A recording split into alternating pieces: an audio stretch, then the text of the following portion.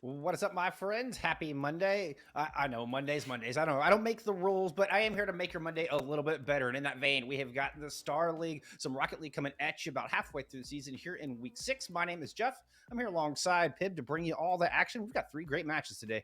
Yeah, we really do. I'm really excited to get into these matches today. Starting off with a banger, going into the very first game, 2 undefeated teams at 5-0 facing off against each other. Rochester IT versus Robert Morris University, some famous colleges there, and then we have Virginia Wesleyan University versus Milligan University as the second matchup. The end of the day, with what we were talking about, it's a bit of a college football rivalry in there at the end with Ohio State University and University of Michigan. Yeah, that one's going to be an absolute banger. There's just like 200 years of history and rivalry, and I don't want to say bad blood, but something akin between these two schools, between these two states as a whole. Now, I don't know if that translates into Rocket League, but it sure makes for a nice story, and I'm really anxious to see them play each other. Yeah, it'll be very fun to watch. All of these teams are still playing for a good record. Obviously, like I just mentioned, 2 5-0 teams to start today. University of Michigan also 5-0. Ohio State's 3-2, and then the 2 clashing teams in the middle, 2-3 versus 2-2. So trying to get back to positive records for the 2 teams, but trying to stay with their positive records are RIT and Robert Morris University, trying to stay undefeated going to this matchup. We have Sunblaze, Jakob Sebward versus Reprobation, Skippy, and Ethan for RMU. This will be a very, very fun matchup to watch. Obviously, 2 undefeated teams. Someone's got to lose today.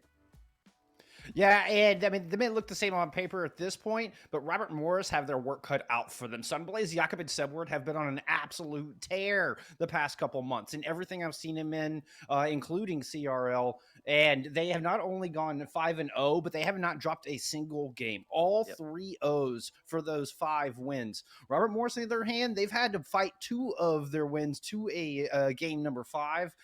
They've been a little bit more sweaty, not quite as clean. So on paper, I think I'm giving RIT the edge on this match. Yeah, I think that's fair to say. And obviously, there's two completely different stories for undefeated teams, depending Sure. on strength of schedule and all that kind of stuff. That usually happens in every collegiate esport and sport alike, is you have to see what that undefeated really looks like. So I think this will be a true test for both teams to really see exactly, of course, being undefeated through 5 games is an impressive record, but what are they going to look like against another undefeated team that is really going to put the pressure up against them? So I think that'll be very fun to watch in this matchup. And obviously, to start the day, it's a great way to start your Monday. You said, as we get to the worst day of the week for a lot of people, this is a great way to start the day. Absolutely, absolutely. And hey, the rest of the day hasn't been all that great. Then you can go into the, kind of hit the reset button here with some Rocket League and enjoy the rest of the week. RIT coming out in blue, which kind of threw my brain for a bit of a twist there for a moment, but that is okay. Well, they're on the defense early, started off the kickoff good, but have been on the back foot ever since.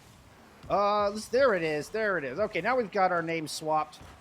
The world is right again, and there it is. RIT with the goal. My brain makes sense. This game makes sense, and an early lead for RIT.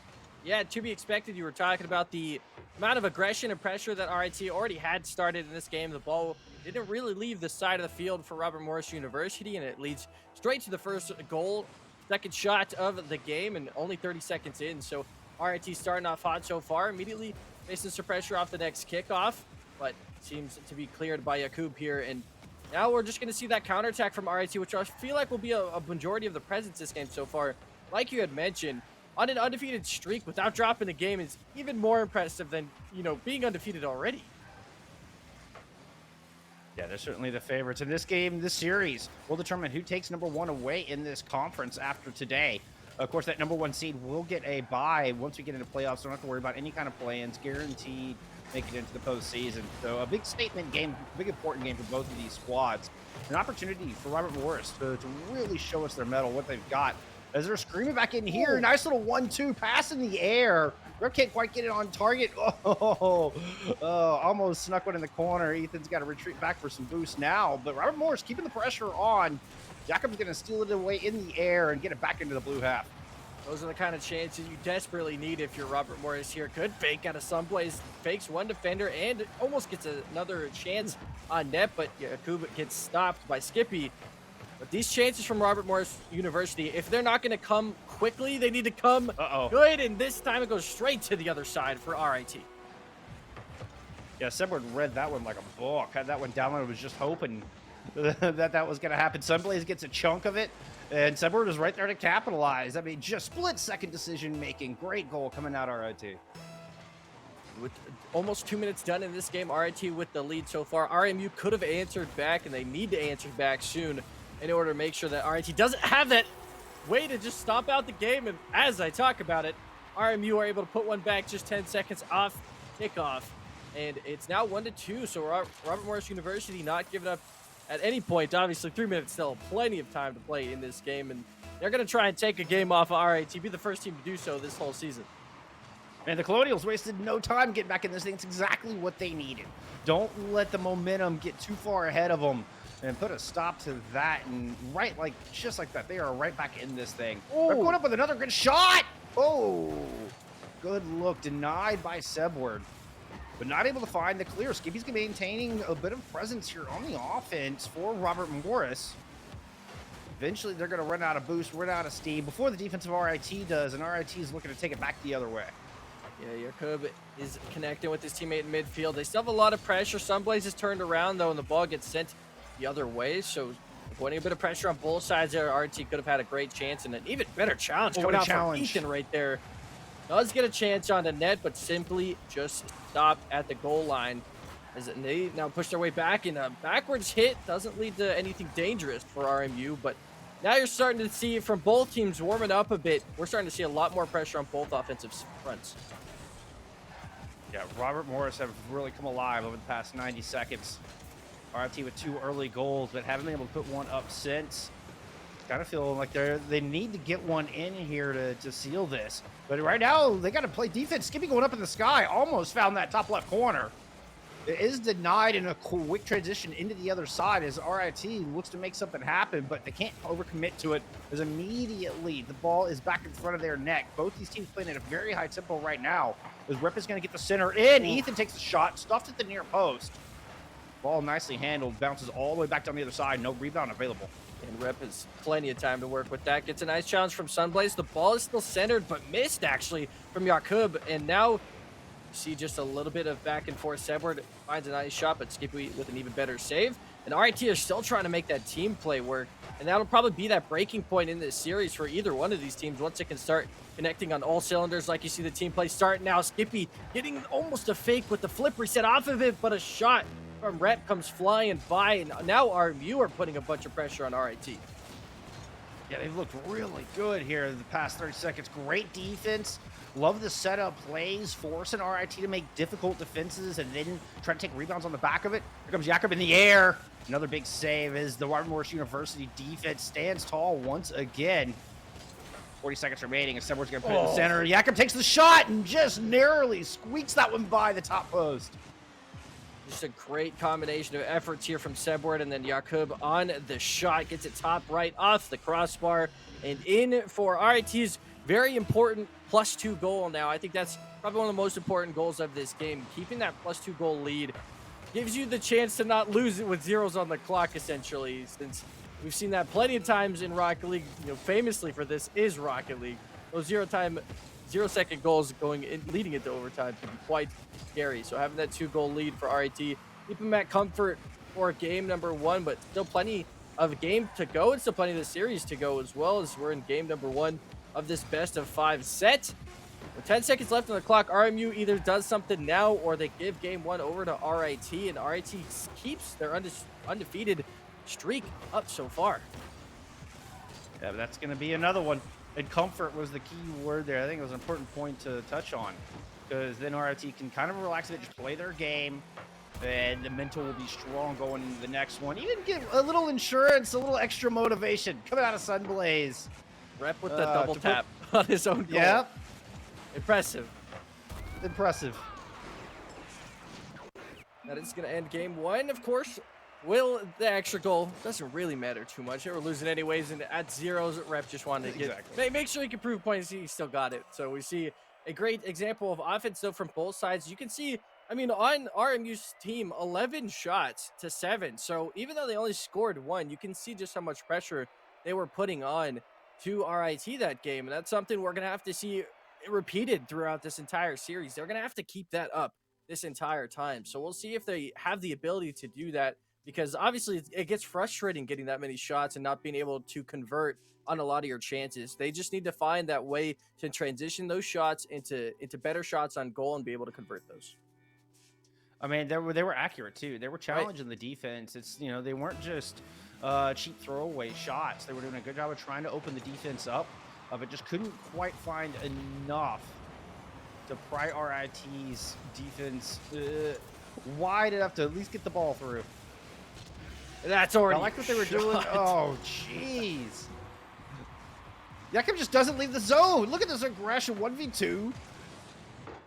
I guess it was a 2v3 as you get the initial touch in and Jakub at the finish.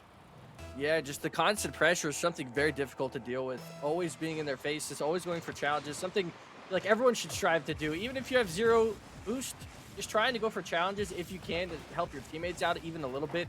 Help them get boosts or help them recover back to their rotations. It's really important in Rocket League to be able to get those challenges all the time. We see a miss coming out from RMU, so Sunblaze is just going to keep going with this one. 0 boost for him.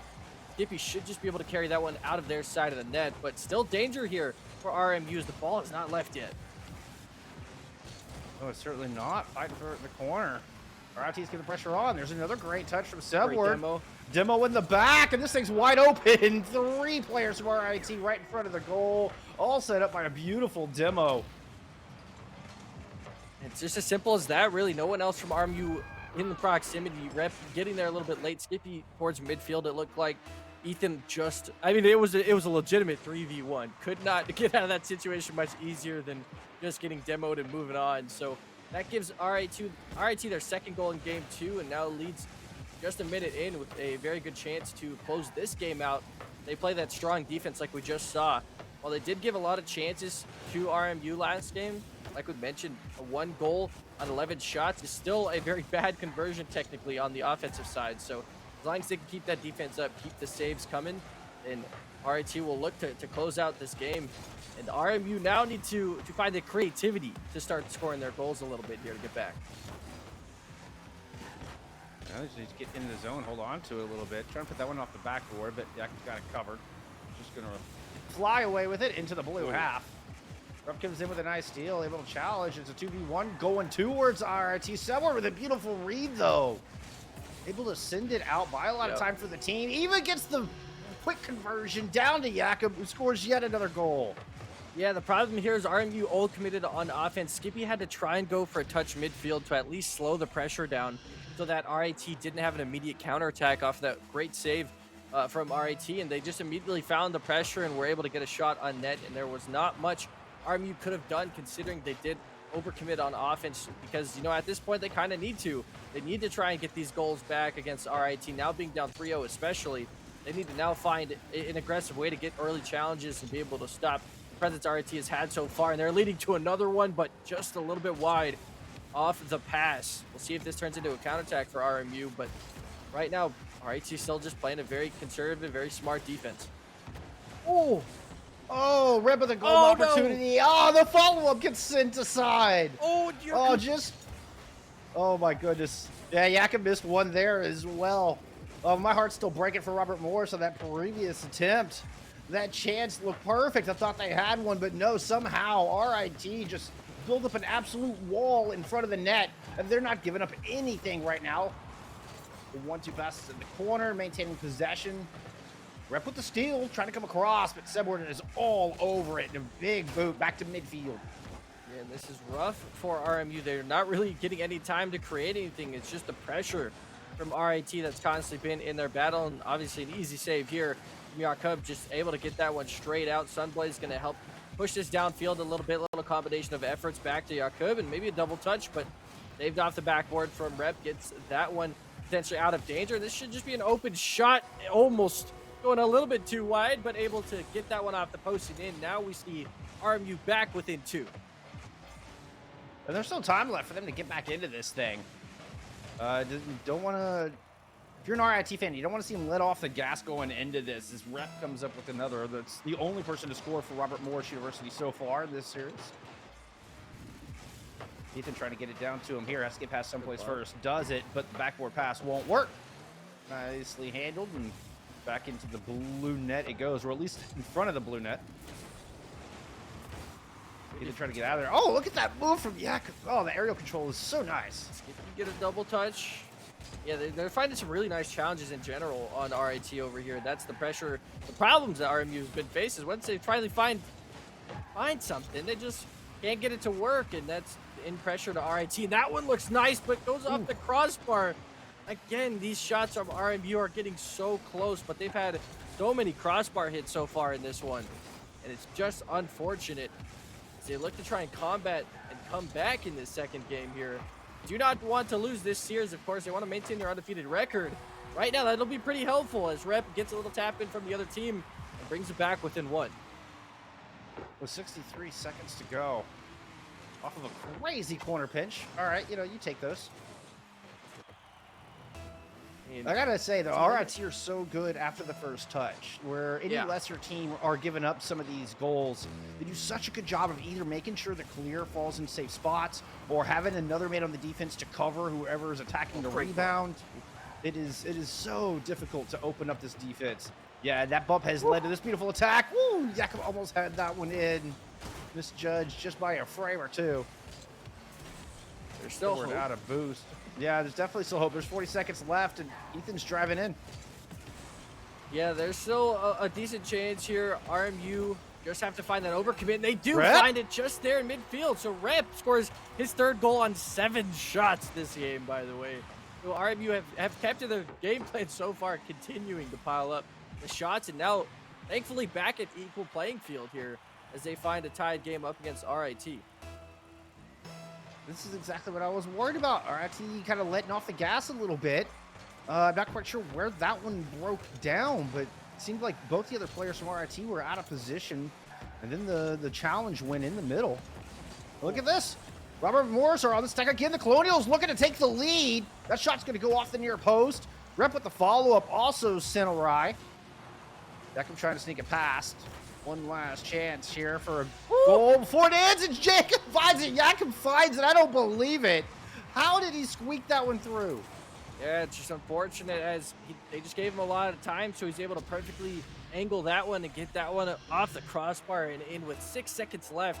RMU finally found some hope back in this series and immediately was shut down by Jakob again. And right now he's just going to keep possession of the ball with control, and with 1 second left, dribble this to the other side. And this could just mark the end with zeros on the clock, and it will, as Sebward scores the 5th goal for RIT to win their 2nd game and move toward a completionist 3-0 once again. If they can do it, RIT will still be undefeated without dropping a game throughout 6 entire series. My goodness, heartbreaking for Colonials fans out there. Now they've got to try to reverse sweep if they want to keep their own streak undefeated. And then they were coming back so strong in that. Yeah, we're looking at 14-6 in shots.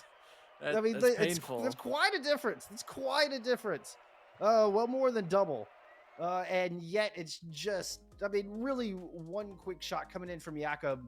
That was the difference maker. I mean, yeah, the final shot, we'll just kind of omit that. I mean, technically, in my mind, that was a 4-3. Right. A 5-3, I think, gives too much of a difference because that game was extremely close. And Robert Morris came fighting back hard. Yeah, and it's so unfortunate through 2 games. They've almost doubled the opponents twice in shots, like both games almost.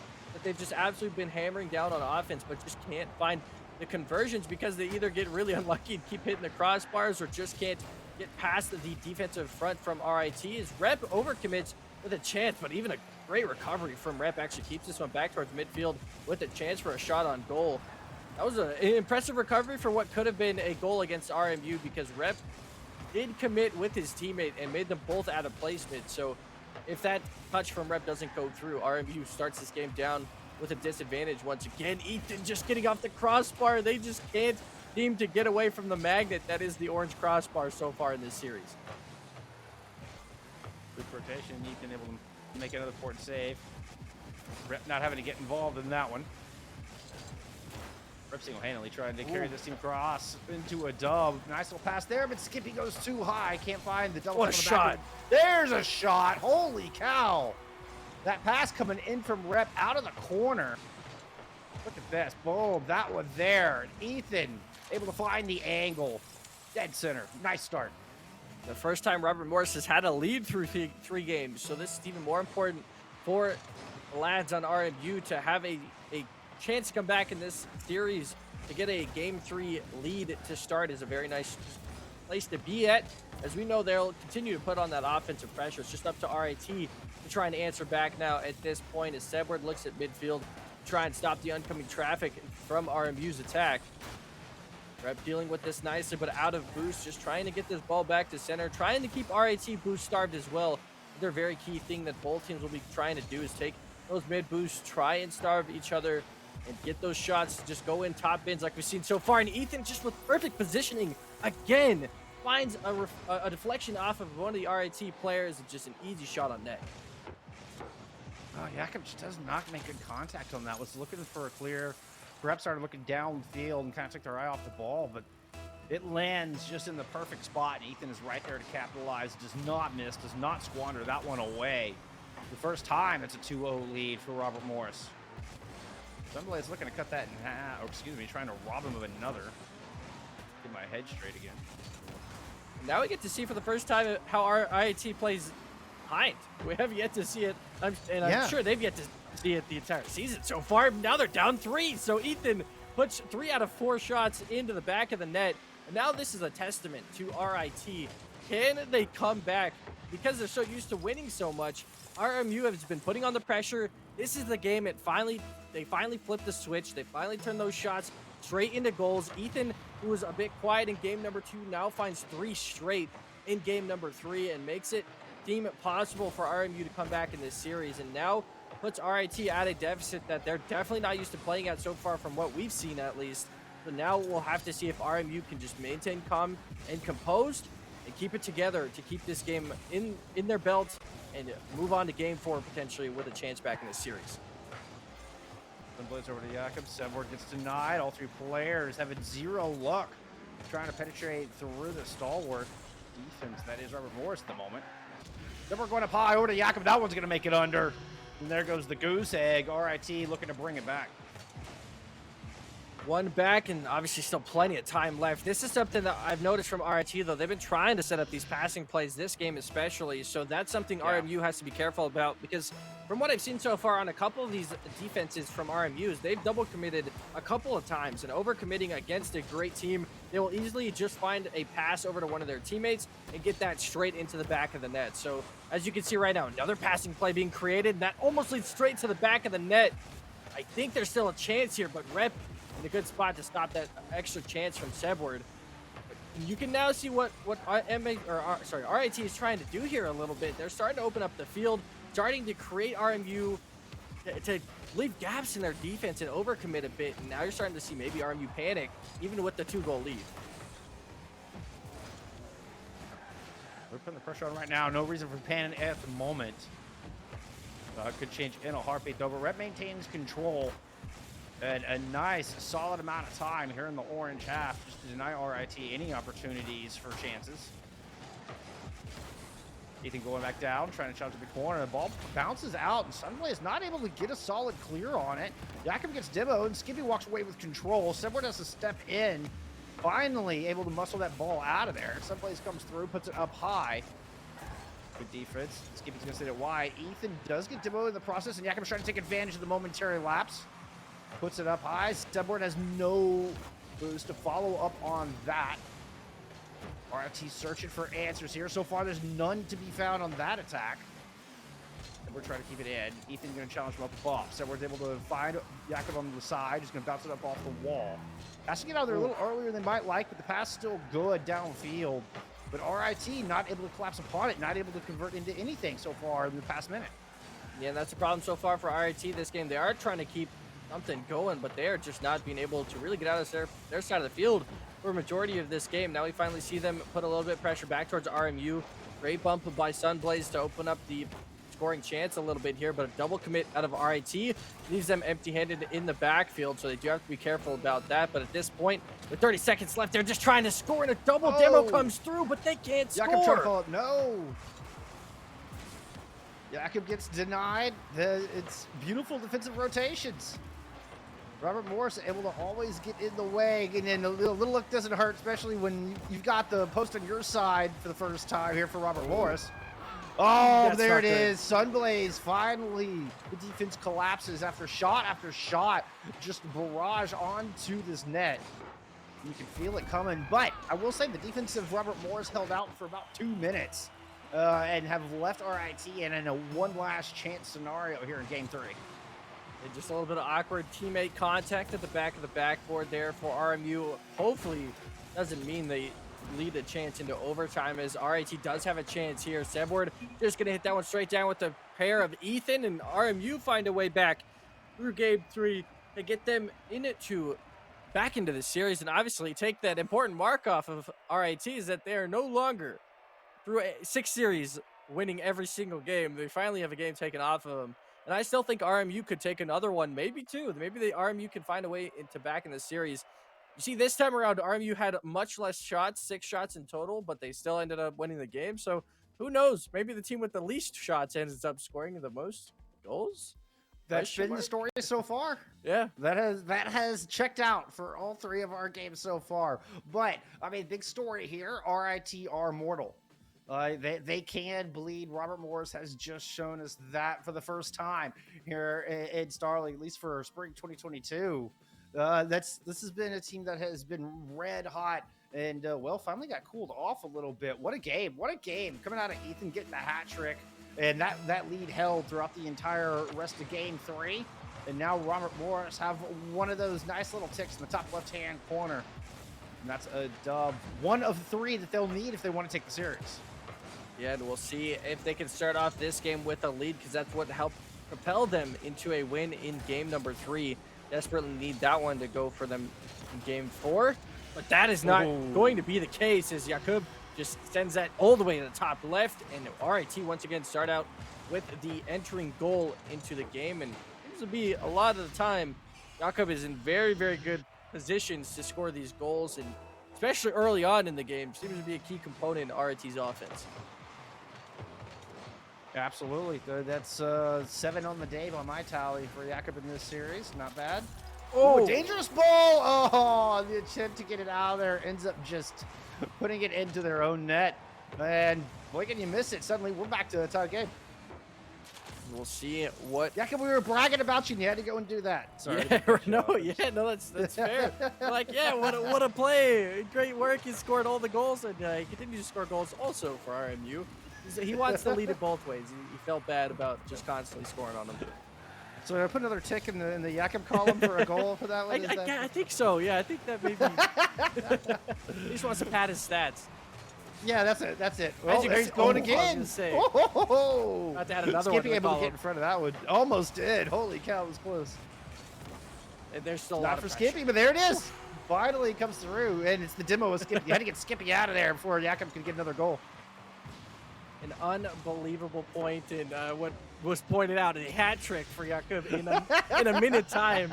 Whether it's on one side or the other, it is a hat trick nonetheless for Jakob in game number 4 so far.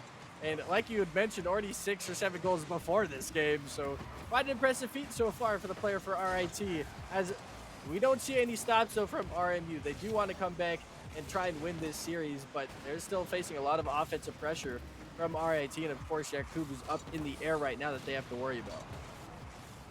Yeah, that's 9 on the day for Jakob if you're counting the one that was in the blue column, but there you go. Proper goal. This one coming out of Rep, who stepped up in a big way in game 2 and what was nearly a comeback there. Just a textbook double tap. Fundamental good stuff. Yeah, not anything too bad there, and it just maybe a lack of rotations on the side of RIT, like you maybe said in game 4, feeling a little bit comfortable, or game 3. RIT feeling a bit comfortable, leading back a little bit. They're playing a little bit more loose, which is totally fine, and obviously still working out in their favor, but it is going to lead RMU to some much more open chances and give them a bit more field control and boost control. So that's something that RMU is going to try and take advantage of consistently going out of game 3. Now trying to keep that series in their grasp, and Skippy not able to do anything with the ball. So that's a decent amount of boost to work with if Rep can get this back down to the other side of the field. But once again, who it is, just Jakob, just constantly there for challenges. To not let RMU get this outside of their side of the field, and they're going to eventually boost starve RMU with how long they've been over here. Yeah, they have free reign of the map, of the pitch, which is including all the boosts within it. And it's RMU struggling to get out of their own box at the moment. Jakob continuing to put this pressure on. They've always got to be worried about that. Do try to quick convert. Find the one weakness to this very aggressive plan coming out of RIT. Not finding success on it that time. Oh, backward challenge from Ethan. Impressive. Keeping him alive, just barely. As we still have plenty of time in this game. I feel like this game has had a lot of action. It's only been just about over half time now. 2 minutes and 20 seconds remaining in this one. Game number 4, RIT 2-1 in the series of this best of 5, looking to close out this series now. Of course, need that extra go-ahead goal that they're looking to see if Jakob can score once again. Ooh, good pass. All 3 players from RMU had kind of stuck in a bad spot there for a moment, but it was enough. Finally, it breaks down. Subword saw the flaws in the design and just started poking holes at it. Oh, look at that thread. Oh, man. Rep was just slightly off course. Great read and a good lead coming out from RIT. Parted the blue sea there and able to just slide that one right past. And not any convincing fashion, but it is a go-ahead goal for RIT nonetheless. It doesn't matter how the goal is scored as long as you have that extra goal here. Now RIT can play a little bit more relaxed, knowing that they have this extra goal capability. You obviously don't want to give up that extra goal and put this potentially into overtime, but it gives them the chance to maybe make a mistake or two here, as Jakob finds a nice clearance there, and with the assistance of a player on RMU is going to force a double commit out of them once again. And like I had mentioned earlier in this game and in last game, we've seen a lot of that from RMU so far, so I would say they're rather lucky to not have been punished on a few of those so far throughout this series. Now they're looking to do the punishing. The Colonials are on the attack. Ethan's going to try to just prop it up. Somebody else to slam home. Blaze sends it wide for the moment, but Rep's able to get one more challenge in. Finally, Jakob takes out to midfield. There it is. Ethan trying to pull it in. It's these dribbles right up to the net, just trying to force a play on net. Look for a rebound. Oh, a lot of pressure, but RIT withstood. Crazy touch there. Goes right at the blue goal. Or excuse me, right at the RIT goal. There's the follow-up shot that heads the other way. A bit of ping-pong at midfield. RIT just burning down the clock at this point. Great challenge coming out from Ethan. Skippy, unfortunately, on that last drive, couldn't make it into the back of the net, even with a decent chance of getting that one going. So Skippy's going to try and recover this time around. Good demo onto Ethan. Stops the pressure from RIMU. So that was the player waiting for that pass from Skippy. Now RIT immediately flipped the coin to bring it back to the other side. Good challenge coming out from RMU is going to give them a chance with a miss as well. Doesn't lead to anything but 15 seconds on the clock. Skippy was trying to make something of it. Can't blame him for it. Got to commit hard in these final seconds, down by 1.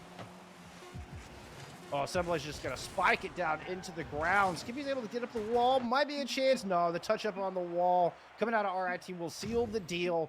And they move on to 6-0, but it wasn't without some loss. It was game 3 going to Robert Morris University, the only team to take a single game off of RIT all season. So a little beacon of hope from them, but in the end, they do fall to 2nd place, and RIT remain undefeated at the top of the pack.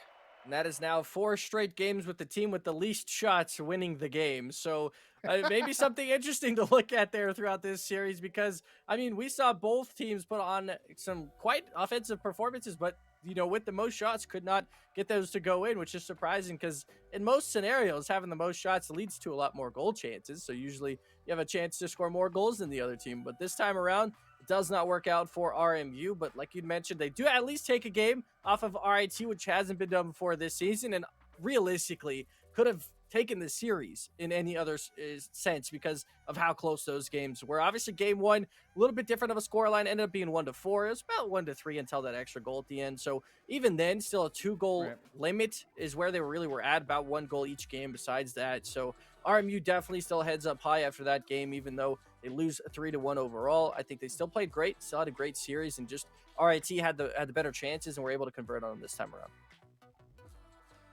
It's funny about the math on that because, you know, typically your shots on is a pretty good indicator of, you know, who's had most possession and you know, who's been really controlling the pace of the series. It was really not the case today. Now, I mean, part of that I think is RIT style, but even the one game where they put up a plethora of shots, it went the other way. So those kind of stats always interest me. I just find that humorous. It's kind of, I mean, you know, you're getting 6 goals to 14 and still winning the game. Like it breaks my brain. It breaks my brain.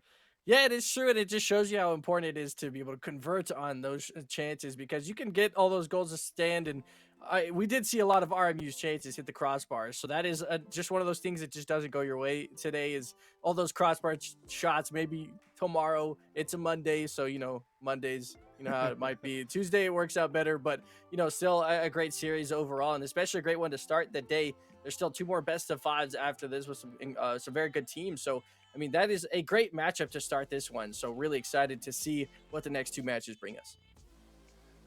But before that, we got to name our LLS hero of the game. LLS is making an impact in the cancer community, which includes 7-year-old Nathan.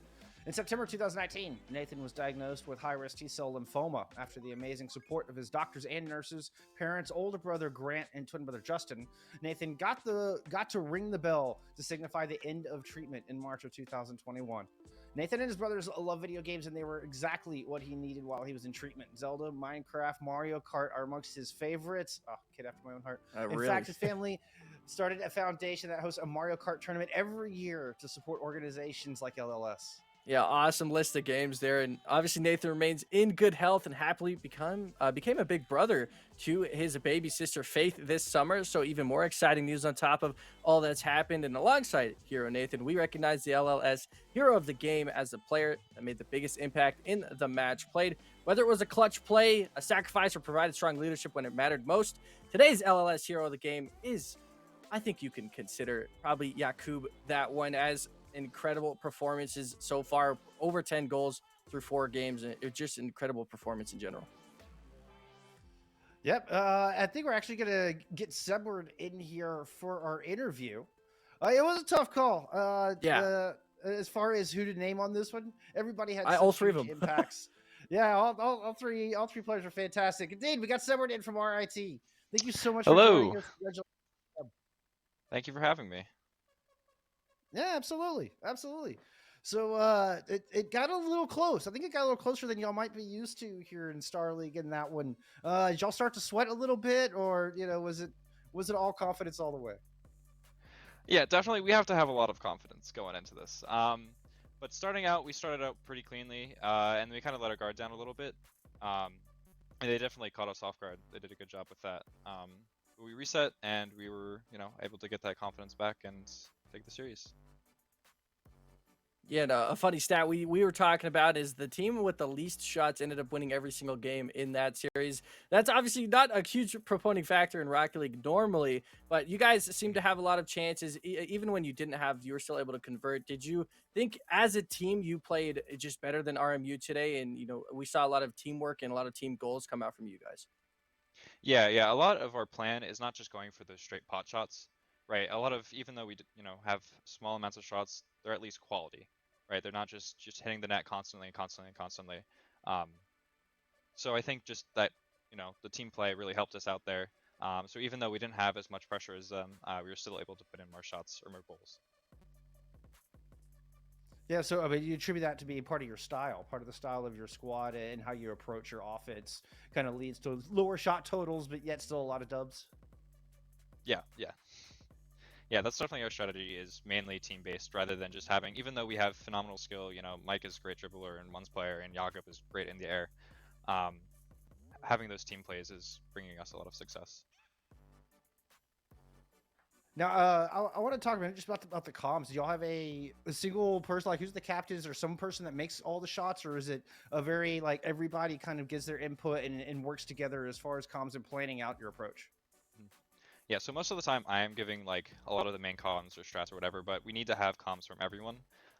Just making sure everyone's always involved, always talking, and that just always helps the team, and we can all just understand each other's thought processes and whatnot. So as long as everyone's talking, we're doing well as a team. Awesome, awesome. We certainly did well today. Thank you. George, you have one more question before we let someone get out of here? No, I'm all cleaned up. Obviously, a huge 6-0 from them, so incredible showing so far, and look forward to the rest of the season. You guys trying to stay undefeated, so good luck in that. Yeah. Thank you so much for having me. Thank you for being here. Congrats once again. Thank you. All right, that was Sebward from RIT. Always a pleasure. Always a pleasure getting to talk to our players and kind of get that little bit of insight. So one of my favorite parts of the job. One of my favorite parts of the job. Yeah. But well, that's gonna do it for our first match of the day. But we still have plenty more at you. We're gonna take a short break, get set up for our next one. We're gonna have Virginia Wesleyan taking on Milligan University. We return with more Starleague.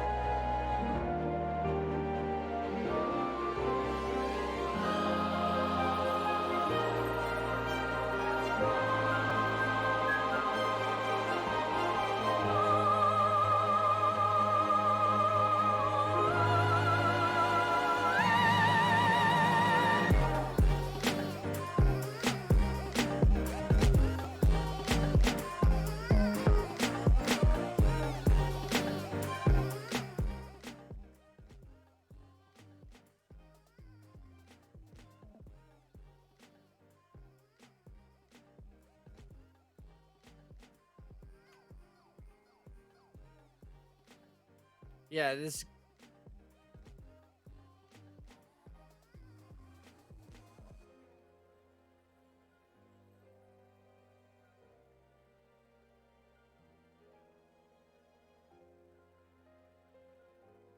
Engineered to deliver ultra high performance, ultra high resolution, visually stunning gaming for all. With AMD, NACE Starleague are powering the next generation of gaming. Check them out at amd.com.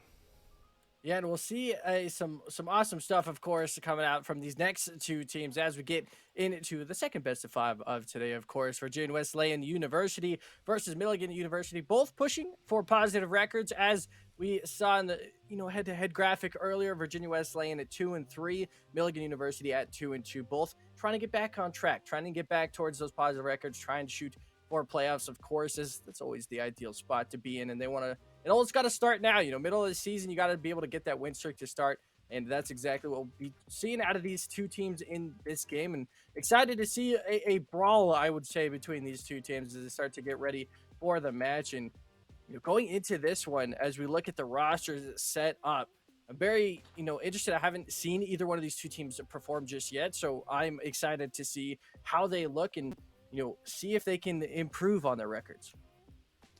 Yeah, and both these teams benefiting from a bye week, which does count as a dub towards their records. Right. And then Milligan, other win came off of a forfeit. So actually, between all 4 wins, only one of those was actually truly earned on the pitch. That one from Virginia Wesleyan University, and that one came last week versus the ECPI Rams. That was a 3-0, so a convincing win. And let's see if they can keep that momentum going. This is going to be a good kind of middle of the pack battle and could propel our teams into the back half of the season with some momentum. Yeah, like you mentioned, it's important because obviously both them coming from bye week wins, being at 1 win total, they need to try and figure out something to work with this time around, and that's going to be the case as they get ready for this first game of this best of 5. And we'll see, what kind of style. A lot of teams are starting to develop their styles for 3v3 and for Rocket League in general. Some teams like to go very aggressive on demos and to like to create plays based on demolitions and bumps and just trying to open up the space basically in the other side of the field. Meanwhile, we saw something like we saw from RIT that game, in which we saw a lot of more team play, trying to focus on getting the ball to each other, not trying to go for as many solo plays and, having less shots. As Sebward said, they were more quality still, though. Even though they had less shots, they still had the good chances. So that's something that we might see out of one of these two teams today.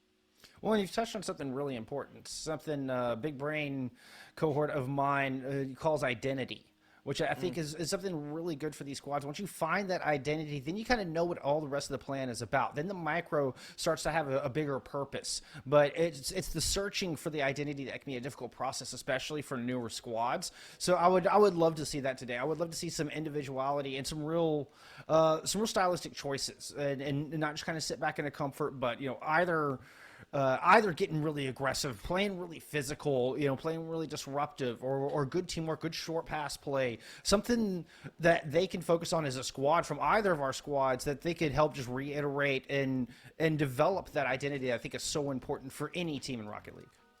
Yeah, and we'll see, especially when you're middle of the pack, like we both had been mentioning, 2-3, 2-2 records.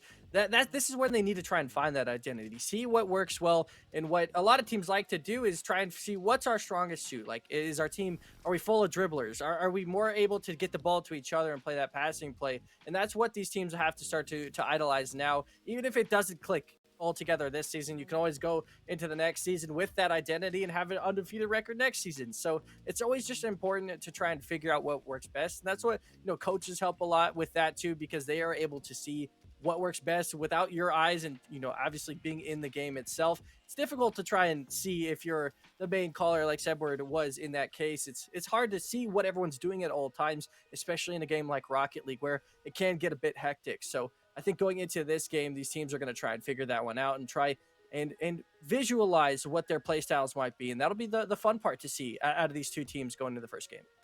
And it's the first time I've seen either of these two on stream myself as well. So we're kind of learning about these players together.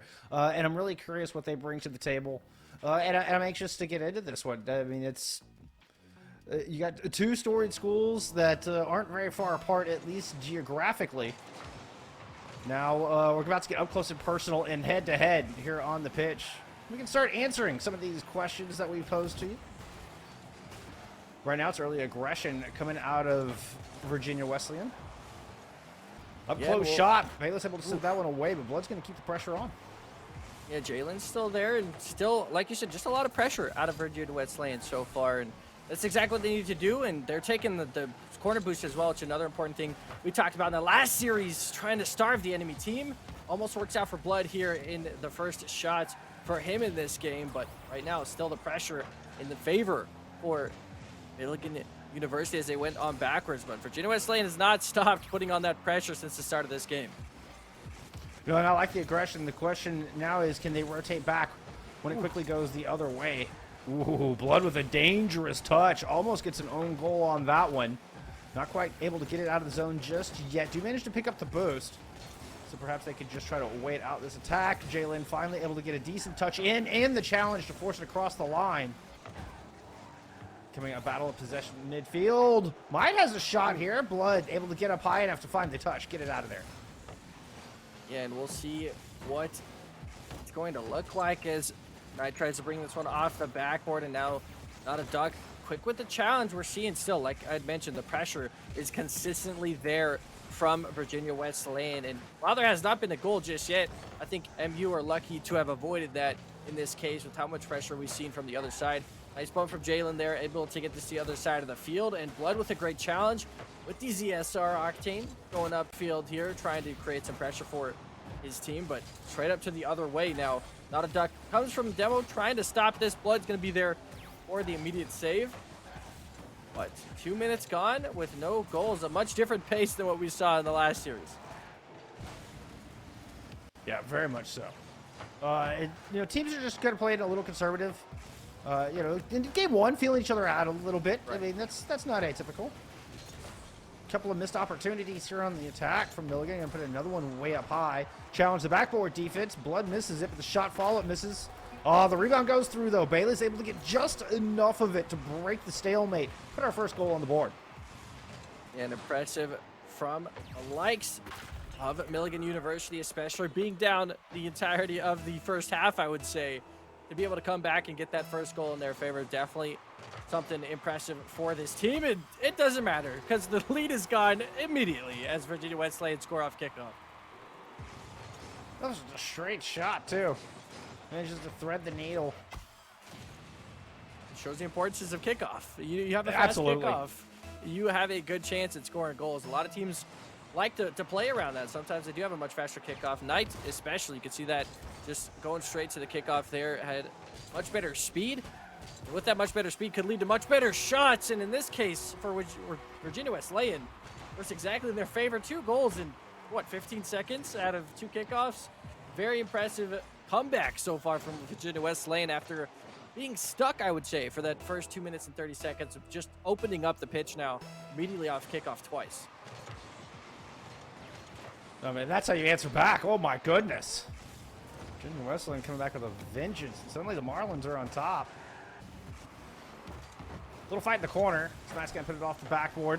Tying goal from Bayless. Off the post. Oh, I don't believe it. I don't think Milligan University can believe that one either. Oh, it was such a wide open shot. I had to just try to get around the defender and put it a little too far wide. A heartbreaker. Another chance here as Milligan trying to go on the attack, but they're just going to go ahead and abandon that one, grab some boost, and rotate back to defense. Knight's able to find a good challenge, but loses control in the air. And we're seeing that this play is starting to be created once again back from Milligan University, trying to keep the pressure over on to Virginia Wesleyan's side of the field. Knight getting a nice touch off the backboard. They do have to be careful, though. Nobody is back at the moment for Milligan University. Jitraw just trying to challenge at midfield to be able to get his teammates at that time to rotate back and get some boost. And a miss from Blood. Knight gets the tap off the backboard, but somehow still doesn't lead to anything for Milligan University. And they're going to have to fall back on this point, giving the ball over to Jalen and trying to just play defense for a little bit here as they recover and get some boost and fall back. And not even really grabbing a whole lot of boost. Right. This is important. Bayless has got to create some room, let the team have a moment to breathe and find some resources. Bayless able to get up high enough, and suddenly on the back foot, Milligan University running down, scrambling. Jitraw is able to find this save. Jalen kind of got in front of, looked like it might have been their own attack there. It was an odd angle.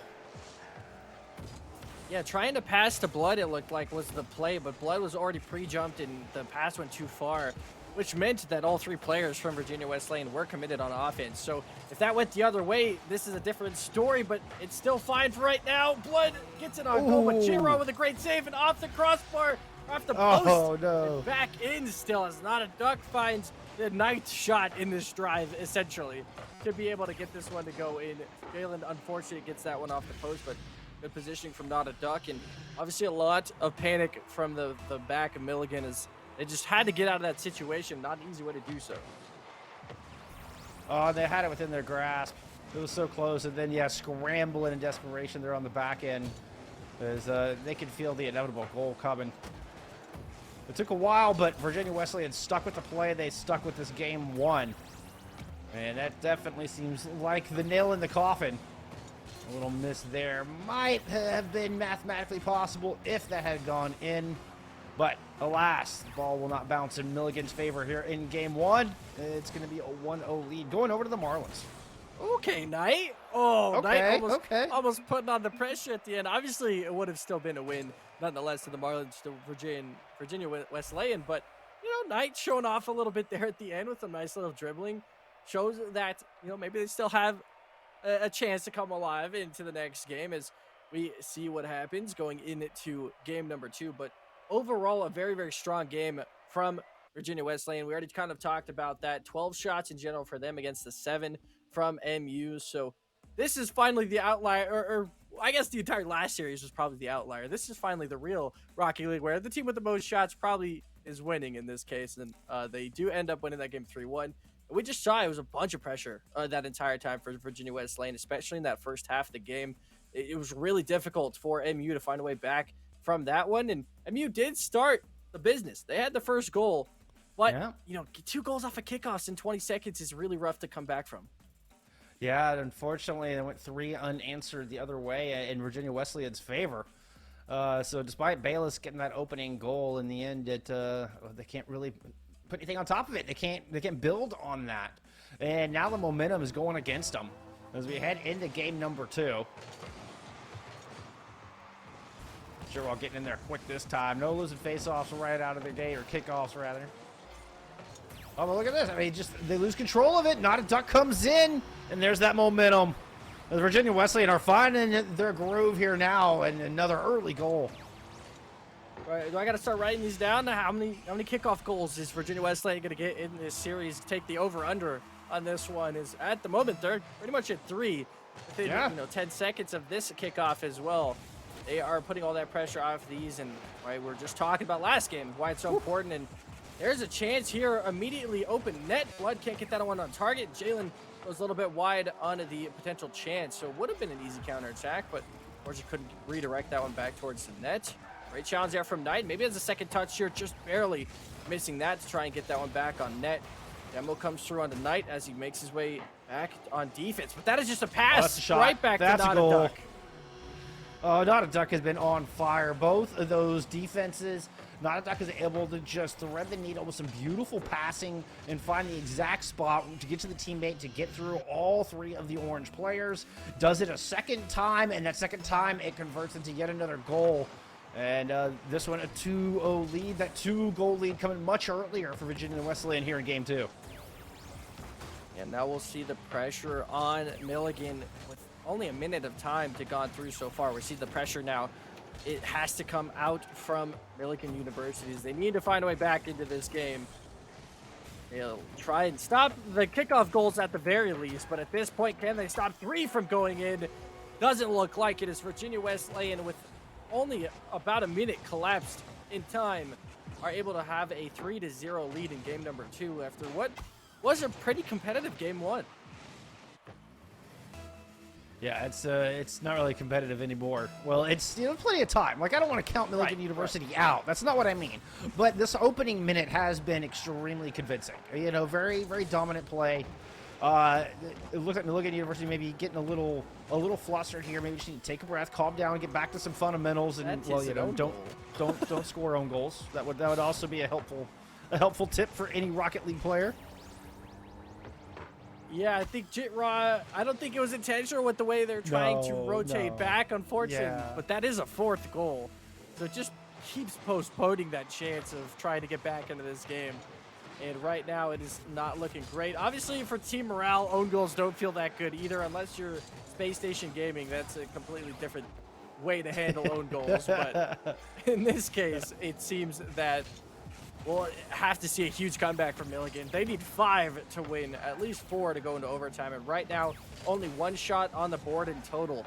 Going to be rather hard to do that when you don't have the pressure on offense as you did maybe in last game. But there's a chance. Not a duck. Ooh. Can play on both sides of the ball. Well, and I love what we're seeing out of Virginia Wesleyan is they've really kind of bring out some of this identity that we were talking about before the series. They are very aggressive, and they are starting to lean into that more and more. And yes, the vulnerability to that is going to be overcommitting. It is going to be making sure you can get back on defense on time, saving the resources to get back and go against the counter, which is what Bayless was able to find an opening there with. But still, the 4-goal-to-1 lead is coming on the back of a lot of suffocating aggression. A chance off kickoff here. Knight able to flip it over the head and find another good goal. 2 back-to-back. That's what you never count on a squad. Yeah, and that's just a straight dead kickoff leading to Knight having good positioning. This is why a lot of people like to cheat on kickoffs. Try and get close to that ball to see if the ball goes dead like that in midfield. Because then you have a very easy chance to get that shot on goal. It's almost a similar kickoff comes through, but this one goes straight back to Jalen, the other side of the field. Still maybe has a second touch with that one, but Knight, we already talked about the very end of last game, putting out a little bit of dribble moves. Maybe that player to watch here for MU so far has been creating a lot of the chaos, I would say, against Virginia Wesleyan through 2 games. Knight definitely seems to have woken up not just himself, but the rest of the squad. Themselves, I don't have pronouns here. Ooh. Don't want to assume anything, but there we go. Knight coming alive in the back half. Well, I mean, barely even approaching the halftime mark of game number 2. That's 3 unanswered. Yeah, we're talking about, you know, that's a 4-0. That's stuff to come back from, but there was 4 minutes left in this game, so there's a plenty of time. And obviously with 2 minutes and 30 seconds, this is even more realistic now at this point. Another kickoff chance. It's own goal by Jitraw again, I think, as just went straight into the back of the net. Unless Jalen did get a touch on that before Jitraw. Oh, no, okay. Jalen hit it straight into Jitraw. So that's Jitraw being in an unfortunate spot 2 times in a row now, I think. Just a touch behind the play. You know, Jitraw just getting there a bit late, and unfortunately it leaves them in that position where the ball is able to bounce off of them and deflect into the net. Certainly not intentional, and indeed the right play to go up for Jalen. But was just a touch behind. Jalen beating him to it in that all-important angle. Here's Jalen again going on the attack. Defense slowed down a little bit, but not a duck getting aggressive once again. Float over the top. Jarrell's able to come away with it. Loses the challenge in the corner. Not a duck. Look at this. The tenacity. Driving right back in front of the goal. Creating opportunities. Knight is able to thwart it, but oh, that was a close one. Now I'm looking at University. Try to strike back here, Pip. Not a duck has just been, I feel like, unstoppable on really both sides of the ball. Just constantly challenging. Definitely playing a similar role. You know, in the last series that we saw, the Yakub was doing just a very similar role of just being everywhere on the field. And there is an example, once again, gets a great challenge in the back of their net, as this could have been a goal for Knight, and just leads it straight the other way for their 3rd goal of the game on 3 shots. 2 assists and a save on top of that for Not a Duck. An incredible performance so far in this game after having a huge lead, thrown it back a little bit, and now being up 3 goals again. Yeah, I kind of jinxed Knight there, and Knight got absolutely dunked on by Not a Duck into an open net. So, Knight, you can blame me for that one. Apologies. Oh, what a pass. Oh, my goodness. What a pass indeed. What a follow-up. That was a laser coming out of Not a Duck. Their 4th of this game. That is just a beautiful passing play, and that's to be expected. Those are some of the easier goals you can get in, you know, I would say higher tier Rocket League, more competitive Rocket League, is being able to find a passing space to your teammate, because obviously it's very difficult to read that sometimes as a defender, if you're 2v1 especially, you're trying to defend the main player with the ball and maybe commit or pre-jump, try and stop that one, and just a simple pass gets you an extra goal. And now we see a 4-goal lead once again for the second time this game out of Virginia Wesleyan University, as they look to try and clear game 2, maybe make this a 3-0 series in their cases. We were just talking about the teams need to find their identity right now. Virginia Wesleyan looking very, very strong as a unit, and like you'd mentioned, a bit more aggressive as a team in general, trying to get demos to go and work for them as well. Yeah, and just aggressive positioning, aggressive rotations, really tight rotations, particularly offensively. But they do leave themselves open to opportunities here. Knight trying to make some magic work. Jalen with a great read, just speeds across the backboard. Knight with the steal. No way, Knight putting up some moves once again. Just single-handedly works it past all 3 defenders. Okay, Bayless with a good touch. All right, not quite single-handed. It was a good touch from Bayless there. All right. I can't count Bayless out of that one either. Yeah, just a great challenge in midfield to drop that one straight back to Knight. And we've been talking about this. We'll continue to talk about this repetitively, as challenges at midfield especially, or just in general, even if you have 0 boosts, are so important to keep yourself and keep your team in the game, and also with a chance on net, as we see another chance on net for Knight, who scores their 4th goal of this game, and suddenly the lead is being slowly chipped at once again. It was 4-0, then went 4-3, then it was 7-3, now it's 7-5. And there's only 5 seconds, which could be the defining factor in this one, but props to MU, never giving up. Big props to MU. I love the perseverance. I love this game. Like, what has this game been? This has been absolute nuts. Only goals in bunches. There was a buy 2 get 1 on goals apparently, and both of our teams cashed in. They cashed in quite a lot. They're like, "Oh, this is an unlimited offer." You say, "Yeah, I will cash this in. Yes, please. I'll do it again, actually, and another one." And then Jet Ra was like, "Wait, I want to cash one in, but for the other team this time." We saw a couple of goals for Jet Ra. It just, like we mentioned, unfortunate spot to be in a couple of those times, but a 7-5 game 2 out of these 2 offenses, I should say, with the exact same amount of shots, 9 shots for both teams, decent amount of saves as well, but it's just a lot of action in general throughout that entirety. First minute we had 4 goals, then it wavered a little bit. We're like, okay, it might just be a Virginia Wesleyan game, and then immediately 3 straight back from MU, and we're like, okay, I don't know what's happening anymore. Let's just stop predicting what's going to happen this game, and finishing 7-5 is probably not in my prediction range of game number 2. I did not have that one on the bingo card either. You were not alone. Props to Knight and the rest of the squad for never giving up on it. Huge. That's what you like to see, keeping your heads in the game and proving that they have what it takes. Like they are starting to find some weaknesses to this strategy, to this identity of Virginia Wesleyan, and capitalize on openings, on overcommits, and really punish the over-aggression when they get too deep into the orange half. But the defense has to be able to stave off that aggression more times than you can get the counterattack to work. And 5 goals is significant. You're punishing a lot of aggression. Unfortunately, you got the better of you as well a lot. So we'll see if Milligan can bring it back. They have the right idea. Can they execute here in game 3? That is the important thing you mentioned, is while they're an extremely aggressive team, that there is a lot of ways to counter the aggressive teams. If you play solid defense, play that counter-attacking style, those aggressive teams triple commit on offense, and suddenly they're wide open for a shot on the other side of the field. So that is something that we want to see out of Milligan University, I'd say, throughout the rest of this series, as they are down 2-0 now in this best of 5. They need to find a way to win this game and try and keep them in the series. You see a good amount of pressure so far. This time, not looking like game 2. A minute in, it is scoreless, 0-0 so far through game 3. But I still feel that Milligan has a good chance to come back in this series, just if they can get these chances, this pressure, while the aggressiveness is going on the other side of the field. But that is just an insane shot from Jalen. Nice 1-2. Oh, with a nice pass from Not a Duck as well. The touch there, that pass, as Jalen goes up the wall to grab it, and just angles it perfectly. Yeah, that is a tough shot to even save. You're not really expecting a shot from that angle, so great shot from Jalen, gets to the goal. Go ahead lead once again for Virginia Wesleyan in game 3, and now we'll see if he can continue to march on that progress. And Not a Duck with a wide open net, misses just wide.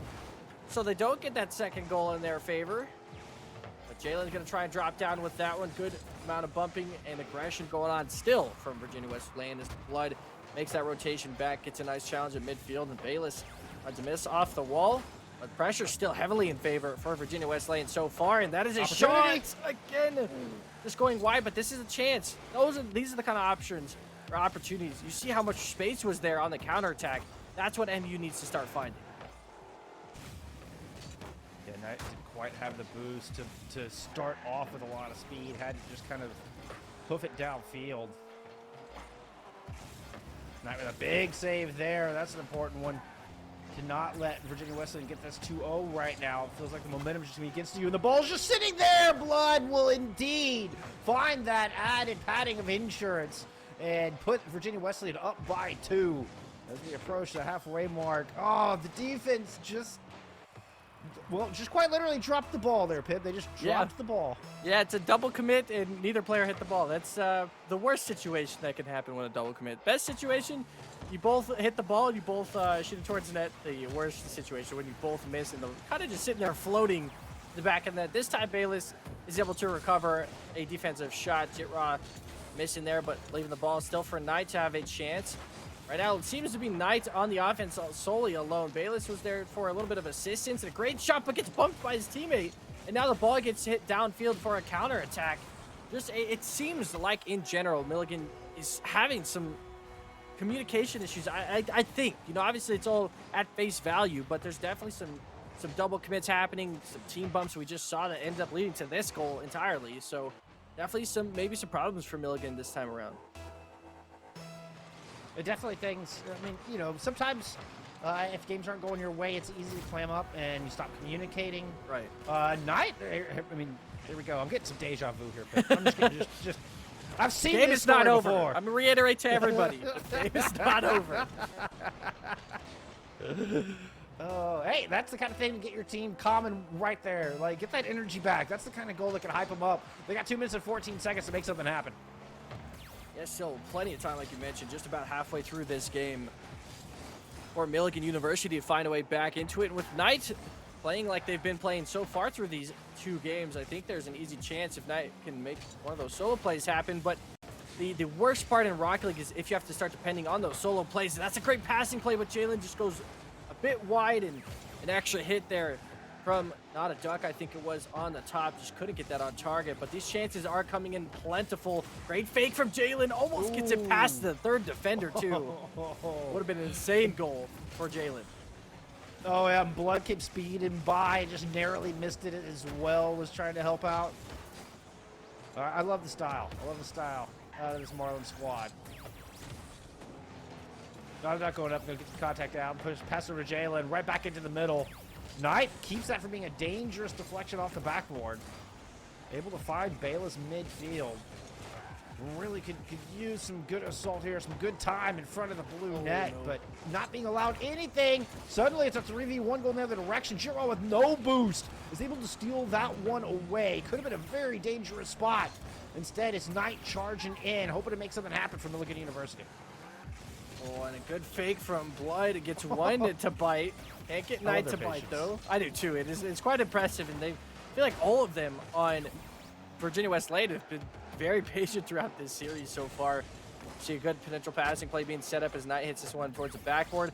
Not the greatest chance, or hit down for Jalen, I should say, but Bayless gets demoed off that one. Blood still in backboard, able to find a recovery, and Not a Duck with plenty of boost should still be able to clear this one out of their side of the field. And with 30 seconds ticking down now, Milligan has to find something quick, or they are just out of the series. Third game could be done and dusted here for Virginia Wesleyan with 15 seconds now.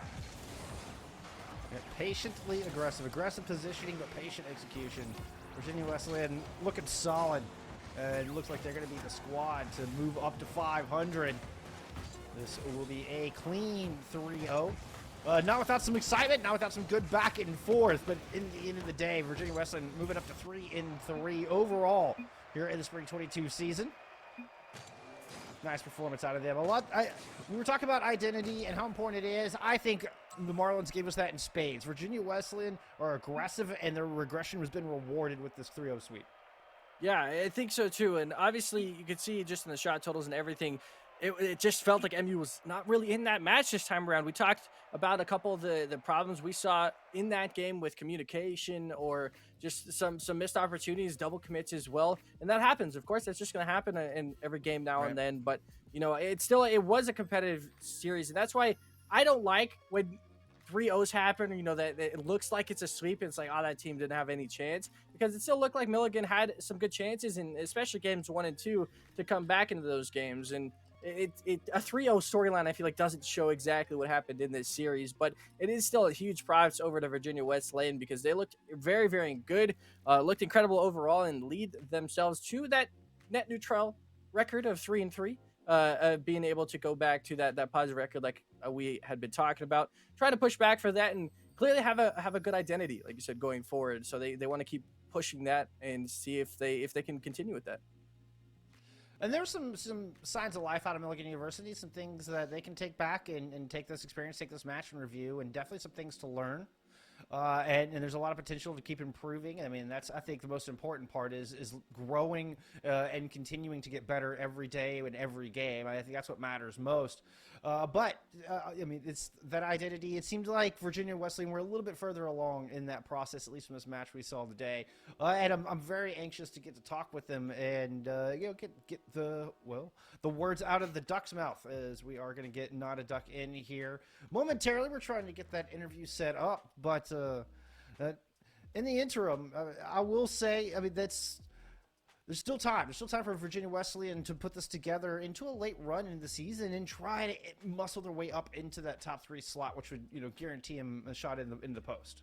Yeah, and there's a lot of the play problems that can be solved, I feel like, very easily, at least at this point in time.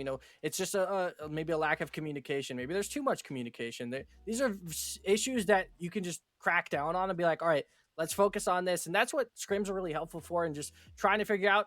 A lot of teams they just like to practice everything all at once. I think it's really important to hone down on something for a specific period of time and try to crack down on that and see if that helps your team in general. But we finally do have that interview ready with Not a Duck. So we'll go ahead and bring them on in an incredible series 3-0. Not a Duck, how you doing today? I'm doing great. Just ecstatic with the win in general. As well you should be. Well played. Well played. You were able to put two together in a row. Kind of had a rough start to the season. Now you've got 2 back-to-back 3-0s. What has changed? What has been the difference maker these past couple weeks? Definitely just focusing on defensive plays a lot. I know in the second game it wasn't the greatest for us with that, but we've been practicing that defensive rotation and just getting back into it. Yeah, and you guys had a very... Go ahead. Okay. Go ahead. As you had a very, like you said, a back-and-forth game, 2 leading into the series. Obviously, a bit of an outlier, but do you feel like as a team you had that good performance over MU today? You just felt like you meshed a bit more. We talked about the problems that MU might have had in that game, a lot of double commits and maybe some miscommunications at times. Do you feel like as the season's progressed, you guys are getting better? Do you feel like these kind of things are heavily improving? Yeah, I mean, as the season goes on, of course, we have our rough beginnings, of course, as any season, but just looking for those plays, it's all about communication, really. Being able to talk with your teammates, letting them know where you are, just to get those passes together and make it work out. So that was the big change, I think, for us from Game 1 to Game 3 tonight. Now, I got to ask, we were kind of speculating on broadcast and talking about the importance of a team's identity and saying that y'all seem to play very aggressive and which aggressive rotations and really trying to keep pressure on the net a lot of the times. Is this a conscious decision? Is this something you're actively trying to do, or is this just kind of how your players play naturally and you just kind of fell into that kind of a look, that kind of a style? So this came together this past fall when we first all started playing together, and we just realized we're all just 3 very aggressive attacking players. So we just ran with it and just saw what would happen, which I think has worked out for us in most cases. But definitely, then getting caught out on the defense is definitely something to watch out for as well. Well, hey, it sounds like you're focusing on that and trying to show that up. So wish you the best of luck throughout the rest of the season. Any shout outs or final thoughts here before we let you get out of here, Not a Duck? I would just like to shout out Virginia Wesleyan University and my team for the awesome performance tonight. Awesome. Awesome. Well, man, well, congrats once again. Thank you for joining us for this interview. Yeah, thank you so much. All right, there you have it. Not a duck from Virginia Wesleyan University. I love getting that insight. I love getting that insight where they just found themselves like naturally we're all very aggressive, and so it's like okay, let's lean into that, but we can't forget about our defense. Like that's Yeah, wise words. it's smart that he pointed out himself. He knows that once you have 3 aggressive players, that counterattack is there, like at every single point of the game, and that's something that the really good teams will start to crack down and be like, we can still play really aggressive, but we can have that rotational player that can still be able to get back in time for those counterattacks, and that's something that we'll probably see improve on the future. As I said, rough start as always, but being able to slowly progress on that, and of course, like he had mentioned, finding that identity, finding that all 3 players are aggressive and like to play up front. That's going to be the case for them, but that ends that series. An incredible 3-0 performance. We'd like to give a fantastic shout out to Mavix Moment.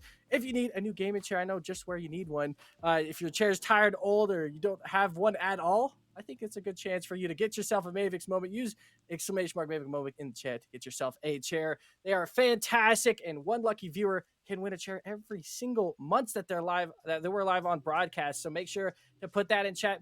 And to go get yourself an entry in for a Mavix chair. I might want to crack into that one. No lie to you. I could, the better you have, the better chair you have, the better gamer you are. We all just know that's how life works. Hey, then you're not thinking about being uncomfortable, and you can focus on your defense. I mean, right there, Right. boom. Like that's, Mavix chairs make you a better player. You heard it here first. Never mind. All right, never mind. All right, we're moving on. All right, we're gonna take a little bit of a break, but we do still have one more match coming at you, and this is gonna be a good one, friends. We got Ohio State taking on the University of Michigan. When we return, we'll be back with more Starleague here in just a minute.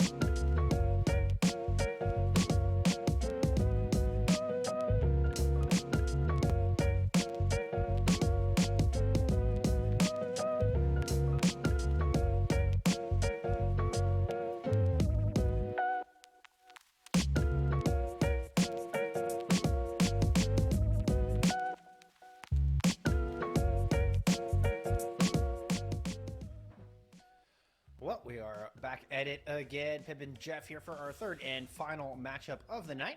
But before we get into that, another great shout out to one of our sponsors making this tournament possible. This one going out to Corsair. Corsair is a leading global developer and manufacturer of high-performance gear and technology for games, content creators, and PC enthusiasts. From award-winning PC components and peripherals to premium streaming equipment and smart ambient lighting, which that just sounds so awesome, Corsair delivers a full ecosystem of products that work together to enable everyone, from casual gamers to committed professionals, to perform at their very best. Love me some Corsair stuff. I could, my entire gaming career have used Corsair, so definitely huge shout out to that.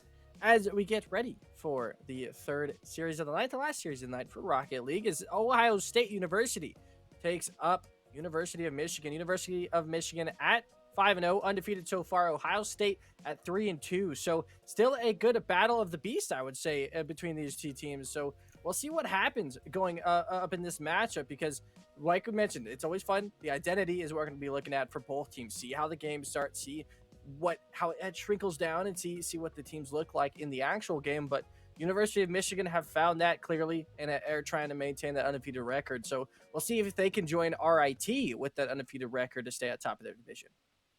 I mean, as we touched on at the top of the broadcast, I mean, these are two storied universities in the country.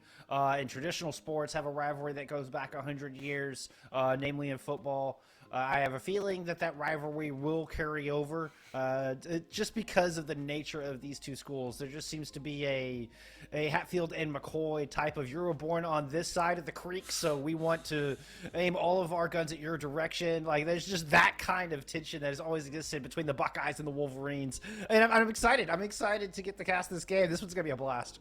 Yeah, and it's, the last series of the night. They should be two very good teams facing up against each other, so it even adds more to that tale of, like we already mentioned, that small rivalry that these teams might have carried over. And I think that's a fair point to have that kind of discussion, because I think rivalries can carry through any kind of sport, especially a lot of teams are heavily invested in their football teams, especially at the collegiate level. It's one of the most, I wouldn't say important things, but one of the most loved things, I feel like, as a college student, is being able to go to those kind of games and see the atmosphere. And obviously, with there being a rivalry for that long of a time, I'm sure there's some good moments between the two teams. So very excited to see, as we get into number one game shortly, what might happen in this one. obviously an indication, a small prediction going into this one. You kind of have to give props over to University of Michigan. Being undefeated through 5 series it's a very tough thing to do against very competitive teams so far that they've faced. And Ohio State trying to recollect themselves and trying to get back and stay at that positive record. We'll see if they can do that as we get into game 1 of the last series of the night for Rocket League. Yeah, University of Michigan only have dropped 1 game in those 5 series. The rest have been 3-0s and no bye week. They have earned each and every one of those 5 wins. St. Ambrose, the only team to take a single game off of them. Ohio State almost drew blood first. Just a narrow miss there on that attack. But suddenly they're on the defense, and now they're down 1 defender. Going up high, it's maybe a whiff, and Stu is going to walk away with this ball. Oh, just gets jammed up. Actually stuffs the midfield line. Finally, Decent comes through. Able to put one off the backboard. The look sent wide. It's still great chances here, though, out of Ohio State University as they try to stay on the other side of the field for the majority of the time being. But 2 very, very incredible teams, and just overall at the skill levels of the 2 teams, it definitely seems like there will be a very tough level of competition between both sides. We've seen some SSLs on both teams. I mean, Juventix was a serial fall contender last year, so there's going to be some very high-tempo plays, and it's going to have to remain high-tempo throughout this game for both sides if they want to keep up that level of pressure to keep the other team from scoring, at the very least trying to get themselves to score on top of that one. But the first goal goes in favor of Typical J with a nice pass from Flama. Yeah, it was a gorgeous pass from Flama. This one goes off the backboard just enough to get around 2 defenders. Typical J does not disappoint, in the perfect position to get that 1-0. That time is going to start ticking down.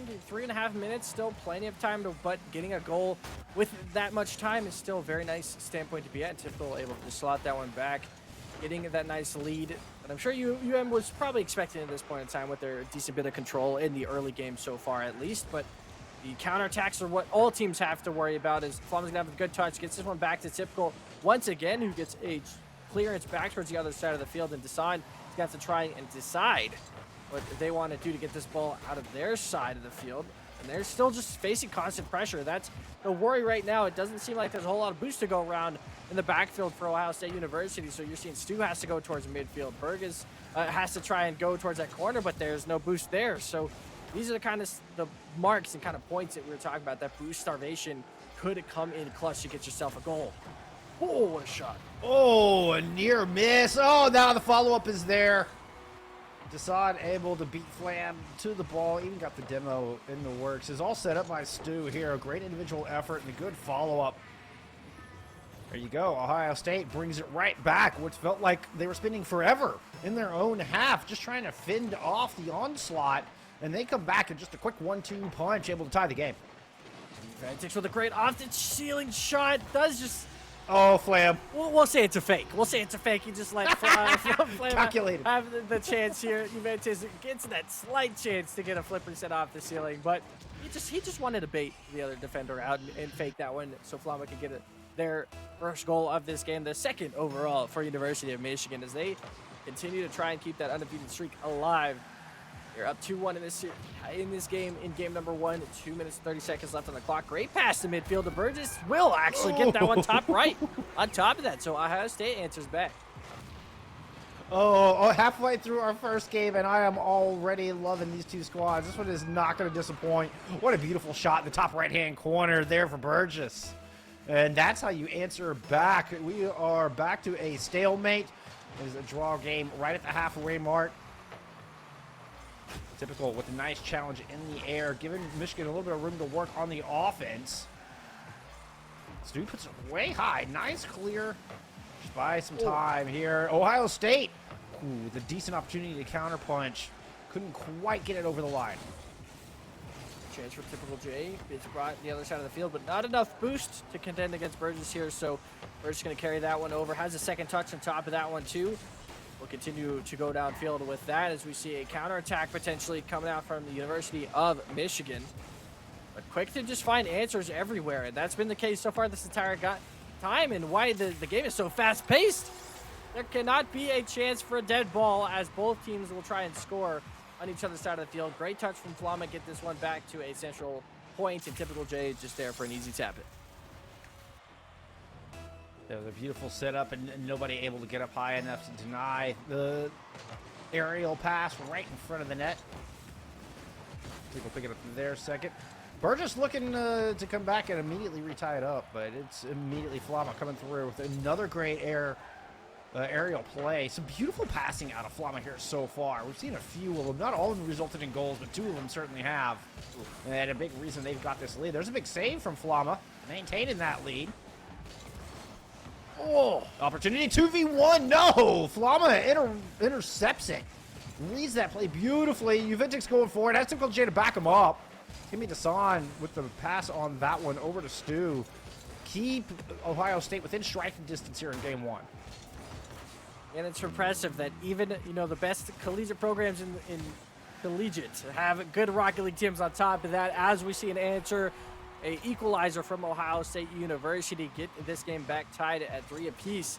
Juventus just tries to carry that ball, but Stu with a great challenge at midfield, able to immediately just turn that one back for a counter-attack goal. And with 55 seconds left, puts a chance for overtime on the board for OSU as they try and win game number 1. Take that out of the reins from the undefeated team, and that's a great way to do so. Now everybody from the Buckeyes has a goal on the board. This one off the kickoff. And just like that. 1 and 2 goals, and it goes from Ohio State being down by 1 to Ohio State being up by 1 with 51 seconds remaining. Yeah, really turning the tables here. We'll see if Michigan can find a way back into this game, as they were not probably expecting to be losing this one after the majority of the game being in favor for themselves, lead-wise. See if Typical and Flama can connect for one. Great block there as Dasan tries to get a shot on net. Juventus tries to carry this one out of their side of the field. But right now, it's just a lot of heavy clearances from University of Michigan, just trying to get out of the attacks that we've seen so far from OSU, and Dasan's going to go for a solo play. Yeah, it was Ohio State who has all the boost. Yeah. So they have no problem trying to handle, you know, these big booming clears. They're able to cover the gap quite nicely. Maintain possession for this final minute. And University of Michigan have barely had a chance to touch the ball since Ohio State scores those 2 back-to-back, and it's going to be enough. They hand University of Michigan only their 2nd game loss of the entire season. Yeah, which is quite incredible feat. That being said, in that kind of fashion as well, really, really impressive out of these 2 teams so far. You're seeing a very similar shot scoreline, a lot of decent saves as well for U of M, but they still ended up dropping that game. So we'll see if OSU can kind of carry that momentum going into game number 2. And like you said, only the 2nd game of the entire season that University of Michigan has lost. So an important margin there, at least to note that OSU is not a team to mess around with. They take game 1 of this series. It's not like it's some fluke. They kept alive in that entire game, and we'll try and continue to do so once again in this game number 2 as that gets shortly underway. We'll see if OSU can continue their momentum into this 2nd game, because suddenly they win game 2. Suddenly, University of Michigan's looking at the record and is like, yo, can we still keep this undefeated streak alive? I'm looking at my notes here, and something that's starting to make a lot of sense. I think we've got our colors swapped. I could be mistaken here. OSU is on orange. Okay. Phew. I was like, wait, it's definitely OSU, right? And I was looking at tags and everything. I was like, yeah, we're good. I was looking at rosters and everything. I was like, okay, no, we're good. Somehow in my notes it got reversed. You know, my dyslexia kicked in for a second there. Apologies, friends. Apologies. Phew. Hey, I'm glad I was the one that was wrong though. Yeah, that. Nothing to take away from OSU. They do have that first game under their belt. Yes, so exactly. definitely Started fact checking myself there. Don't second guess yourselves, friends. You got to trust yourself. Right. Gosh darn it. Stu with a good chance here, and a great pass to Dasan, but Typical able to save that in the top left corner. But the pressure's still on from OSU. Nice save comes out of Typical, but they are not out of danger. 0 boost for Typical, 0 boost for Juventus in the back of the net, I believe, as well. So, yeah, some struggles going on here for the University of Michigan team to start this game, as they are completely out of boost and out of saves as Burgess just goes straight behind. What a move. Scores the first goal for OSU. Oh, this is so pretty. That little move right there along the wall Oh, absolutely gorgeous. Burgers, that was going in like quarter time. Burgess kind of read that and went into slow-mo and just sneaks around 2 defenders. What a play. That's OSU with a lead in game number 2 as University of Michigan now has to try and figure out a way back in this game, and that's not an ideal way to do so as typical J, once again, just unfortunate position on this own goal, trying to get that flick off the back of the corner. It's off the post and deflects right into Typical's car. That is the second goal for OSU, so now they lead game 2 with a 2-goal lead with about 1 minute and 20 seconds gone. And I don't think University of Michigan was expecting this much pressure so far through 2 games. No, certainly not. I mean, I don't know if they took their foot off the gas a little bit, but, you know, they had what was seemingly a fairly comfortable lead, and then it has been all Ohio State since, like, the final 90 seconds of game 1. And we'll see. Not able to find the clear here. Yeah, this is dangerous. Triple J still able to get that one on net, but not out of danger. So now Juventus is going to try and just carry this one back towards midfield, but Stu is just immediately there for the challenge. Those are the kind of most annoying players in Rocket League. You're trying to just get the ball out, try and carry a little bit, and someone's immediately there to challenge you. That's what OSU has been able to do a lot so far through 2 games. The sound of the great touch gets that downfield. Flama, the only player back at the moment, but Stu missing off the corner. Going to still leave a chance here for a counterattack potentially from University of Michigan. They have 2 minutes and 30 seconds to work with. They, you know, it's about that time to maybe start trying to find a way back in this game. Typical's just going to check the defense there momentarily. Booming pass over, but Sun has plenty of time to get up there. Hasn't spent all their boosts to do it, though, and the corner boost gets robbed. Slight advantage of the defense. And Typical J might run away with this thing. This is a 2v1 on the other side. Stu gets a really nice touch there, slows it down a little bit, gives time for the defensive rotations to come in, and they're able to get out of that without much danger towards their net. Another clear into the far corner. Trying to break open this defense, at least give the opportunity for their own defense to get back. Son trying to get in front of that one, cannot get there in time. Juventus comes through, and that lead is now 1. Great last touch here, last final effort from Juventus, making sure that they have no chance to get back, because if that touch doesn't go through, Desan gets to that ball there. So nice little forward flip, and that will get a goal back for University of Michigan as they try and come back in game number 2. They do have plenty of time still to work with, and almost another immediate chance off of the kickoff, but Typical hits the crossbar, and that one goes wide, but Stu finds the demo on a Typical to stop immediate danger, but the danger's still lurking. Now we'll finally see a clearance from Ohio State. And Sun trying to get it down there. Burgess comes through and finally booms it all the way. But Flam is the one who gets the touch in the air, and it's a little bit of bad mitten over the midfield line at the moment. Nice pass to Stu. Stu has a chance. Stu finds the goal. And Ohio State get their cushion back. Just a great pass from Desan, and obviously these are the kind of plays you're looking for as a team in general in Rocket League, is those situations to put the defense off guard and find a teammate and a great chance to score a goal, and just great positioning overall by Stu and Desan to be able to get that fantastic pass off the right side of the field. Now they have a chance for maybe another one here as Flama, sitting alone in the back of the net, does face some pressure, but able to get that one out with a nice clearance. But not out of danger just yet, and I feel like that's been the moral of the story so far through this game, is it's not out of danger just yet. It's constantly been OSU keeping this ball on Michigan's side of the field and making sure they have no chance to get back in this game.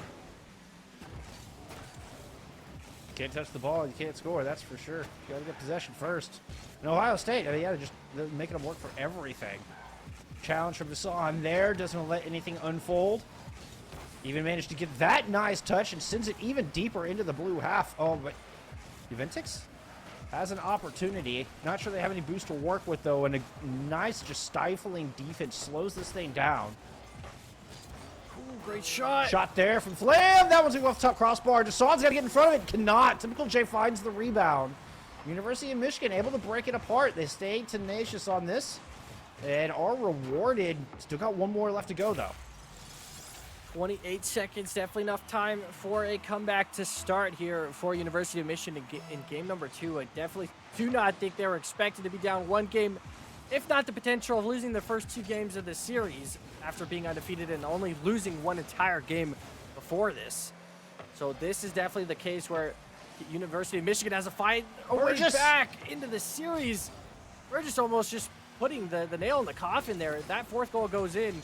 Suddenly, University of Michigan's looking at the clock and looking at the scoreline and saying, guess we just have to try and win game 3. Well, with 2 seconds left in this ball, just about time to tick down. Zeros on the clock. Always a chance of Rocket League with zeros on the Chance. clock. Not a good touch there. Oof. Burgess spikes it down. Okay. Had me worried for a second. Ohio State put up 2 back-to-back. Oh, my goodness. The Wolverines. This is the greatest about these rivalries. These are the kind of rivalries that force schools to punch above their weight class. And I'm telling you, it doesn't matter what sport it is. Even down here, Rocket League, the Buckeyes, they do not want to lose. And they certainly, at all costs, do not want to lose to the University of Michigan. Yeah, right. Yeah, we talked about that rivalry between the two teams. This is an important matchup nonetheless. And I would obviously say the underdogs in at least this series so far. Just Certainly. record-wise, of course, 5-0 to 3-2. And Michigan literally only losing 1 game out of 5 series is also kind of scary going into this game. Now they've doubled that in 1 series. The first 2 games in Ohio State's favor, they are now on match point. Series point. This could be it for Ohio State. An unsuspecting 3-0 fashion could come out for the Ohio State Buckeyes Rocket League team if they have a good start and a good finish to this game. We'll see if they can continue that. Game number 3 starts. Michigan needs to find a way, needs to find their old remedies, because right now it's all Ohio State University written all over the series. I mean, and what a statement that would be. Right. I mean, for this Midwest division, I mean, you come out and just take down the #1 seed, the undefeated team. You just challenge the biggest player out there, the biggest fighter in the ring, and you go and deliver a knockout blow, you're going to turn the heads of everybody. Oh, my goodness. 1 game away. But right now, it's Ohio State on the defensive, a little bit on the back foot, particularly after that demo. Typical J with a nice steal in the corner. Awkward. Juventus coming across, has a man in the middle, has a goal. What a play for Lamb. This one credited to them, but it is Juventus with this select little move that I think deserves all the credit.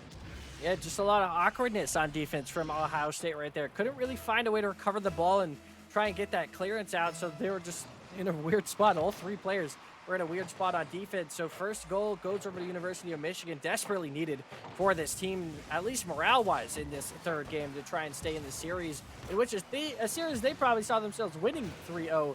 They're now down 2-0 and need to find a way to continuously reverse sweep the likes of Ohio State on their run back to glory for their 6-0 record. Try and continue a great fake pass. Flama goes a little bit wide off into the post, though, and now there's a counterattack chance. Burgess the only one back. Suddenly, there's a lot of pressure from University of Michigan. Juventus gets stuffed. Hassan trying to find a way to clear this zone, but Michigan drawing a hard line there in mid. Hassan trying to muscle it out. This one does find a little bit more success, and Ohio State finally figure out what the blue half looks like. Well, seemingly the first time here in Game 3. Still don't maintain a whole lot of possession, Juventus. rather. And there you go. It's an air pass from Flam all the way from midfield. That is just Look a at the great accuracy of this touch. thing. Oh, my goodness. Oh, my goodness. That was dirty. I would miss That was those dirty. 11 out of 10 times. So, Oh, yeah. Juventus right there being able to put that second goal, and I always talk about that second goal being extremely important in Rocket League, giving that Yes, little sir. cushion for you to be able to make a mistake. I guess would be the easiest way to say it. Is obviously you don't want to make any mistakes, but it does give you that access to maybe letting one slide and miscommunication or whatever it might be. So right now, University of Michigan at a great spot in game number 3 to try and start that reverse sweep that they were looking for. Typical J on defense finds a simple save to be able to get out of a danger, and Desan, concerning this, should be able to take all of these boosts and be able to bring this one back for his team. But now we need to see something out of OSU, something we haven't seen in the last 2 games. They need to try and find a way back into game 3. Oh, Burgess looking for the double tap. Ball going over Stu's head. Burgess doesn't get a great touch. Flam might be in a position here. Burgess just chasing up the backboard and finds Desan deep. Just goes for the long ball, looking for a little bit of dump and chase, trying to find something that'll work here in game number 3. learned from previously. We're just going up high for it. Got the flip reset up. Doesn't have any boost. Can't really do a whole lot with it. Great challenge. Nice air challenge from Jason. That could be it. Can they do anything with this?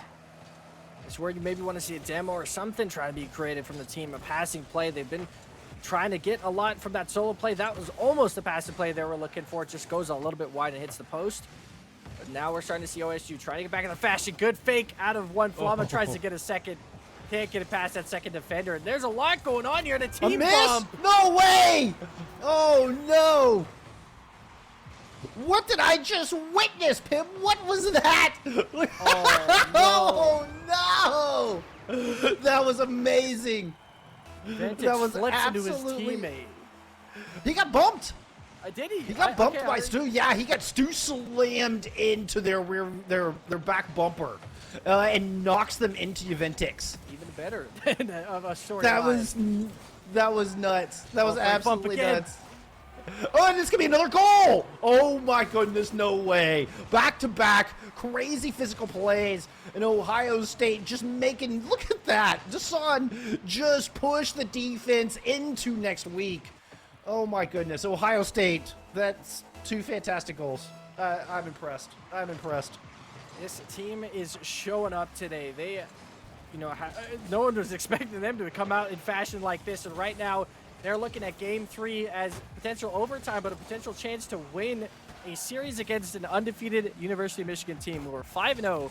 Like you said, dropping 1 game in total for 5 series. They now have a chance to lose 3 straight against Ohio State University.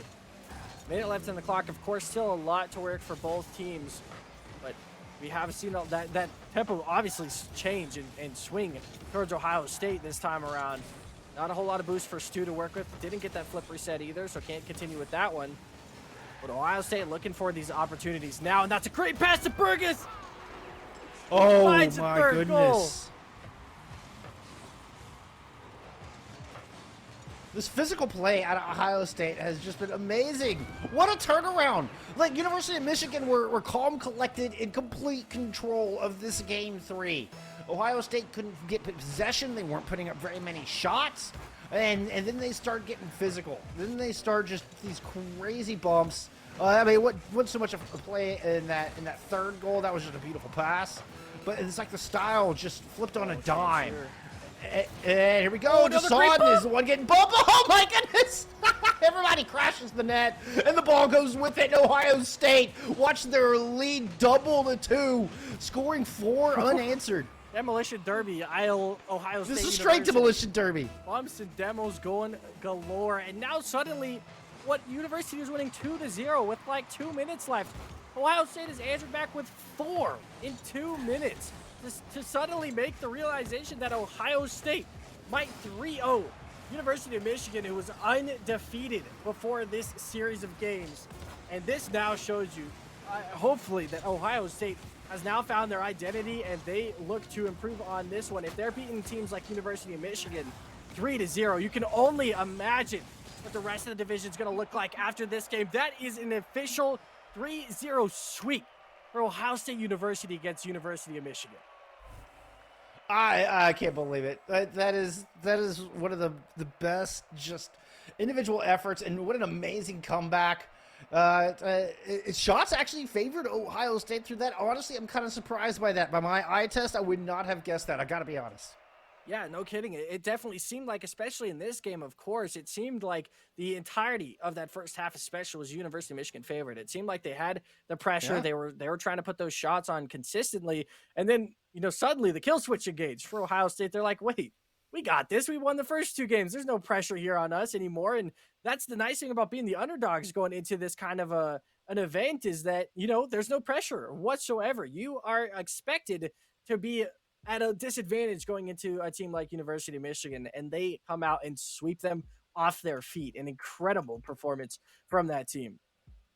That second goal of Game 3, where you get the double hit coming from the back end. You have 2 players on a slow roller. Like, that thing was just crawling towards the net. 2 defenders on either side of it. One gets bumped from this side and ends up, as they're trying to go in front of the ball, just gets smashed into their teammate. I've never seen anything like it. That was fantastic. That game was everything I wanted, Pip. That was everything I wanted.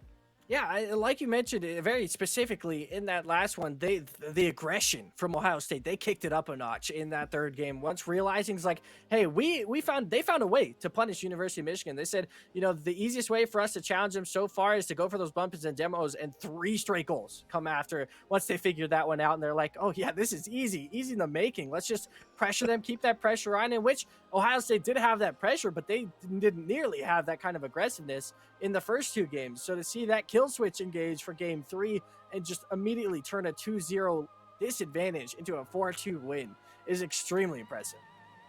Oh, in a snap of a finger. It was very impressive indeed. Very impressive. And I can't wait to hear from them on this one. Hope it. Okay, yeah, we are gonna have an interview. Very good, very good. We'll get to hear from Stu here in a moment and get their thoughts on it. We're getting all that set up. I would not. If I'm not a betting man, but I certainly would not have bet on Ohio State in this matchup. This is talk about punching above your weight class. Coming in 3-2 and to just dethrone the Kings immediately, like they are screaming from the rooftops that they are a team to watch out for in the Midwest Division.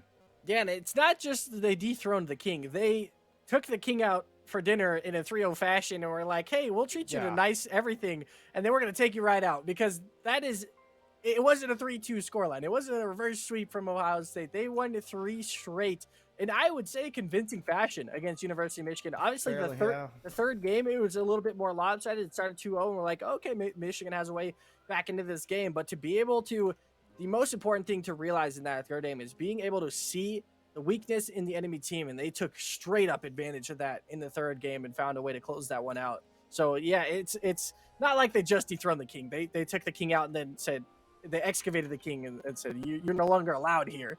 This is our property now. We're the Kings here for this division. Yeah, they stormed the castle and absolutely evicted the Kings. I mean, I've heard of crashing the net, but that was just ridiculous. Right. That was just ridiculous. All right. It sounds like we are ready for a little bit of a winner's interview. We're going to get Stu in here from Ohio State University. Hey, thank you for joining us, and well, congratulations on the W.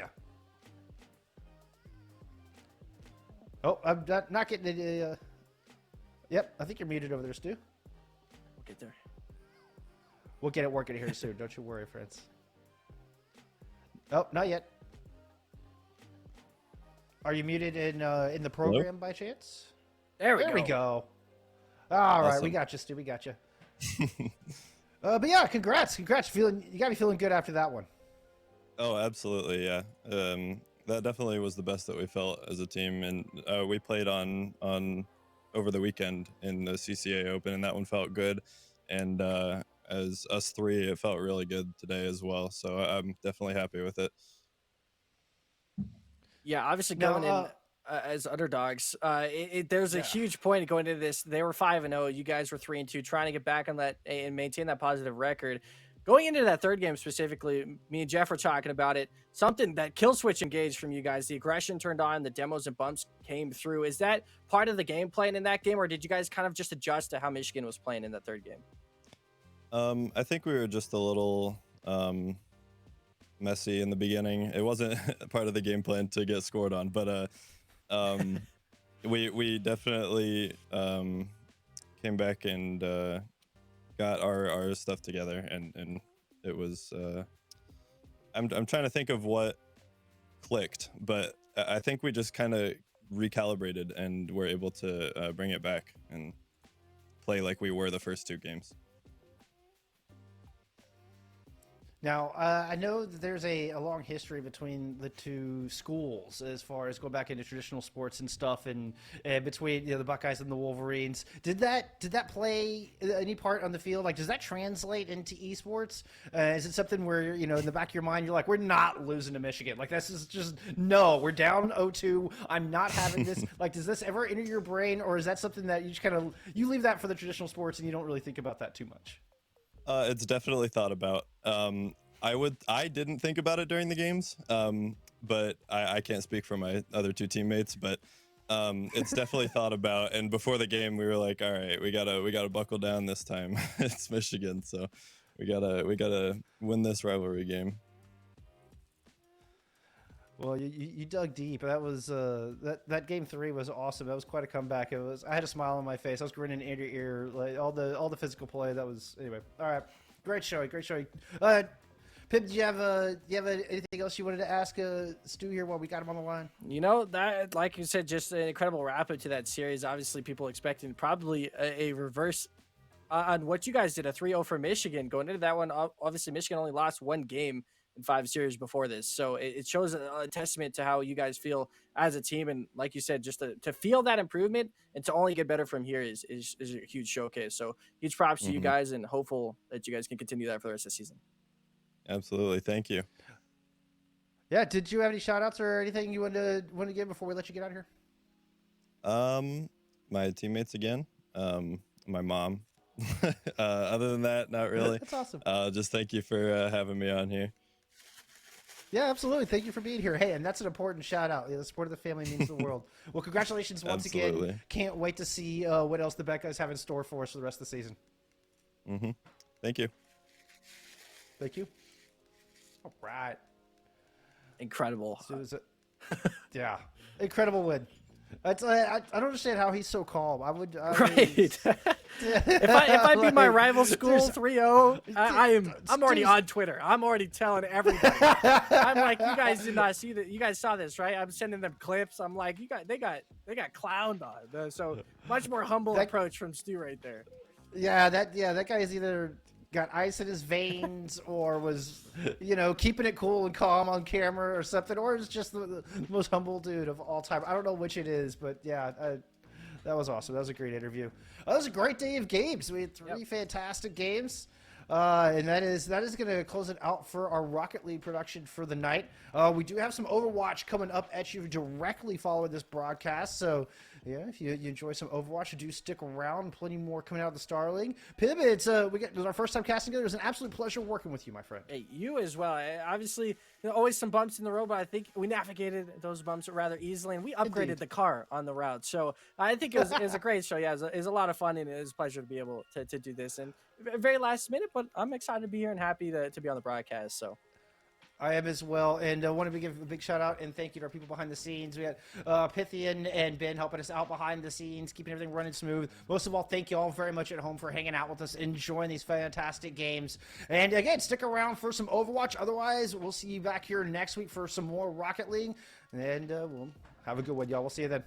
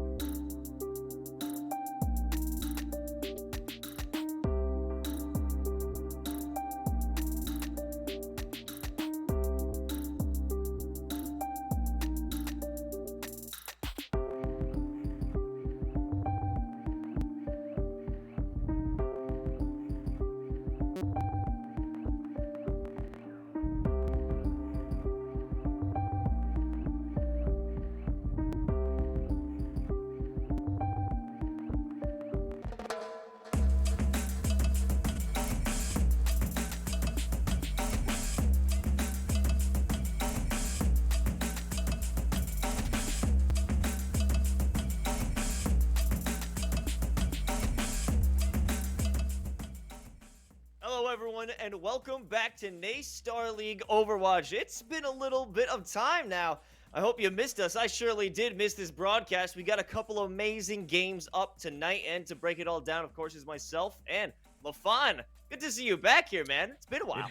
It has been a while, even longer than it has been for you. So excited to get into the games tonight as we get set to go underway in just a moment. And before we get into those games, we first got to talk about Ground News. Ground News is home to over 180,000 mindful newsreaders who use their industry-first coverage analysis tool to adopt a balanced news diet. The Ground News community is home to people from across the political spectrum, no small feat in an increasingly divided world. Here at NACE Starleague, we want you to be part of this community too. Check out Ground News online or download the app available on Google Play and the App Store. But thank you so much, Ground News. But we got to talk about our first matchup now and ground ourselves before the excitement is too much. Today we got NYU versus Drexel, LaFon. This is going to be an exciting one.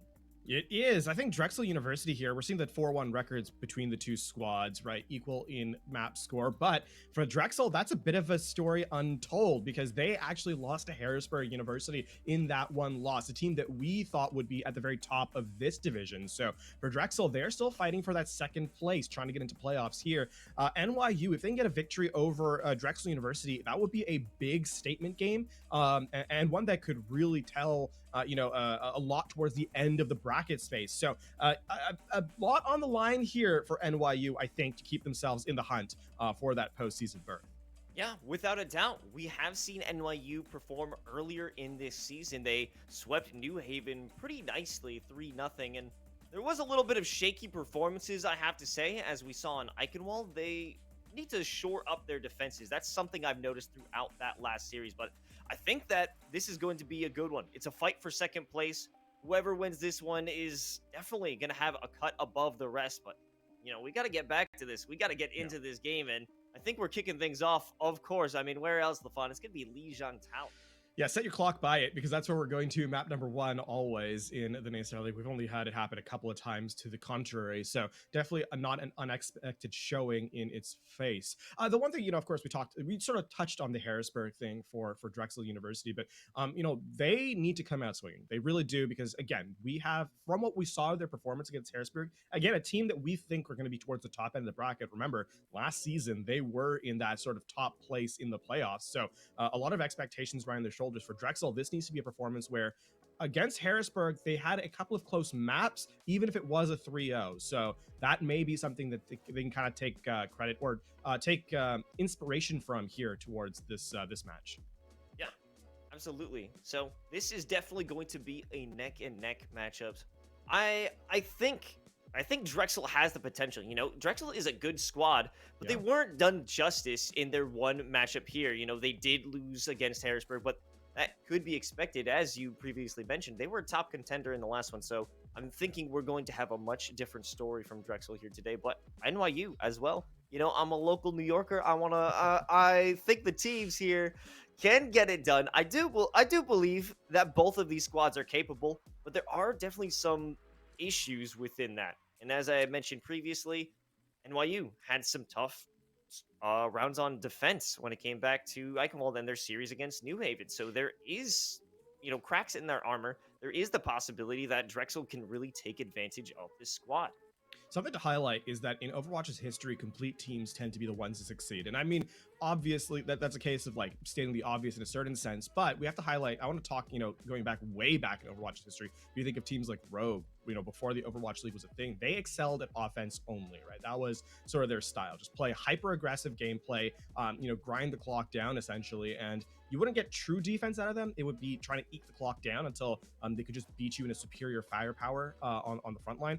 I want to see if that kind of is something that if you're gonna struggle with defense to begin with, that may be a solution here for NYU coming in, that they play a more aggressive defensive style just to take time off the clock and not necessarily focus so much on defense in its entirety. It's a very risky play, a double-edged sword in the most literal sense of the term, simply because that counts in your offense being spectacular. So are they going to shore up their defense, or are they going to play towards a more aggressive offensive style? That's something I'm curious to see to see as we come into this match, especially with the highlight that you mentioned of them struggling perhaps on defense in their previous matches here at the NACE Starleague. The best defense is a good offense. I've never actually heard of that one. I think it's the other way around, but that may be the case. You have to focus on one area. If you're not going to be able to have that success on the defensive, you have to just create the biggest time bank for you to overcome, or for your enemies to overcome as possible, to make it seem insurmountable. And even, I guess, play aggressive, play off of the objective, but you don't want to get C9'd in the end. So that might not be a good one, but let's get things started. Let's get it popping over here on Lijiang Tower. This is going to be an interesting one because from Drexel University, we saw the last time they were on stream a very methodical way of approaching their composition, which is a very high tempo one to begin with, right? Plays very quickly, very much based around setting up the wrecking ball for success, and then having your DPS kind of get control, usually the Tracer. We're seeing this Symmetra early. This is going to be a teleport out of spawn into the Tracer. Love His Rage is also going to do the same thing, and we are underway. There's the teleports, there's the switches back and forth, and Drexel University and New York University try and duel each other out here in the middle area of Lijiang Tower. Looking for Swift here to have some great hacks, especially boot potential. Doesn't make a good connection. Optimal shot not living up to the name in that moment, but there's still plenty of game for them to make it up. And here comes the initial brawl, starting off with Wolgar. They've got Isaac caught off, and that will be the first one. Eeyore, she goes down as well, and it's full on aggression. Wolgar does get a little bit cocky. They have to back off and save themselves. Yeah, it's still, I mean, Pest Control is the fastest one back, and there it is, the fastest way back, too, with the Resurrect.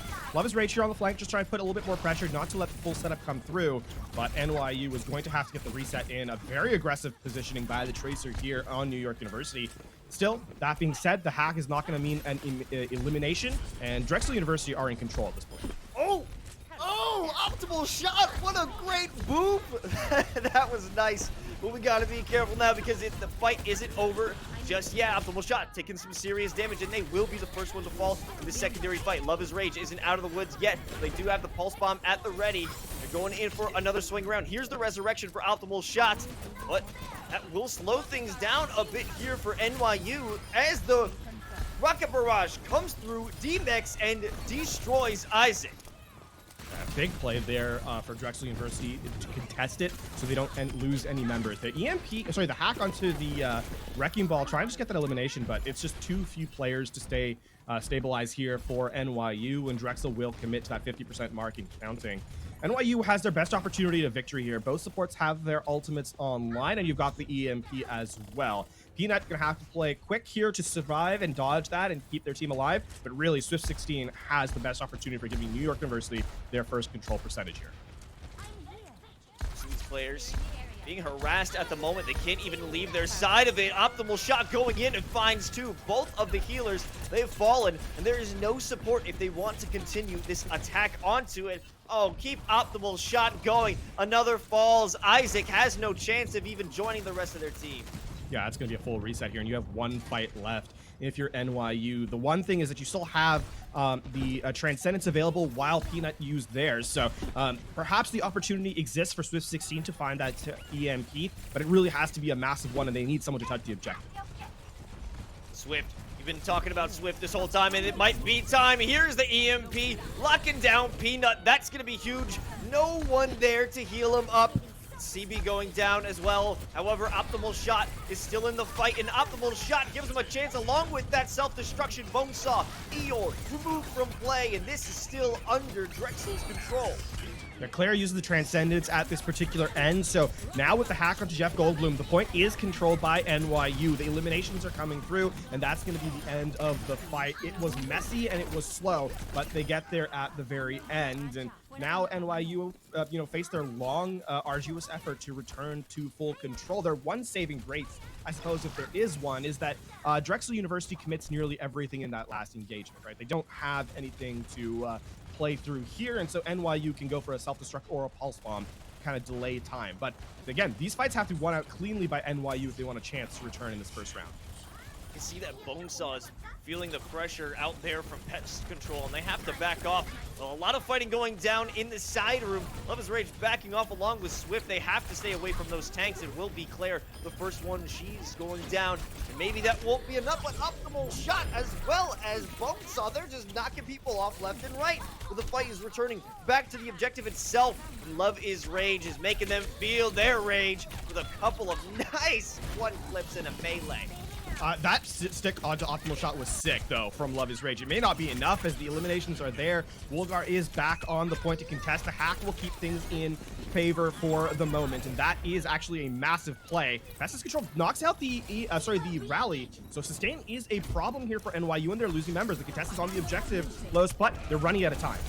Swift back with another EMP, looking for a secondary shot. Both the healers are down, and Swift saves himself with the translocator. A huge play that's got them out of there multiple times. Optimal Shot, can't get the shot through. It's blocked by the defense matrix, but that won't be enough. Jeff Goldblum getting shot out, and it still seems to be under NYU's control. This is actually a spectacular turnaround from NYU. The wave goodbye, there's the melee as well. And that's going to be round number 1 going to NYU. A turnaround in the most massive of efforts there. And that is a huge team play by New York University as Drexel drop round number 1 in surprising fashion, in my opinion. That was a great effort by all of those players combined. I want to mostly point to Love is Rage and Swift. Their ability to get in and get out, using the translocator, using the recall, just having the ability to keep Drexel their heads on a swivel, force them to think twice about any engagement they take, because someone is always going to be behind them. I think the other thing to highlight too is that New York University, they don't really have an opportunity to keep their backline safe, but their supporters are doing a good job of dueling long enough to make the fights extend when the point is under their control. So something to keep an eye out there. Drexel need to be a little bit quicker on those backline assassinations, as Claire and Eeyore have stayed alive for a lot longer than they arguably should have been. We're going to see similar compositions returning here as New York and Drexel start off. An early, a lot of spam from Drexel to put New York University in the back foot, though. Optimal shot, putting the pressure on as they're stuck in that back room. This will keep a good amount of charge. Vulgar in a bad position now, but they have the heals. They will stay safe. That is a lot of damage coming out of Bonesaw. This is such a interesting split up setup right now. The first one to fall, though, will be Pest Control. That should signal another player to follow through, but it will be a resurrection. However, the trade-off, the Seeping goes down instead. Yeah, and I mean, this is a trade that you get the Mercy out, so now the heals are particularly lacking. It's just Peanut, who doesn't have the Transcendence quite yet, and more critically, the point is under control by Drexel. So, New York University in a lot of control of the space here. You can see Jeff Goldblum just making sure that Pest Control stays alive out of spawn, because that would have been a very dangerous 5v6 to re-enter it. Well, there goes another one. Instead of Pest Control, they got to worry about Peanut falling, and that will signal another one. It's all Love is Rage right now, fighting against so many players, somehow staying alive. They have the Pulse Bomb. Should be interesting if they can land it onto somebody. There it goes, but no one is hit. That was that is a cocky play for sure. Love is Rage, saw the recall coming up. He's like, I can trace her death here. It's gonna whiff, but you just know that in the mental space, New York University are feeling confident in this map. Good reason. How many times are players picked off on the side of Drexel? Jeff Goldblum about to go down as well. There's the D-Mech. There's the follow-up, and it's a whip shot to send him into hell. Yeah, Claire does a great job. She gets the downrange elimination onto both the Zen and the Tracer. Optimal Shot can make a switch now. It's going to be a mirror composition. The Sombra getting a lot of value, and I think critically here, it's going to be the EMP duel yet again. So Swift versus Peanut, eyes on as they set up for this EMP. Ooh, this is looking to be a good one. However, Swift doesn't get it off. They've been hacked. Optimal Shot still somehow the first one to die. I don't know how Swift was able to make it out of there, but they're going back in for the fight with the EMP ready, but it doesn't matter. They're taking it all the way back to the spawn. If they're going to commit this right outside their doorsteps, that's going to be ridiculous. No, they see the reset coming. Pest Control's going to go over to the Widowmaker, trying to just eliminate someone who's too aggressively forward. No one keeps their head open long enough, so you see the return to Tracer. Big hack, I think, onto Love is Rage, so that's down 1. But it's final fight here as New York University up to 95%. Volgar starts things off with a minefield, looking to maintain control. You don't want to swing right into that one if you're Bonesaw, as they didn't do the pile driver. Smart thinking on their part, but they still have a whole lot to overcome. They are almost dead. Somehow making a way. That's insane. That is actually a massive survivability thing there, because not only that, New York University have lost their, have eliminated the Brigitte, so NYU are in control again. It's insane how well they're maintaining their lives, maintaining easy picks. But Claire, she's starting things off with the Transcendence, and they have to eliminate this player in the backline. Peanut, the first one to fall. Make that 2 more following it. This should be an easy conversion. They have overtime now. Someone needs to touch. They have 2 players on there for the contest. Pest Control might lose their lives right now, but we got to focus back to the objective. And there it is, being cleared out. The tanks are there to stop anyone from walking in, but Wolgar doesn't care. Wolgar gets onto the objective, but they have the Discord Orb, they have the EMP, and there's nothing they can do to win this one out. No, and this is going to be map number 1 going over to NYU, who are dominant on that second round. After that 99 flip on round 1, it was all NYU. And this is a very, very aggressive look from a team that we had a couple of doubts about, but are looking very strong after map number 1. Yeah, let's take this play from Claire here. Definitely a solid one, just using the Zen orbs, providing so much value along with that Discord, and to save themselves with the Transcendence. Great play by these players, and I'm excited to see what they're gonna bring next.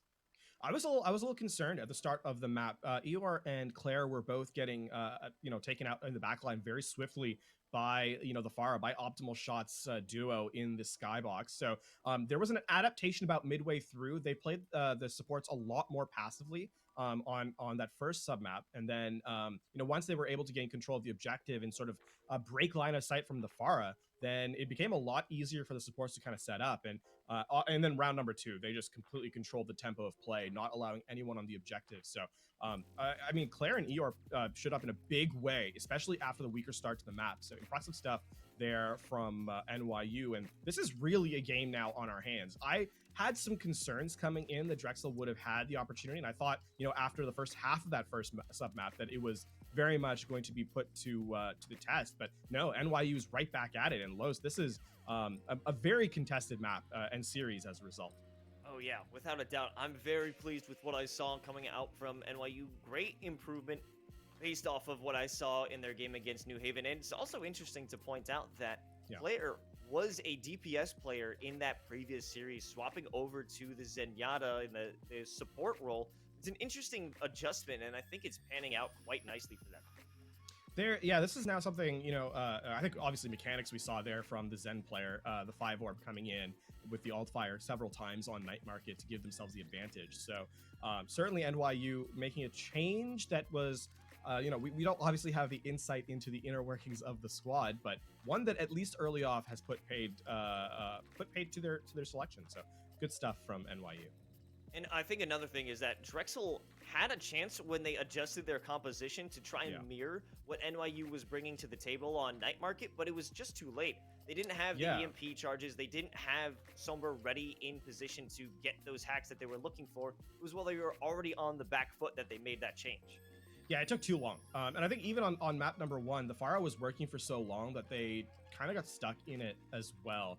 And then the fight just never really went back in their favor. Pharah is really good at defending. Re-attacking on control with the Pharah is hard to do because you have to go through the choke points and then up in the air. And we saw how well, especially Love is Rage setting up with the Tracer to deny those early choke points. So good stuff, I think, from the adaptation from NYU and from Drexel. We're going to need to see a quicker switch if things are just getting shut out. It took way too long for them.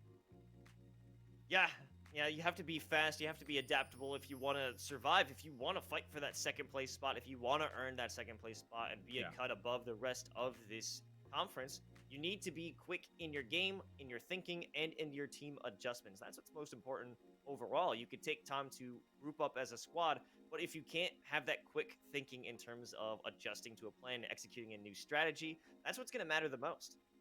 Yeah, I mean, speaking of adjustments, though, we're making no adjustments to the map pool, the handshake map pool, if you will, as we got Lijiang Tower for map number 1, map number 2, Kings Row. So, to the adjustments in game, yes, absolutely, but apparently the teams don't believe in different maps at all. So, on the other hand, though, Lijiang Tower does play significantly differently than Kings Row does in terms of style.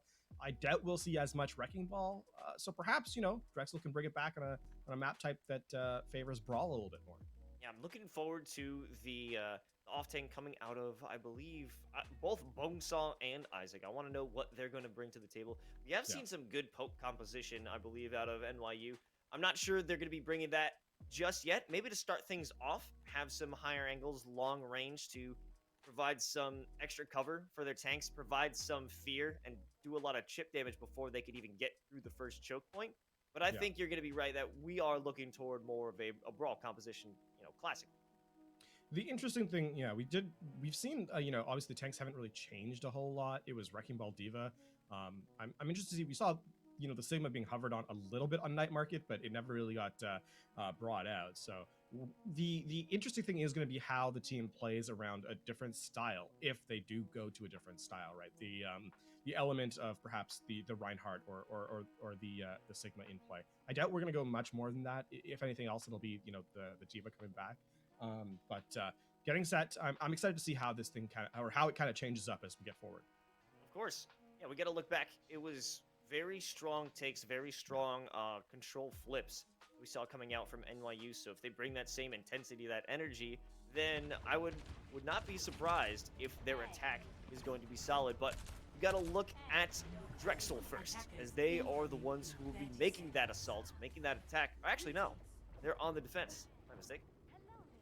Yeah, so, I mean, right off the rip, we're seeing that double shield come into play, which is, I mean, we hinted at it, or at least you hinted at it at the outset of this map, but we're seeing a lot more desire to slow the game down in this regard, right? The pocketed echo, or even you can apply that to the Ashe as well, and then Claire can, you know, set up the Baptiste with the frontline healing. In great effort. Wolgar still on the wrecking ball, so trying to create, you know, harassment in the background. There's no stuns aside from the accretion from Bonesaw. So Wolgar should have a little bit more success than they did in map number 1 against the Sombra. Yeah, I like how the second the doors opened, there was so much resistance coming at him, but now this should be the beginning of the fight. They use that Sigma barrier. Whoa, a nice little halt there from Isaac. Good way to get some damage in, but they will be all set up by the time they get around the corner. But we got to peep Pest Control, who the second they show their face, they are meeting massive resistance. Yeah, I think it's the other way around, because it's Pest Control who's trying to be the irritant here. The Tracer's trying to get value. Great sticky bombs to set things up, and that's going to mean the Focusing Beam applies a ton of damage, and NYU are now in control as the shielding has gone down. Both tanks sent to the respawn queue lows, and this is going to be the end of the fight right off the rip. Oh yeah, starting things off, you send out that Immortality Field. Peanut just looking to save their lives for a little bit, but it won't be earned. Pest Control doing a little tour of Kings Row right now. I guess looking for some longer angles, I don't know, a longer play, waiting for the reset from their squad. Yeah, trying to get to high ground here is important, because you're going to be able to like put pressure and maybe force the Immortality Field early, give Wolgar the opportunity to get that high ground control. NYU, though, unassailed, and I mean, the duplicate online for Swift should mean that halfway through this fight, there's going to be a lot of pressure in the DPS department. Swift narrowly getting away, but here's Pest Control jumping out of the window. Will recall and goes in for the re-aggression. It's not enough to take down Eeyore. She does make it out alive, but here is the duplication out of Swift. It's the Wrecking Ball. They're swinging through. The amplification is already out, but no one is there to take advantage. The damage won't be done. Blocked in a corner with the minefield. Jeff Goldblum doesn't have a chance. No, this is going to be a disaster, and Swift 16 staying alive. There is the duplicate ending. We'll get the sticky bombs, but that is not enough. CB will get back in control. So the respawns are going to be important here. Which ones return quicker? And I think at this point, Drexel should have the war of attrition on their favor, as Bonesaw trying to get to that high ground. 2 ticks given over. Oh yeah, they are fighting for their life. They can't go for the contest. Bonesaw, however, still in this. They've stalled enough to allow the rest of the team to come back. Here's the Gravitic Flux, knocking only one player up, but they're going to launch out the Dragon Strike in the middle of the sky, and it's actually huge. There's 4 down for New York University, and they are certainly out of control at this point. The absolute confidence by Optimal Shot that their support will be there to save them is spectacular. And that's going to mean that the point will unlock. That being said, not a terrible start to the defense for NYU, as they now try and set up for this control phase of the second part of the map. Some switches going in as Love is Rage goes over to the Cassidy. They want a little bit more control on the Wrecking Ball and on Tracer here, especially with the stun. And of course, Swift 16 going over to the Hanzo here, trying to just, again, more damage throughput, just a little bit more pressure on the front line as a result. Swift was doing a good job at harassing the enemies and being hard to kill by flying around, but they need a front line. They do need that forward-facing damage, like you said. We have Jeff Goldblum with the Gravitic Flux picking up 4. 1 dies before they land, but it's another Immortality Field that keeps them in the game. Only 1 dead, but here comes the Deadeye. It finds that 1 kill onto the Wrecking Ball, but now they're continuing to make their advance. There's 1 down only because they have that Bongo. They have the damage coming through. Drexel University still pushing on, though. They have it ultimate at the ready. Amplification Matrix is up, but they've all backed off as NYU is here to fight. The Dragon Strike is online here from Optimal Shot, and he's going to commit it. They want to get this one right back in their favor, and with nowhere to retreat to, that is going to be the remaining members taken down. as Drexel University, they grind out that objective, and they're going to get the second point capture here. That was close, but in confidence of their victory, Drexel University returned to it. And now NYU have to play a very strong third. Swift going to get the last second contest to take a little bit more time off the clock, but again, that's mostly a last-ditch effort than any real attempt at defense. And NYU, now this next fight should be theirs. Test control can end things with a good pulse bomb, but it's a lot to ask of one player. Here you have the Gravitic Flux and both support ultimates brought into the fore. Okay, Pulse Bomb takes out the Immortality Field, but not too much after that when Optimal Shot goes down. Here's Bonesaw's Gravitic Flux landing right back into the Immortality Field, but damage is still done. And that will be NYU's fight to win. I mean, you draw it up exactly as it should be, and the rally survivability is just too good. With Pest Control whiffing on the Pulse Bomb, and even if it had landed, the Immortality Field was there to defend against it. NYU just had too much health. So Drexel University now in this third phase, where it's a lot harder to sort of force the fight, are going to make a change to mirror out the tank line. And again, this should be a duel of the support ultimates. Oh, I love the anticipation of that amplification matrix. We saw Claire think about it, and she put it through. And that was an immediate change of decision coming out of Drexel University. They had to back off. We're going in for potentially a secondary fight. This is going to be now the Dragon Strike yet again as the zoning utility, but I mean, Optimal Shot taken out before they can use it, and so this has gotten from bad to worse. Tanks are down here for New York University. Only 3 left alive. Make that 2. They have to back off. It's just Swift and Eeyore, and they won't be able to do too much without the rest of their squad. A couple of ultimates, though, ready for either side. It's going to be the cart moving forward, so it's going to favor Drexel just the slightest bit as the respawns come in. Love is Rage going over to the insta-kill hit scan potential of the Widowmaker. A lot on their shoulders, especially against double shield. They might have gotten one. No, right at the moment they could have got the kill. CB activated the Transcendence. No one can get any damage in. A Gravitic Flux against NYU. Throws 2 of them into the sky, but they land safely into that Immortality Field, but it doesn't matter. All of the defenders, most of them are all dead. There's no shields. Nothing can protect them. The Immortality Field is dropped on the payload, and it lets them safely ride it into the sunset, or maybe, no, it won't. Here's Love is Rage back again with the Tracer, trying to stall out time. CB falls now. It's a spin to win, but Bonesaw has been cut off. It's more stalling here from NYU. If they can get down below that minute mark, this could be a very, very different state of opinion. But things are going pretty well for them as they get another elimination. That's insane. Swift staying alive. They have to live. They have to survive this one. Bonesaw's in the back line looking for some help. Optimal Shot sends through the Dragon Strike, and no one can stay to contest, but they will for a moment. 0.13 meters to go, and it has to go the way of Drexel. 5 seconds. It was so close for New York University to force that less than a minute timer, but Drexel, they're able to survive long enough. Still, a remarkable contest from New York University to give just to take a minute 5 off the clock when that was a near 2-minute time bank. A 45 second plus stall from New York University at the very end. It isn't quite enough to force the issue. They will still need to complete the map with time remaining, but I mean, from a defensive effort, heroic indeed from NYU. Yeah, I wasn't expecting them to come through with that one. Great job by them. Great job adjusting to that, looking for the last minute scramble and scrap time, and they earned it. They did a excellent way of burning that time. Let's see if they can earn more on their attack. Yeah, I mean, I want to highlight Optimal Shot a little bit because I think he's been a highlight for this team, for Drexel, in many ways on this Hanzo. The Dragon Strike has been one of the difference makers for their team. I think every fight where the Dragon Strike was used that aggressively, it won out the fight. First, second, and third, in fact. So, you know, a really great job by the Hanzo player for Drexel, who has been perhaps the most threatening player for this squad, the Red Squad.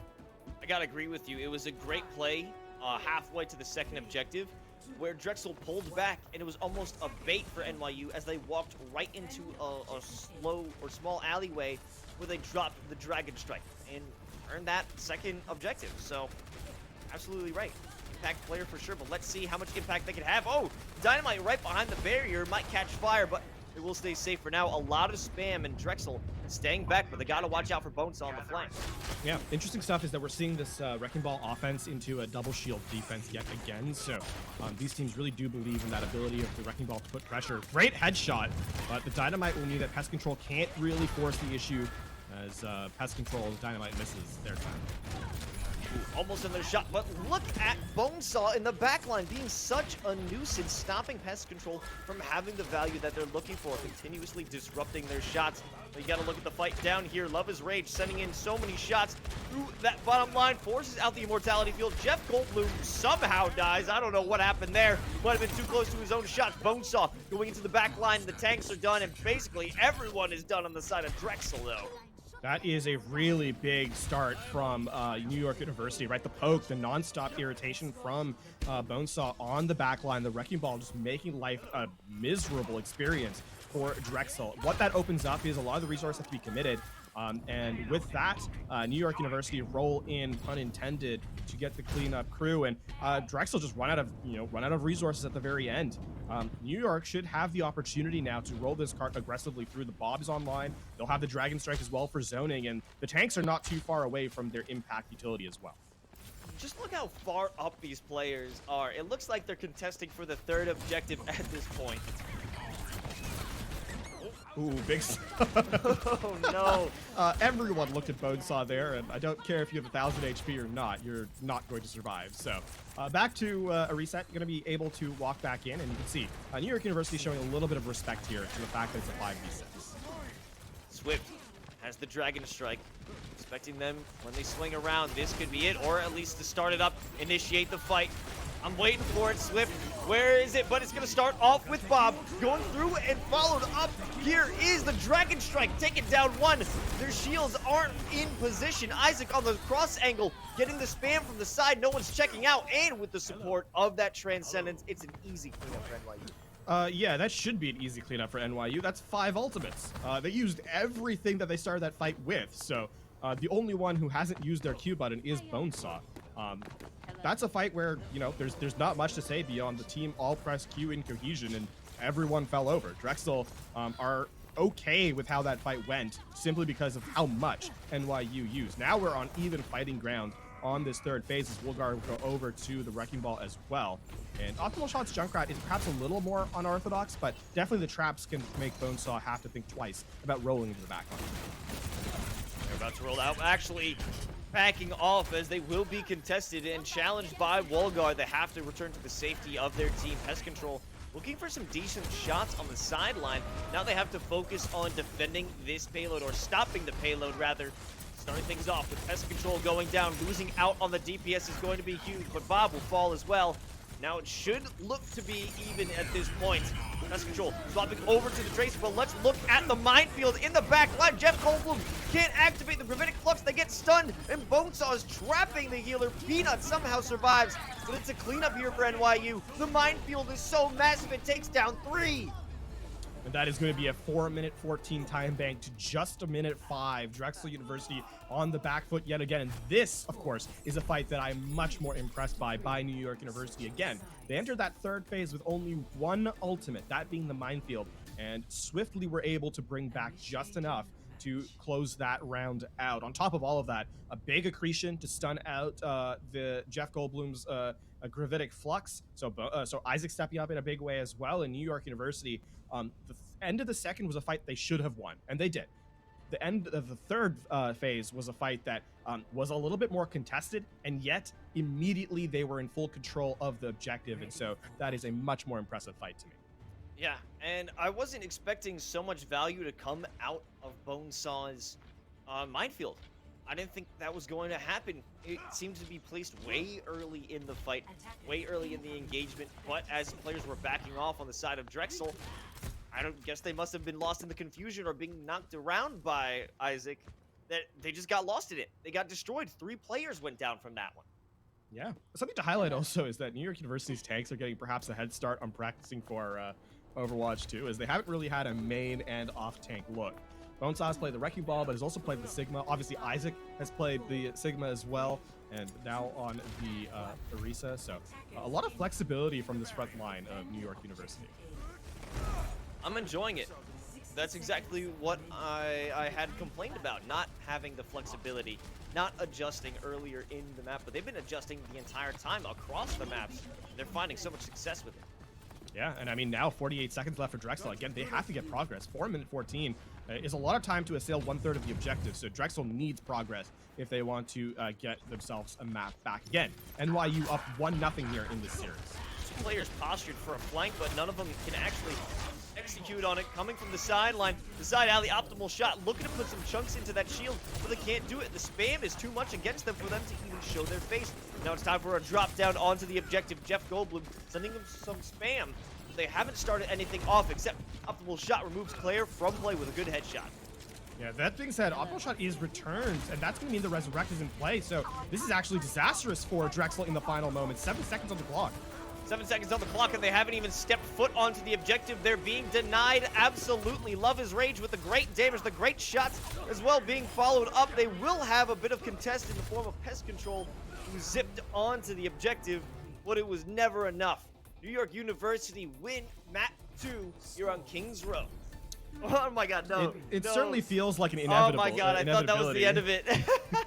It certainly does feel like an inevitability, though, Los. I have to agree with you. 4-14 to take that first third of the objective. Again, you get like, let's be incredibly conservative with our estimate and say you get a fight a minute half. You still get 3 fights with New York University's time bank, and they only have to again take 1/3 of the objective, and it's impossible for them to lose this map, right? At worst, they can draw. So Drexel gonna have to put up the fight of a lifetime if they want to enter into the break with a scoreline that isn't 2-0 down at match point. A lot on the table here. Drexel has to fight hard just for that, least worst case scenario.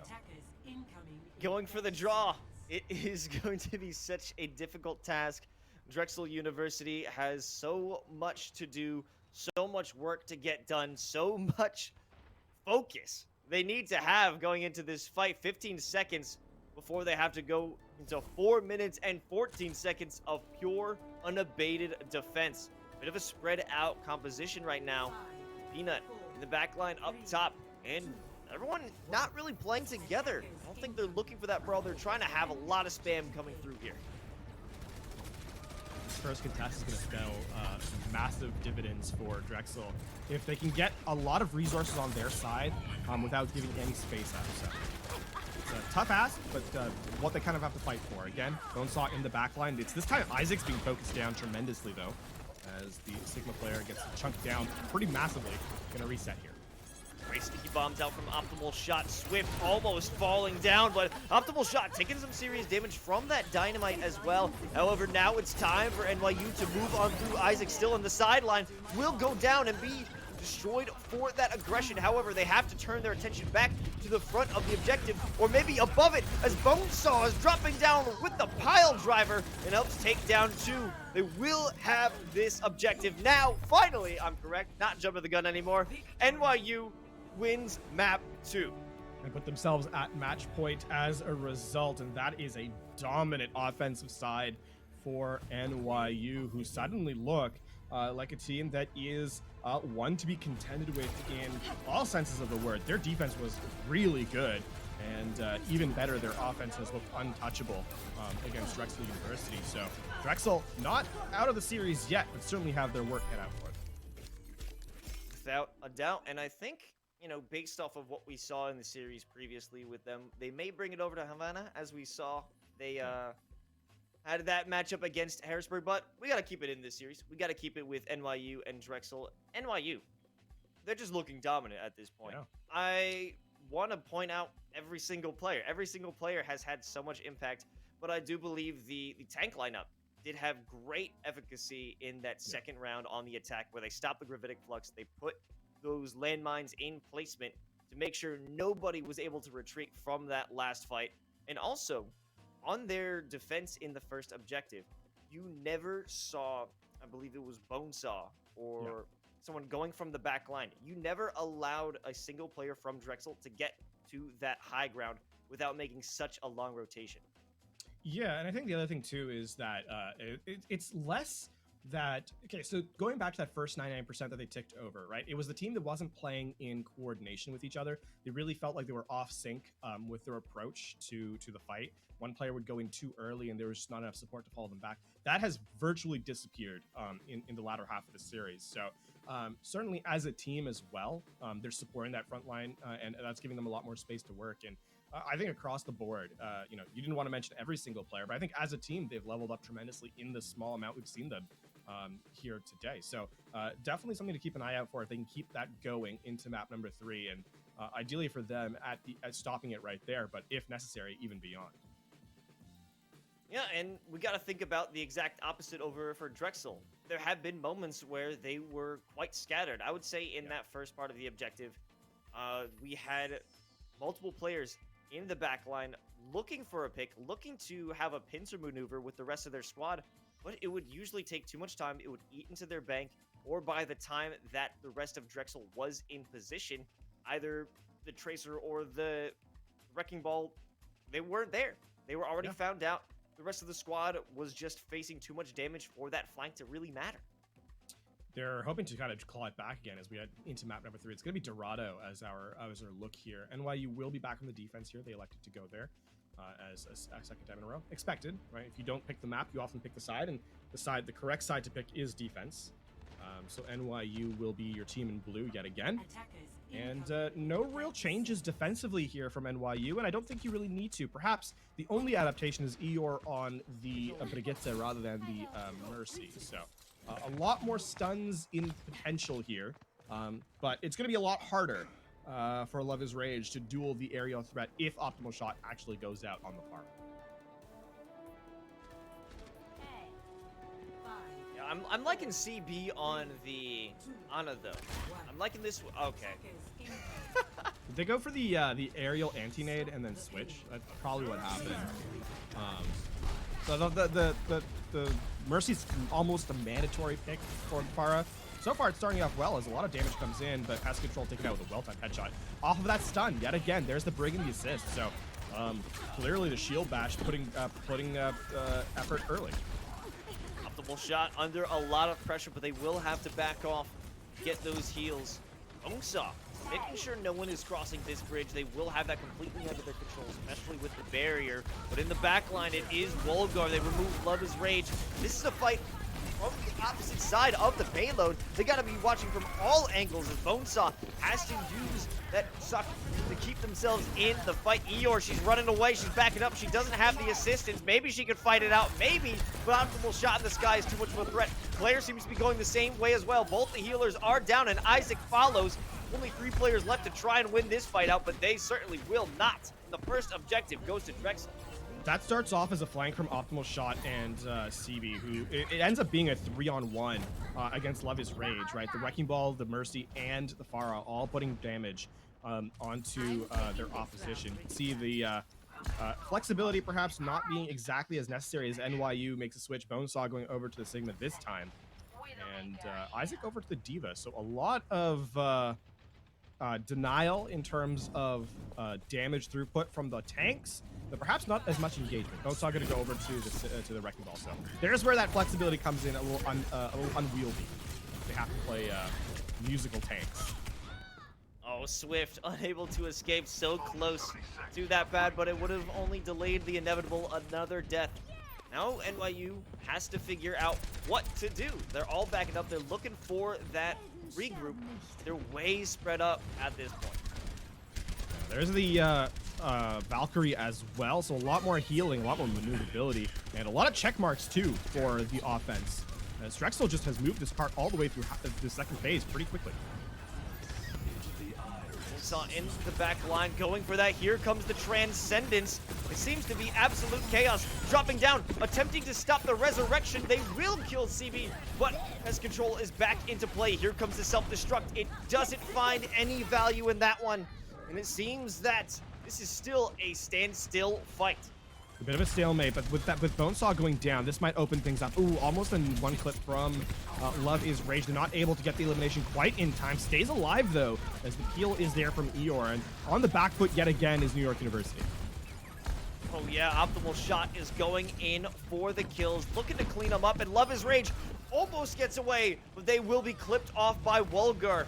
Swift, however, does manage to take down their counterpart as they are finding way too much aggression. No, Swift wants to go for the pulse bomb, but it's eaten. Here's the rocket barrage, removes Bonesaw and Isaac from the fight. A pile driver to top it all up. NYU falls again, and the second objective. Drexel is all over this map. Yeah, Drexel has woken up, it seems. This is now 440 here on the third phase, as they're in control of this map so far. Some more switches as Swift and Love is Rage take turns on their hit scan counterparts. And now this is the fight where ultimates are in play for NYU. So this is where they're looking to try and make a statement on the defensive end. Isaac, with that self-destruct, be able to cause some havoc, cause some destruction. This is all a bit of a poke maneuver. Wait a minute, jumping into the air, Optimal Shot actually gets hit out of the sky by Bonesaw. There is Claire, ready to clean up the pieces, make sure the team is safe, as Drexel has to back off for the first time. That was a little flashy from Bonesaw and Isaac. Both of them flying through, using their mobility options to get the final blow on the Pharah Mercy, right? The grappling hook from the Wrecking Ball, and obviously the fly from the Diva. So NYU, stabilized for the moment, but they're not out of the woods yet, as there is still a lot of time left on the clock here. And Drexel trying to isolate out Bonesaw. Optimal Shot not able to get the final blow. That prediction rocket does enough damage to give Peanut the body shot boost from the Mercy to get the elimination. From the high side, it is going to be Drexel finding some serious damage. They're losing their tanks, almost about to lose both of them. The minefield keeps Bonesaw in this fight for a little bit longer. Optimal Shot, however, turns their attention back to the spawn, and they can keep their bodies on the payload. And this should be a potential win here, but it's always going to be a stall out here from NYU. They're sending out the tanks. They're sending out the spammers to keep them in the fight. Spin to win out here from Bonesaw. And suddenly, Drexel is starting to feel some of the heat. This is still a pretty disastrous thing, though. No support ultimates used. They have to use both on the minefield in that last fight. And with the superior respawns and Claire's well-timed transcendence, they've returned back with a vengeance to get this elimination. And they're going to get the stagger in as well. Credit to Bonesaw, who set the table for this particular fight win by setting up the minefield in that small room, in the Mega Pack room on the left-hand side from the defender's perspective. Not only does that minefield deal a ton of damage, it forces both support ultimates out. And New York are able to walk back in again with those superior respawns. That is what we call cyberbullying, by the way, on Jeff Goldblum. That's a whole 45 seconds taken away just by getting the stagger on the Diva. And there's nowhere to run. There's nowhere to jump either. No one's attacking the Diva. The Zen was getting healed. There was no way that they could actually win this one out. They're actually swapping over to the Ana. Something I wanted to see earlier in this map, but now we will finally get it. Pest Control being joined by Optimal Shot. I'm excited to see what the Sombra can bring to the play. Maybe it has to wait for a little while. Getting in the back line could be good. Here comes the hack over onto Isaac. Isaac can't bring up the defense matrix, but really all the damage is coming over from the side of NYU. Yeah, Wolgar gonna get the minefield up, but needs to stay alive, and they won't. Bonesaw hunts it down. Pest Control not able to support in time, and New York University, though, running out of players, stabilized for the moment. Pest Control grasping at straws, looking for what a sleep. anything, and it's gonna be a sleep.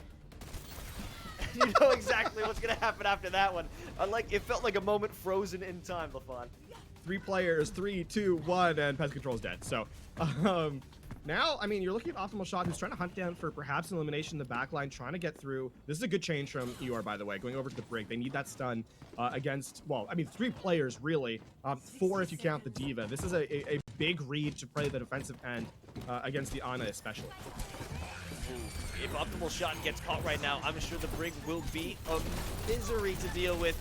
Oh, and there it is. Eeyore turns around, but they will finally have the support. It's Wolgar there to keep him alive, and that's 3 down for NYU. Yeah, this is looking like this has become the end as Isaac stays alive for the moment. They don't have the self-destruct as they had to use it there to remake.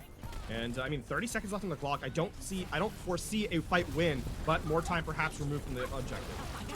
It may very well be possible, but the EMP from Optimal Shot says absolutely not. Isaac goes down along with the self-destruction. It will be Drexel taking the objective with 19 seconds to spare. A great stall from NYU. again, that's another 4 minutes taken, 4 minutes plus taken off the objective. Remember, they entered into third phase with 4:41, so a lot of time it was eked away there. And granted, it is third Dorado, which is very hard to capture, but still, excellent team play from New York University with the fact that they were essentially removed from the first 2 objectives without any contest. That was a very swift first half of the map, so making it up in spades on third. And now, I mean, they have to complete the map, but their offense has never been in question. It really has been their defense, and so far, NYU have looked significantly improved here defensively. Ready for battle. Yeah, that's what we were, or at least that's what I was discussing. That's what an issue was that I saw from the previous ones, and they're improving. Absolutely. Drexel has had some good moments, as we discussed. It was the first 2 objectives. They actually got almost all the way to the end, but were seemingly unable to finish it out. The same story happened over on Kings Row. They were stalled out again by NYU. They have to find superior strength here. They have to lock it down. I think within the first 2 objectives is where they really need to shine. Yeah. Here's a little bit more opportunity for optimal shot on the Pharah, by the way. There's a lot more vertical cover on Dorado's defensive side than some of the other looks we've seen from the Pharah. And so optimal shot needs to be a big difference maker here, right? In that defensive end. Isaac was going for a hook, doesn't find anything, so over to Diva they go. And, I mean, no harm, no foul, right? I mean, I'm always a Hog fan, so even if it's for 1 hook, I will be satisfied. Now optimal shot, finding a lot of damage, 40% up toward that ultimate charge, and counting. That's what I'm talking about, the vertical cover, right? Even as players try and focus on the Pharah, they just can't see him long enough. Here comes Isaac going into the choke point. That will be 2 going down here for Drexel, as they are being destroyed in the close quarters. There's nowhere for Jeff Goldblum to go, and the asset denial of that health pack steal from Bonesaw is just disrespectful. That was a commanding fight from NYU. Even with optimal shot putting a ton of damage, they're able to, NYU rather, is able to sustain, and then the collapse and conquer just right there. Isolate a particular target, in that case the Zen and the Sigma, and Isaac doing a ton of work in the top end of that fight as well. As the reset comes in, Drexel trying their best to get a fight win. Love his rage. Oh, almost gets the pulse bomb. It won't be enough. Optimal shot needs to earn this rocket barrage soon. They have to get on the objective. There it is, a 0.05 meter contest, but they're too close for comfort. They have to throw their bodies away, and it is thrown away as NYU have way too much control in this fight. Yeah, only the tanks left alive, and even then, that is a passing thought, as both will fall as well. Drexel trying to make this last ditch, or this last second adaptation CB over to the Brigitte as well. Optimal shot off the Pharah. And this feels a little bit panicked from Drexel in this moment. It feels like trying to hunt for a solution that just isn't coming at this point. Here comes the minefield. It will stop some players in the top section. Optimal shot now with that Echo does remove Bonesaw from play, which is actually a very critical play. Bonesaw has been a constant threat, a constant harassment. They also need to worry about this sideline here. It's Love is Rage. If you can get the tracking on, it could be good. But no, the recall is there, and they do escape to return to their team. Yeah, the one thing here is that Drexel needs to put a little bit more pressure, or enable pest control for more pressure, because it's going to be a lot harder for Love is Rage to get healed from the Zen Mercy combo than the Brig Zen. So something to keep an eye out on in the duel, especially between the 2 tracers. Swift feels a little bit of pressure, but they do have that pocket coming out from Eeyore. She's doing a good job of keeping the team safe. Now back it up. Here comes the Transcendence from Claire. No one will face any damage, but in the backline, it is Bonesaw. Now from the side, everyone's got to worry about the flanks, but the win against Pest Control will be huge. It's going to be massive as there's no one there in the backline to stop this push. There's the Bob, too, just to get some more space, and Bonesaw with that Resurrect means they're back in play. Transcendence committed, and even after all that, Wolgar is not at full HP, so this has become a very scattered second point defense. Optimal shot there to keep Bonesaw at bay, but Bonesaw with another grappling hook kill. They are too clean with this hero. That is going to be a second point capture. Barring an absolute miracle, and it's just not coming. No one can contest. There's that objective captured, and they're going to continue the cleanup crew. They're going to get through this first half of third with more percentage gained, as it's going to be a full reset as the Tracer tries to run back into spawn.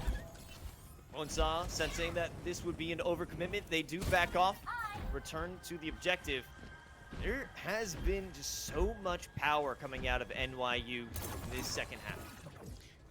This is perhaps Drexler is looking for a mirror of what happened on their offense, because with 4 minutes plus in the time bank as they capture a third, they need to try and take a lot of time off the clock though, Los. And I mean, this is where it has to begin, especially with a gravitic flux and a rally online. Looking for pest control here to find one target. Almost is able to remove Peanut from play, but that won't be the case. Now they have the support, but it's Bonesaw who removes anyone else out of this fight. Constantly chasing Wolgar, but it won't be a winning fight. They have to get back onto the objective. Here comes a pulse bomb. It might find a kill, but it won't be good. The heals out from Eeyore are just too strong. They aren't able to lock down a single player and finish an action. Yeah, really, really smart play there. Just staying alive means that this is going to be a full, it's not going to need to be a full reset. And NYU can return to the offense very swiftly. And I mean, here, you've got the Bob to the back line. Peanut not quite to the Transcendence yet. There it is. You don't want to have to use it against a, a low ground opportunity. You want this cart to be a little bit further forward before you try to attack. Good pickoff. Player's going to go down. The Resurrect is in time though. Oh, being locked down and knocked around inside the minefield, but they will be okay because Claire's here with the Transcendence to not get it and clear the field to fight in. Back on the back foot is Drexel University with 3 players down. They will commit the Transcendence. Peanut looking to keep anyone they can alive, but no one will stay safe. No one is safe from NYU's aggression. Still, time bank is ticking down, and Drexel will have a true fight left. You're going to need a hero play here. Someone to contest. You need the Pulse Bomb, and this Gravitic Flux is going to have to pull magic out because New York University is doing a great job of just forcing the issue. Do have that self-destruction on Isaac. I'm assuming they're going to send it up to the sky, but can anyone get behind the barrier? It won't find anyone, but you got to worry about other players. You got to worry about Swift and Bonesaw, who are always finding those kills in the back line. It will be the Gravitic Flux coming from Jeff Goldblum, but it won't matter much because Claire is back into the fight as quickly as you lost her. Here comes the Pulse Bomb stick, but it doesn't do much. It only demexes Isaac. Pest Control looking for anything, grasping at straws, grasping at shots, but none of them will connect. It's a consistent stall out here from Drexel, and they will not go down without a fight. But Wolgar goes down. They don't have too many tanks in play. Shooting from the bottom, Isaac just looking to get back into the back. They're doing enough damage with the Baby Diva. This is still not going perfectly for NYU, though. They lose a couple of members, and this is now returned to a possibility for the contest to continue longer. NYU running out of players. Here comes Bob, though, to bring some support. They will knock up Wolgar into the air along with a Discord Orb. That does not spell anything but doom for that player. Here comes Jeff Goldblum. They were looking for the remake, but they couldn't find it. Bob removes optimal shot, and that's another one going down for Bob. There's 3 down here for Drexel, but the Valkyries pop by Eeyore. She's keeping everyone doing damage, flying in the sky. It is just a war of attrition, and Drexel is looking for the spawns. They're looking for the ability to get back into the fight. The self-destruct goes wide. The remake does a little bit of damage, but Jeff Goldblum and the crew, they're here to fight. Here's another minefield and another Transcendence out of Claire. This fight won't stop.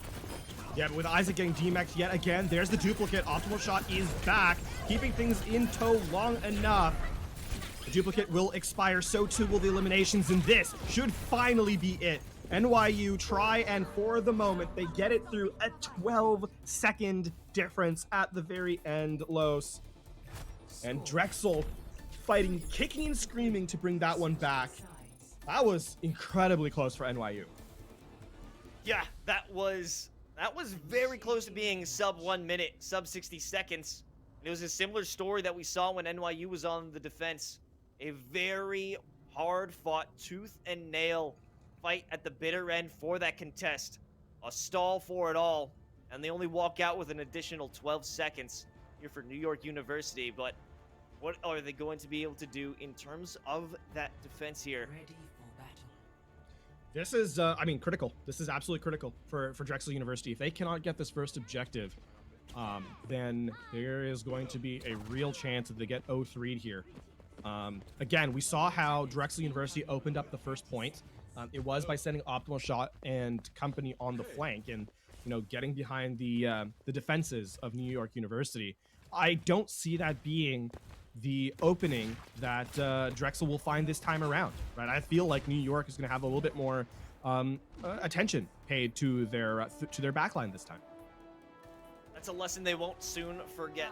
Lafon, I'm sure of that. I'm interested to see optimal shot back on Vara. Is that going to be an issue for Swift to shoot out of the sky, especially with that pharmacy? That was a good concussive blast, by the way, to put Bonesaw on the low ground. So now the shield is not nearly as efficient. You can see the long rotation that Bonesaw has to take. Gonna play in choke by himself. But this is gonna give Optimal Shot the opportunity to get to do a little bit more damage. Bonesaw is really feeling the pressure now. They do have the heals, so they will remain safe for the moment. Getting back with their squad, using the halt to put a few players together. That might be the end of CB, but they will be safe now. But the fight is taken to them. It's Wolgar jumping right into their faces and almost losing their life for it. Jeff Goldblum there for some support, but we have Love is Rage on the back line. It will be noticed. They have to get away. They have to return to this fight, and maybe they can beat out their counterpart of Pest Control, but it seems that Drexel is starting things off, taking down 3 of those players. One will be turned back into Swift, resurrected, but no, it's not going to be good. Drexel University is so in the faces of NYU. And this is going to be the first point turned over to Drexel University as a result. The overtime is in effect. The spawn on Bonesaw will take way too long for a true reset here on to second. NYU going to change up their composition slightly. I think we're going to go back to that Wrecking Ball comp with the Diva. Yeah, Bonesaw goes over. Love is Rage touches the objective, but forced to recall very swiftly. There's that point. Again, overtime will tick away very quickly, so someone needs to stay on the objective to prevent that from being the case. More shots from Optimal Shot, but none of them are quite as optimal as the namesake. They're still looking for that first ultimate. We do have a few check marks on the side of Drexel, though. Looking for that pickup. The cart has moved pretty far forward. There's a great clear from the high ground. Okay, Wolgar will knock it out. Here's Wolgar starting things off. They have the minefield in play, and it forces them to move away from the amplification matrix. But Love is Rage with a massive double in the pulse bomb. Swift comes back for the fight with a great resurrection out from NYU, and this should be a good moment. The nano boosted Mercy. Oh no, they must have been grabbing at straws, or maybe it was just a misclick. CB is not the one you want to bring for that damage as CB, and both the healers go down. However, the fight is still on. Both the tanks from Drexel are here to stay. They are putting in some serious damage. Followed up with Optimal Shot. They might be able to utilize their Rocket Barrage before being sniped out of the sky, as Swift has such a great off angle. Yeah, I don't think anyone can test Swift, so this is going to be a firing range for the Ash. Coming back is the Diva. That might cost them their mech. And overtime still continues. The cart has not moved very far forward. This is going to be a soft reset as the spawns walk back in. Desperation now from both teams. You have a change. Will be this amplification matrix to start it off. But once again, Drexel University is jumping in the backline looking for it. Optimal Shot can't get the great usage of the Rocket Barrage, and now following it up, it will be a minefield over there by both Wrecking Balls from either side, making that objective way more dangerous than it has to be. Drexel University, they will be knocked off if Wolgar gets killed at the moment. This should be the end of this round. That is halfway through second, though, as a elimination reminder. This is how far New York University has to get. And with only a minute 12 on the clock, that is a very tall order. Still, that is impressive stuff. The nano boost on the Mercy ends up working up tremendously. It gives the Mercy survivability, so they don't have to worry about healing. And that allows Peanut just to keep the Ana a little bit longer to focus on the front line. It's a gamble, but a gamble that worked out to give Drexel more progress. And now this map is looking very winnable for Drexel University.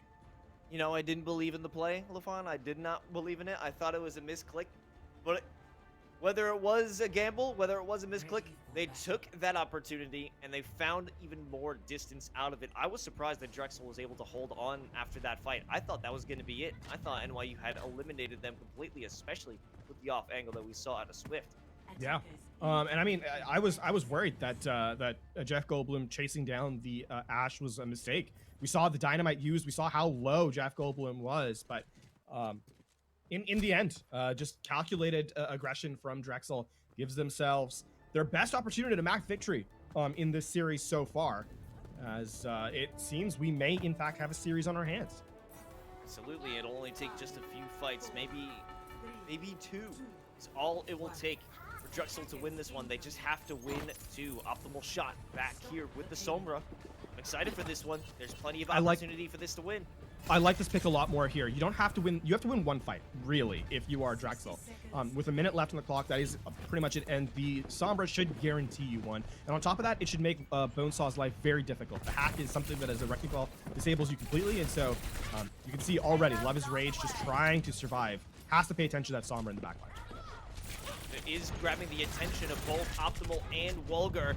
They are missing out on defending the payload. Here's Bonesaw looking to join the party as multiple players are back from that choke from the high ground as Isaac walks this payload through without much resistance at all. But here comes the first one. Optimal shot does get the hack on the Bonesaw and finishes it off. However, they're looking for another one. Swift has to back off. It will be a resurrection for Bonesaw, though.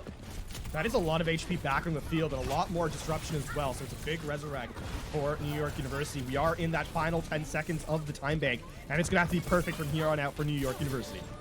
Oh, hit with a sleep and a stun immediately following that. 2 of the DPS down. Bonesaw dropping in. Gets hacked before the pile drive can even find the damage they're looking for. Now, Eeyore, she's trying to keep the players healed, but no one is there on the objective. A self-destruct, a minefield, everything in the kitchen sink is used to keep NYU off of this objective, and it's going to work. They have no chance of getting on and making that contest in Drexel University. Woo-wee! They're winning. It's 2-1. This ain't a sweep today. We still have maps to go, and Optimal Shot, it's not really the play. It's in fact the utility that comes in clutch there at the very end as the Sombra makes a big difference, I think, in the tail end of that.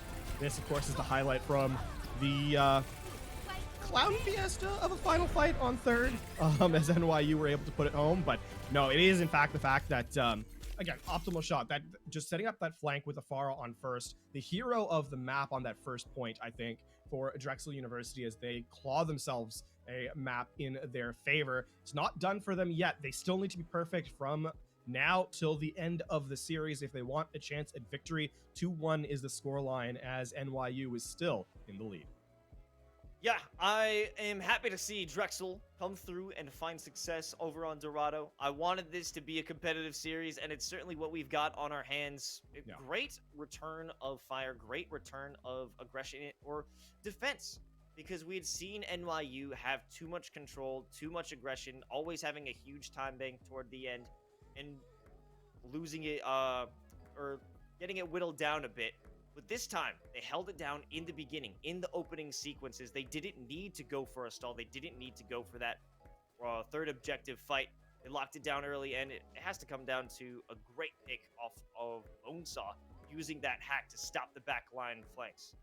Yeah, a lot of good adaptation midway through by Drexel to give themselves their first map. Again, not out of the woods yet, though. Still a lot on the table here as NYU tries to close this series out. Without a doubt. So I'm excited to see what NYU's pick of map will be, and what are they looking to do? Will it be... I don't know. Honestly, I don't know, LaFon. What do you think it's gonna be? But you know what? We can think all we want, because it's gonna take a little bit of time for both these teams to think about it. Take some time, a little bit of water, bathroom break. We're gonna head to a break ourselves, so don't go anywhere, folks. NACE Starleague Overwatch is gonna be right back.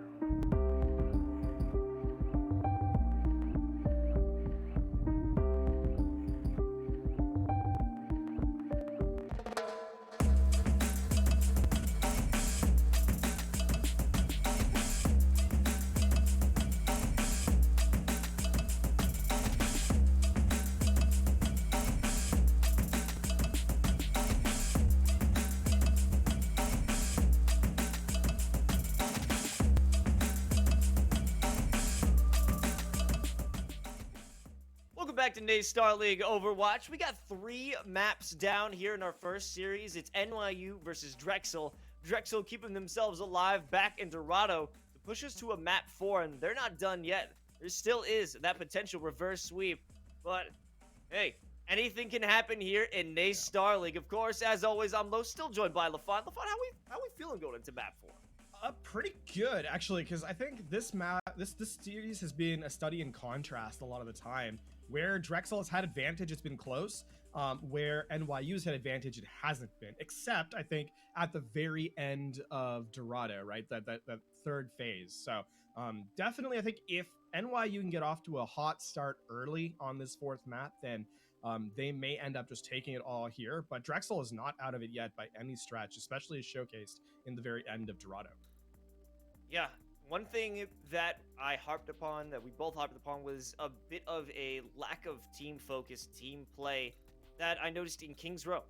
That wasn't present over in Dorado. They were all working together as a unit. They were all in conjunction, and that synergy is exactly how they earned that first map. So let's see if they can keep it together as we're going over to Volskaya Industries. We haven't seen this map in quite some time.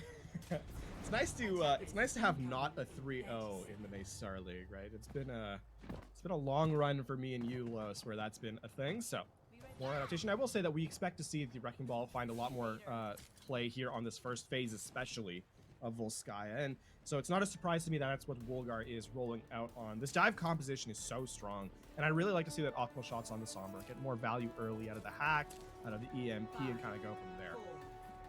New York University, though, they do have a point to the spear style execute or composition here, as you've got the Winston Zarya. They're going to have that clear sort of escalated dive, whereas Drexel will have a little bit more adaptability in the mid fight with the Tracer and the Wrecking Ball. And it started things off with Love is Rage in the side room, looking for that 1v1 onto Pest Control, but actually they're breaking through the first choke point and splitting it up. 2 players on the right. We do have Isaac on the back line. Actually, a hack over onto Bonesaw makes them have to back up for a little bit. They will go in as a unit. Here's the bubble to keep them safe for optimal shots. Looking for a hack, looking for a new angle in the back line. They're just keeping themselves safe for now. That hack delayed the fight because you can see that obviously Bonesaw cannot leap to the high ground without the jump. So there it is going to be now. Love is Rage taken down, though, as a big pickoff from Peanut. What they were looking for. They wanted to get that flank, but they got killed themselves. Bonesaw might be able to finish this one off, and yes, in conjunction with Swift, they are taking down the high line players, both the healers down, and not much left to defend this first point. Yeah, and the spawns are obviously going to favor the offense in this particular one, and even with that, it's still remarkable, though. Keeping it in contestation is pest control with an elimination, but that is the end of this first point defense. Not much more than that will be gained, as there's still 4 players left alive, and a lot of the damage dealers online as well. Drexel University head to the second phase now to defend, and they've got the EMP. It's going to be a big difference maker. It has to be a big difference maker to prevent this snowball. Nano boost onto Bonesaw to open things up, and Pulse Bomb from Love is Rage could spell the end of the second phase defense. Love is Rage looking for that back line. Yeah, the double jump into the back. Just a little bit of harassment, though. Nothing committed just yet. That would be very bold. So looking for a further big setup. Wondering it's going to start here with Bonesaw. There it is. It's the Nano Monkey jumping into the back line. Optimal shot. Actually, do they bring back the Pulse Bomb to take out Peanut? I don't know what it was, but Love is Rage going huge now. Taking 3, and that will be 4 down here for Drexel. I actually think it was the other way around. I think the Pulse Ball was like the Zen, and Optimal Shot recalled into it. Now the stall tactics are in full play. Optimal Shot over to the Doomfist, trying desperately for a pickoff. Running out of space. There's the Transcendence to keep everyone alive, but the eliminations are coming through for NYU. Oh, and actually a great punch against Claire. They're looking for another one. Both healers are down here for NYU, and the spawns are good. Volgar rolling back into action. Spin to win. They knock into a few tanks, but this is potential for the minefield to just keep them off. Trying to get the duplicate Diva away from the back line. The Pulse Bomb will be enough. There's the DMAC and the undo of the duplicate. And New York University, they are not going to walk away with the full point capture. There's the reset coming in. And critically, Volgar still has the minefield, did not see the need to use it. And so Drexel has an opportunity to stabilize into this next fight. Isaac has the Graviton. Should be interesting to see how they utilize it, though. Do have Lover's Rage with the Pulse to combine it. Now they're just doing a bit of skirmishing. No one's committing until Bonesaw just peeks their face into the objective. Misses the jump, but here's the Graviton, and nothing really to follow it up. There is the Pulse Bomb. That's what we were looking for, but they can't capitalize on it. There's too many mines on the objective for them to actually push in. Yeah, that's a big play from Volgar. They're going to buy time for the response to come in. Still, though, the focusing beam is there. Volgar staying alive, barely. Control removed from play with the anti-nade. Bonesaw jumping into action again, gets to the back line. The sleep dart misses, and they should be able to get more kills out of this one. No, the meteor strike, it goes wide. Claire here has the nano boost, and it's going to have so much damage. So many players are going down for Drexel, and it's a continuation of the stall, but no one from NYU is actually dying. Yeah, this is still a possibility to keep this one in favor. There's the focusing beam onto Volgar. Won't get away in this one as they have to stay on the objective. A last-minute attempt at the stall. And with the Primal Rage to clear the point, this should be NYU completing their capture. It's only a matter of time as the rally is popped as well. They are just throwing their bodies on the point, looking for the chipping of the time clock. They will still get it. It'll be a continuation.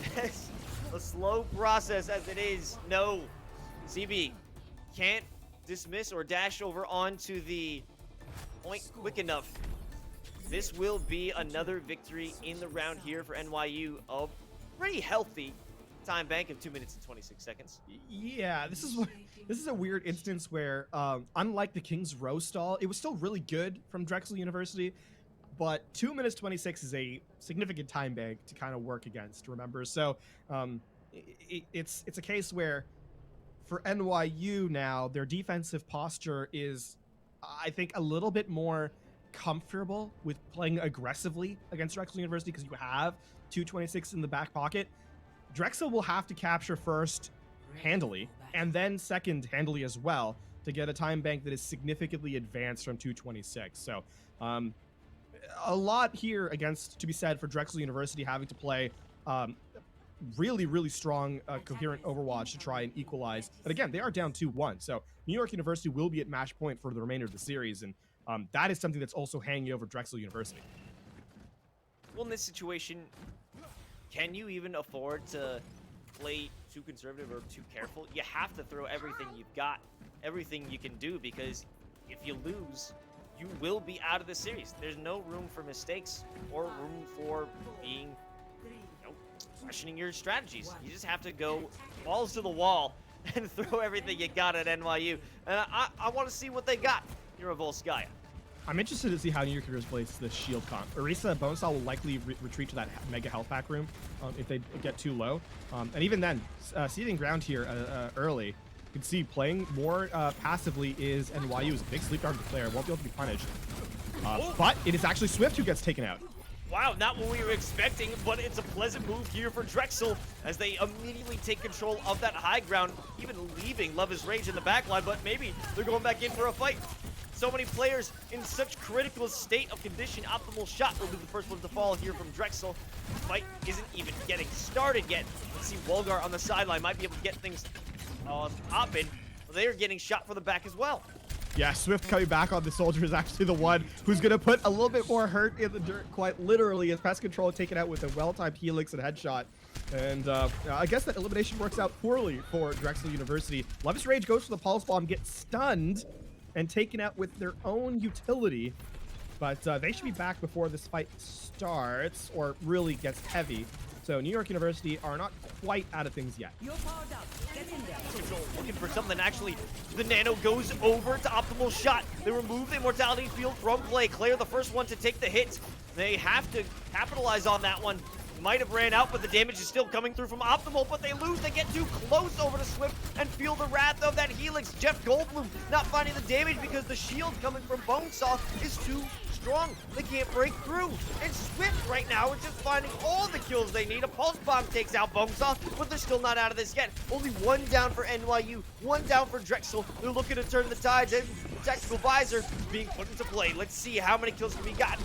It's defended from the defense matrix. No damage really coming through from this one, and it is an unfortunate ultimate. However, the fight is not over just yet. Optimal Shot taken out with the call, Max. So this has gone from bad to worse. New York University putting on a clinic here as they stabilize in the final moments. Wolgar, the last one left alive, will be forced to retreat and Los. New York University, it's scrappy, it's ugly, but they managed to do it as they complete the hold for the moment. A minute 40 left on the clock, and you're looking at this next fight wondering, what's the opening opportunity? The check marks really haven't, grown quite as heavily as you'd like for Drexel University in New York. NYU, they have the Supercharger, they have the Ant Matrix. A lot of damage on the table here now for the defense to stymie the opposition. Ooh, a stick, but it isn't good. It does get a bit of damage onto Jeff Goldblum, but they're not done yet. Wolgar in the back line. They're looking to use that minefield, but how can it be put into play? How can they get onto the objective? How can they bring everyone together? It seems that they're taking their time. They only have a minute left. They have to make a move at this moment. There's a self-destruct to open things up, but it's Wolgar down first. His Rage still dueling Pest Control in the backline. Actually, starting things off, it's Eeyore who continues to bring the pain, but CB and Jeff Goldblum are actually in the backline. A huge pulse bomb for Pest Control. They finally find the value. Claire looking to do it all with that amplification matrix, but they're all by themselves. They can't hold this one. Yeah, this is going to be a case of New York University going to have to give up the second phase. Can they get more time off the clock? Claire will be the last one alive, and that won't last much longer. 3:30 left. Drexel University, they don't have a lot of tools to get the snowball started. Their only saving grace that New York doesn't have much in the back pocket either. Claire switching over to the Ana here as she brings more frontline healing, focused with the ability to get that nano boost online. Really, you're hoping for this rally, the sustain, the ability to be in the fight longer as the only opportunity here for Drexel. It activates, and they're underway. Here it comes, but no one is able to break through. Optimal Shot is always in the front line, and that's a bit of an issue, but they win out this one with good sticky bomb placement. Love is Rage looking for the pulse bomb, but it goes off the ledge. CB there almost removes Love is Rage from the back line. Wolgar here to deal some damage and get some control, get some possession of the objective, but it won't happen. Eeyore coming back and swinging with their own rally and being forced, beaten out of the point, beaten out of the factory. Drexel University, they're on their back foot, can't do anything about it. Yes, Eeyore will go down here, but the damage has already been done, and that is going to mean that New York University will have the superior time bank here at the end of Volskaya Industries. That's a nano boost onto Optimal Shot, but there's no support. No one is there to back them up. Pulse Bomb, it's going to take down one, but it's traded swiftly. Optimal Shot always being taken down first by NYU. Pest Control in the back line faces the wrath of a boosted Doomfist, and Wallguard can't get out of there in time. Maybe they will be able to survive. Jeff Goldblum will be another one added to the kill list. This is not working out here for Drexel. They need a new strategy. And this is now where panic is going to set in, because Drexel University, if they want an opportunity to reapproach Volskaya Industries, will need to capture with time remaining. New York University are in just take time off the clock. That's what you have to do with this phase. And Love is Rage, Pokey in the back line, doing a fantastic job of it, just slowing things down here. Name a better duo than NYU and stalling the clock on the last objective. Love is Rage does get the pulse bomb, but the shield will be up. Nobody goes down. Does not have that effect. Here comes Optimal Shot, doing the duplication over onto the Diva. They might not be able to find any kills, but it should be enough to build up into a self-destruct. They have almost the percentage they need. The brawl continues. The brawl fights, but they actually aren't able to get it done before being knocked out. They don't find a kill, actually, onto the opposing Diva. Isaac is removed, and now so are 3 people down for NYU. This could be the time it turns. This should be the end of the objective, unless there's a massive stall coming back from NYU. 50 seconds. Who's the one going to touch first? It's Eeyore who gets there on the objective. It's followed up by the Wrecking Ball. Time is of the essence here. Yeah, sub 60 seconds. There is the spin to win. Stall for it all on the ball, but the ball is gone. Now it's over to the Monkey Bonesaw, jumping around, keeping themselves in the air, back into contesting, but shot out of the sky like a clay pigeon. They won't be able to have that much efficacy, but it keeps running down. There is always an extra player who makes their way onto the site. As soon as you kill one, 2 more appear like a Hydra. 20 seconds left. Is there anyone else who gets to the objective? 15 seconds here, Los. Oh my god, Bonesaw back in it again. Finally they go down. Finally Drexel University can breathe a sigh of relief. They have won. They have a minute in the time bank, but they still are down severely in that by 3 minutes and 14 seconds to 1 minute.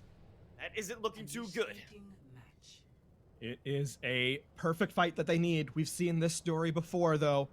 Unlike Dorado, New York University have given themselves a buffer zone to work with. And this is now Drexel University fighting for their very lives here in this series. A minute to get progress on first. It's a tough ask, Los. It's a tough ask indeed. And New York University, they were able to stabilize for such a long time on their first objective. They're going back to what worked. Eureka, time off the clock is essential. And we'll see how well they're able to do it. An optimal shot as well. Reprising the role of Farah. I think it will be a good move because there have been so many times in the previous round where on the Echo, optimal shot got way too close to the enemy. Even enough to get killed by Swift shooting a Helix at the ground.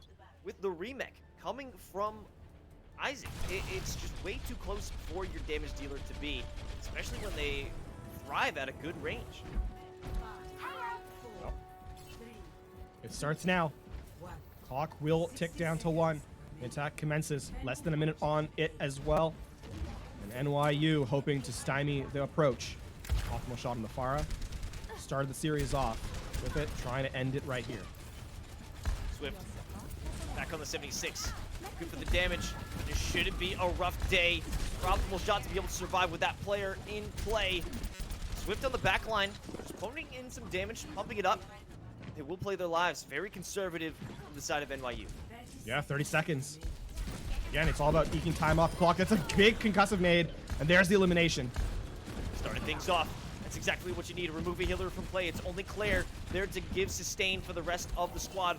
With 15 seconds left, you need to get on the objective. It's a massive flank, but they have nothing to show for it besides one elimination. That won't be enough. Isaac looking to launch them out of the sky. Optimal shot does go down. Isaac, not even worse for wear. Here comes a resurrection, but it's the immortality field busted out by NYU a bit early. This should be a signal for them to be able to move forward, find the eliminations they need. Peanut doesn't have the defense. He will be removed. Love his rage, getting the shots. They have the pulse bomb if they need it.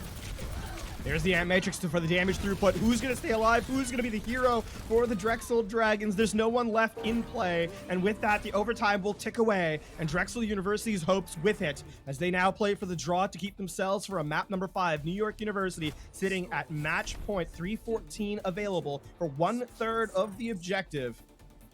It's running out. Time is of the essence, and it has disappeared.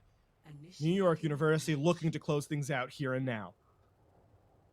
A big focus on getting into the back line, which, while the flank was successful in them getting the kill onto, I believe, Eeyore, it didn't amount to much in the long run. Most of the tanks, all the tanks, all the damage dealers, all the DPS, they were fine. They were safe. It was a good intention, but when you only have a minute on the clock in overtime, you gotta get onto that objective. You gotta take the fight to NYU. Yeah, and credit to NYU, by the way. Optimal Shot gets eliminated as the Pharah trying to go in, and they see CB go for the Resurrect. And rather than Isaac trying to, go back and put pressure on the Resurrect, instead turns to the front line. There's one healer down, so they're able to deal so much more damage. And with Peanut, working overtime, New York University, their focus calls are impeccable. And give themselves that advantage. Even with Optimal Shot returning, the eliminations were there. And all of a sudden, New York University looking really strong here. Optimal Shot back on the Sombra. Should be good. They have found clutch plays in the past, like we saw on Dorado. And they reprise that role. Things starting off quite nicely. A little bit of a skirmish here. Bonesaw leads the charge to the right side of the room, and they will engage with Jeff Goldblum. That defense matrix won't help you now. A bubble to keep them safe as well as they drop down onto the Diva, looking for that D-Mech, and most of the players are backing off now, dancing around. They have high ground control already. Yeah, and I mean, here's the problem. Not only do they have high ground control, but they've zoned out the supports from Drexel University. Setting up for the dive onto the Zen is going to be a lot easier from this position, especially from high ground to low ground. Big pick off, Optimal Shots out early. Maybe Pest Control as well. Love is Rage.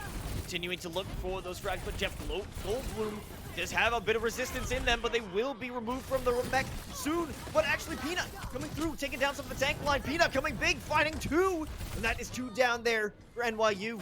And make it Peanut more. with 3. Another one. Oh my goodness, Peanut just kept everyone in this one. Eeyore will be eliminated. And with that, Peanut plays the heroic support at the very end. Rightly on fire. As New York University, they lose 1:14 from their time bank. No percentage gained either. Again, it's that first third. So the opportunity for the draw still in play. Love is Rage poked out, forced a recall early. And New York University are getting pestered as they try and walk in here. We know Wolgar looking for the minefield and all that spam onto Tracer. It'll be huge. Optimal Shot. They gotta watch out. I don't know if they have a translocation. No, it won't be good. That's 2 down for NYU. Make it 3. Almost about to be 4. They are collapsing against Drexel University. It will be the D-Mech out of Jeff Goldblum, and only one there to defend it. It's Wolgar. We've seen them stall it out with the Wrecking Ball, but against all these players, with the sleep, with the anti, there's nothing they can do, and NYU wins it 3-1.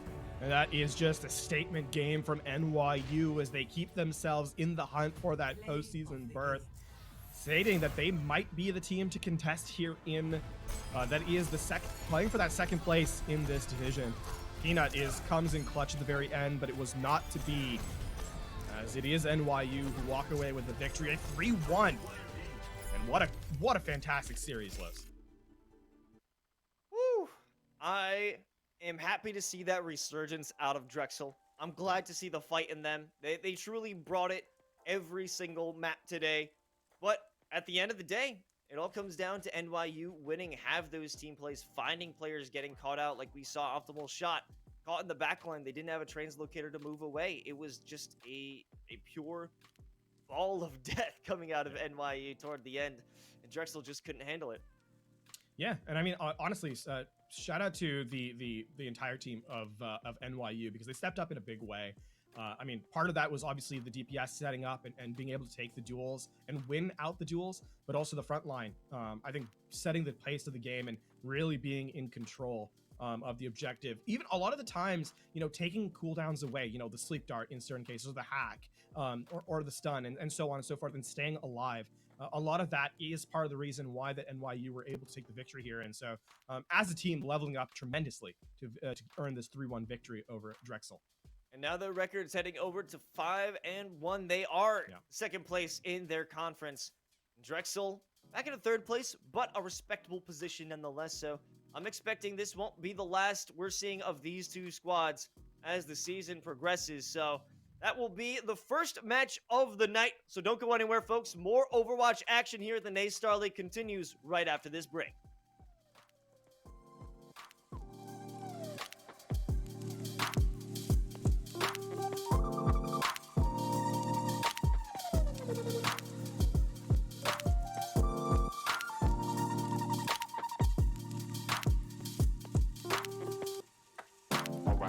All right.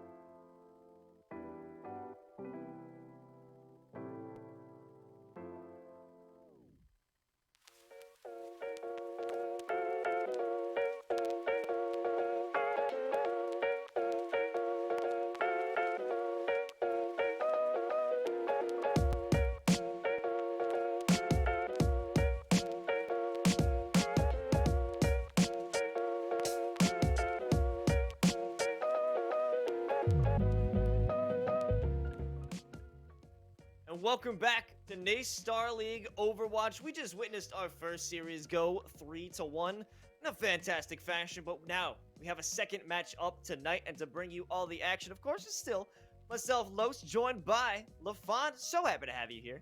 Excited to be here. It's going to be a great time in the commentator booth because we have some great teams on the docket here for match number 2, I guess. Well, before we jump into series number 2, we gotta talk about LLS. Now, CSL Esports has teamed up with LLS to raise awareness and support through the season with various initiatives. Stay tuned throughout the season for updates on these initiatives and fundraisers in support of LLS. Beating cancer is in our blood. And one of those initiatives is called Tilt Cancer, which embodies LLS's gaming and esports initiatives. For more information and to find out how you can create your own live stream fundraiser, please visit www.lls.org/tiltcancer. Now, after that, we have to talk about this matchup. Who are we seeing in the pit in the server today?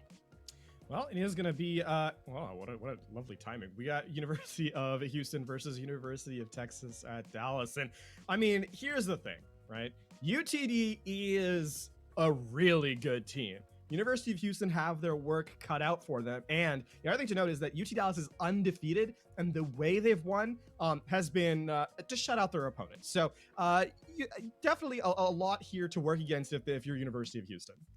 Yeah, the Cougars versus the Comets should be interesting to see. And I think there has been a bit of adjustments in the offseason on that roster. I do believe for UTD, we are missing one player who had made an appearance a lot in those post-game interviews. It's Petal. Yeah, so certainly some adaptation here from this team. I will say that this, UTD has a program that they're really proud of, that they're able to kind of contest with the best in collegiate Overwatch. So I have high expectations for this team. So far in the South Division, they've lived up to them. Again, looking at their score line, it's 3-0s across the board. So yeah, there is a lot on their shoulders in terms of pressure, but at least from the score lines we've been able to see, they've lived up to it. Now, game tape is going to tell the true story, and we'll get a chance to see how well they measure up to last season's performance. Ah, okay. Well, I'm getting some messages from our producer. Petal is still in the game, but they're going under the name It's Good. And I guess maybe that's a reference to it. So, or maybe I don't know what I'm saying. Yeah, Petal playing what do you call it? Mystery names here, but it will be Petal in lobby. So that's going to be the way it's going to go. So yeah, no changes from the front line. I mean, highlight Petal was really good, but Kashir was also a highlight from UT Dallas the last time we saw them play. Clearly, this is a team that has a lot of flexibility. I mean, we've highlighted Petal so many times, but not just the DPS. The tank line has been really strong. If there was perhaps a weakness, quote unquote, from UT Dallas the last time we saw them, was that when they wanted to play specific compositions that revolved around the brig, they had to play out a sub. So that may be something to see if that has changed this season. That's kind of where I'm looking at. In the mid map, in the adaptation from, if you need to go from, the wrecking ball sort of high tempo dive to a more stable double shield, do they have the personnel to do that at a moment's notice?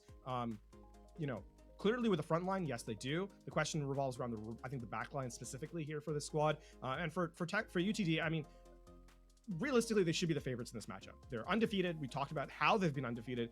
And now, really, I think their biggest opponent is themselves as we load into server in just a moment. Well, I mean, we also got to talk about University of Houston. We've seen them before go against Grand Canyon University. Like, there's some names that you'll recognize as Caffeinated, Zavilio, all these players, Arya Jet as well. We've seen amazing plays out of Arya Jet's tank line. I'm so excited to see them back in it. And one thing that stood out to me was how dominant they were on Lijiang Tower, which is going to be our first map. Are they going to be able to bring that same intensity against UT Dallas, a serious killer within this conference? It's going to be exciting. It's going to be awesome. Like, just the series is going to be so good. So let's get things popping. It's Control. Oh yeah. Here's probably the most important setup. So not to be confused by the header, UT Dallas will be on the left for this one, University of Houston on the right. There we go. This is going to be an important start because for Louis and Arya Jet, right, you're going to have a lot more pressure from Kashir Khan and Petal, and if you can stabilize here in that tank opposition, it's going to be really important here for University of Houston. Bilio sending out some explosives with Junkrat, but they aren't finding too much damage. Kashir Khan lighting things up in the back line with the Junkrat of their own, and things start off immediately. Oh man, UT Dallas starting off hot. And I mean, that's kind of the highlight that Arya Jet's going to have to focus on for the rest of the series. It's not just about the tank duel. It's about avoiding the damage from the DPS. We saw Arya Jet try and play on the objective just to create a little bit more space, but that allowed Kashir Khan to walk in and put pressure on that front line. And here's a tough order. University of Houston, even in terms of ult charge, but Soba should have this Matrix on very swiftly as the flank comes in from the tank. Oh, look at all the damage coming through the charge. It doesn't find success. Arya Jet comes back, and they will pay with the barrier almost destroyed, but it doesn't matter because all the damage is coming out from Petal's beam. And Louis lays down the shatter as well as they charge into the spot. Hello. Wave, standing like a gargoyle outside the spawn door, just, you know, eyes on, is Louis as they wait forward. And they're not even letting University of Houston outside the spawn. Oh my god, Louis and crew, they are not showing any mercy here for University of Houston. There's no escape, not even from your own spawn. What can they even do to get out of here? Oh no, is this the Riptire from up here? It's, you know, drop down. Okay, there's, no, don't do it, don't do that. He survives? Oh no, is he still, how is he He's still alive? Oh, oh no. They committed the photon barrier just for extra protection. I mean, it's not like they needed it really over on the objective. Kashir Khan is just spamming from the entrance, unabated at a secondary exit from the spawn. And they used about 3 HP. Not gonna get, okay, that's, yeah, definitely at that point in time. Gets punished, I suppose, but UTD has handily won that fight and likely will win out the round. There's 5 check marks for the University of Houston. How do they even use them, though? As UT Dallas sets up the Graviton Surge, Louis going out of the Shatter. That's a grab into spawn. Catch is caffeinated. And University of Houston are trying to dump everything just to walk out their spawn doors. Rescue, you know what to do, and it started to work out nicely. Louis, are players knocked out of the way from that Earth Shatter? I think that's the case, but it doesn't matter. Now's the time to move. They will get onto the objective. Kashir Khan, though, swinging back into action, looking to knock some players off, but the self-destruct will stop that. And there may be a contest, only one player, but UT Dallas snuffs out any hope of that one. Yeah, they're players returning to the objective, and they're going to keep the overtime going, but as one player trickles on, they get eliminated, and that will be round number 1. Calling that 100-0 is perhaps underselling it, as UT Dallas, never not in control of the objective, take our first round completely dominantly. If you're University of Houston, how do you even contemplate the next round? How do you walk into the next one here on the night market? What can you do to recover from that? I've got no clue. Yeah, I mean, there's no strategic answer, right? This is a mental game more than anything else at this point for University of Houston. This is UT Dallas, as we expect them to be, right? We've seen this level of play from UT Dallas in previous seasons, so we know how they like to play, and they're winning. I will say this for the UT Dallas squad: not only are they winning out in the mechanical aspect of the game, but they're also winning out in the mental aspect. Getting in and, you know, denying UH Premier any sort of opportunity is adding a lot to just how much harder they can win. Maybe it'll be reverse of the story as there's so much aggression here. Actually, Kashir Khan in the lines of this restaurant, and I can't even tell what's happening, but we know that 4 players are down for Houston, and we're about to make it 5. And I mean, the point hasn't even unlocked yet, and they're already at the spawn doors. None type just barely gets away. At this point, you're fighting for single eliminations. University of Houston, take it one step at a time, right? Pick off a player, then go from there. But UT Dallas survived to a player. Oh god, Louis with a flank shatter. I don't think anyone knows he's here. No, okay, they scout him out. They scout him out. I want to say good for everyone. Louis, this is the charge, but they have the support. Here comes the shatter, and it kicks down quite a few. Louis goes in for some swings, but they are blocked off. The stuns come through, finally does go down. Kashir Khan here for the support. knocks Arya Jet right into the wall, follows it up with the Meteor Strike. He might be able to find both, but that will be in a follow-up attack. Or maybe not. They're stuck themselves. Another lock off. That's how University of Houston will find those kills, by isolating players. But what do these frags matter? What do the eliminations mean if you can't even get to the objective? Here's the Ant Matrix 2, and the Primal Rage from Jukebox will be available in the backline. And in fact, they're going to go for it. So not even to the objective has University of Houston got, as they lose the Immortality field. And here comes the Blizzard to stop anyone from having impact. And there it is. Just so much destruction while Zavilio makes it on to the objective with the Blizzard. No control is gained. Still locked solid by UT Dallas. Yeah, I mean, saving graces are perhaps the fact that UT Dallas just is willing to use their resources and utility. Petal, the only one with an ultimate here for University of Texas Dallas. But again, University of Houston, it's about execution here. And with how quickly UT Dallas is willing to engage, yeah, there it is. A couple eliminations, both supports down yet again, and it only sacrifices one for it. I'm going to be honest with one. I don't even recall Petal swapping heroes, and they had an ultimate so quickly. And to find value, getting two with that Dragon Strike, and just what else is there? This is going to be another map, or at least the first map here for UT Dallas. And I mean, we talked about the fact that it's not just the fact that UT Dallas wins 3-0, it's how they win 3-0. Here's how they win 3-0. They just lock out their opponents, keep them in spawn the entirety of the game, and I mean, that's just map number 1, right? That's just a complete and just shutdown of their opposition here to give themselves the 1-0 lead. As they're gonna get the highlight here, and really, Sonic Arrow identifies no one can walk out there in time, and just again, UT Dallas, a dominant performance here for map number 1 as they look to try and equalize the series as quickly as possible. Great start there for UT Dallas. The question is, how is University of Houston looking to respond? Where are they going to take us for map 2? What are they going to do? How will they stop the massive aggression that's coming out from UT Dallas? And it's not even that they're defending a point. It's that they're attacking the spawn of Houston. Here's the thing. As someone who once coached a team who was in a similar position, right, against teams that were of this caliber, the mental game, keeping yourself in it, is a big part of this, right? Just identify places where you can, take advantage of the hyper aggression that your opposition is going to show, because of the dominant performance they have, and try and isolate individual efforts to win out on. It's a tough ask.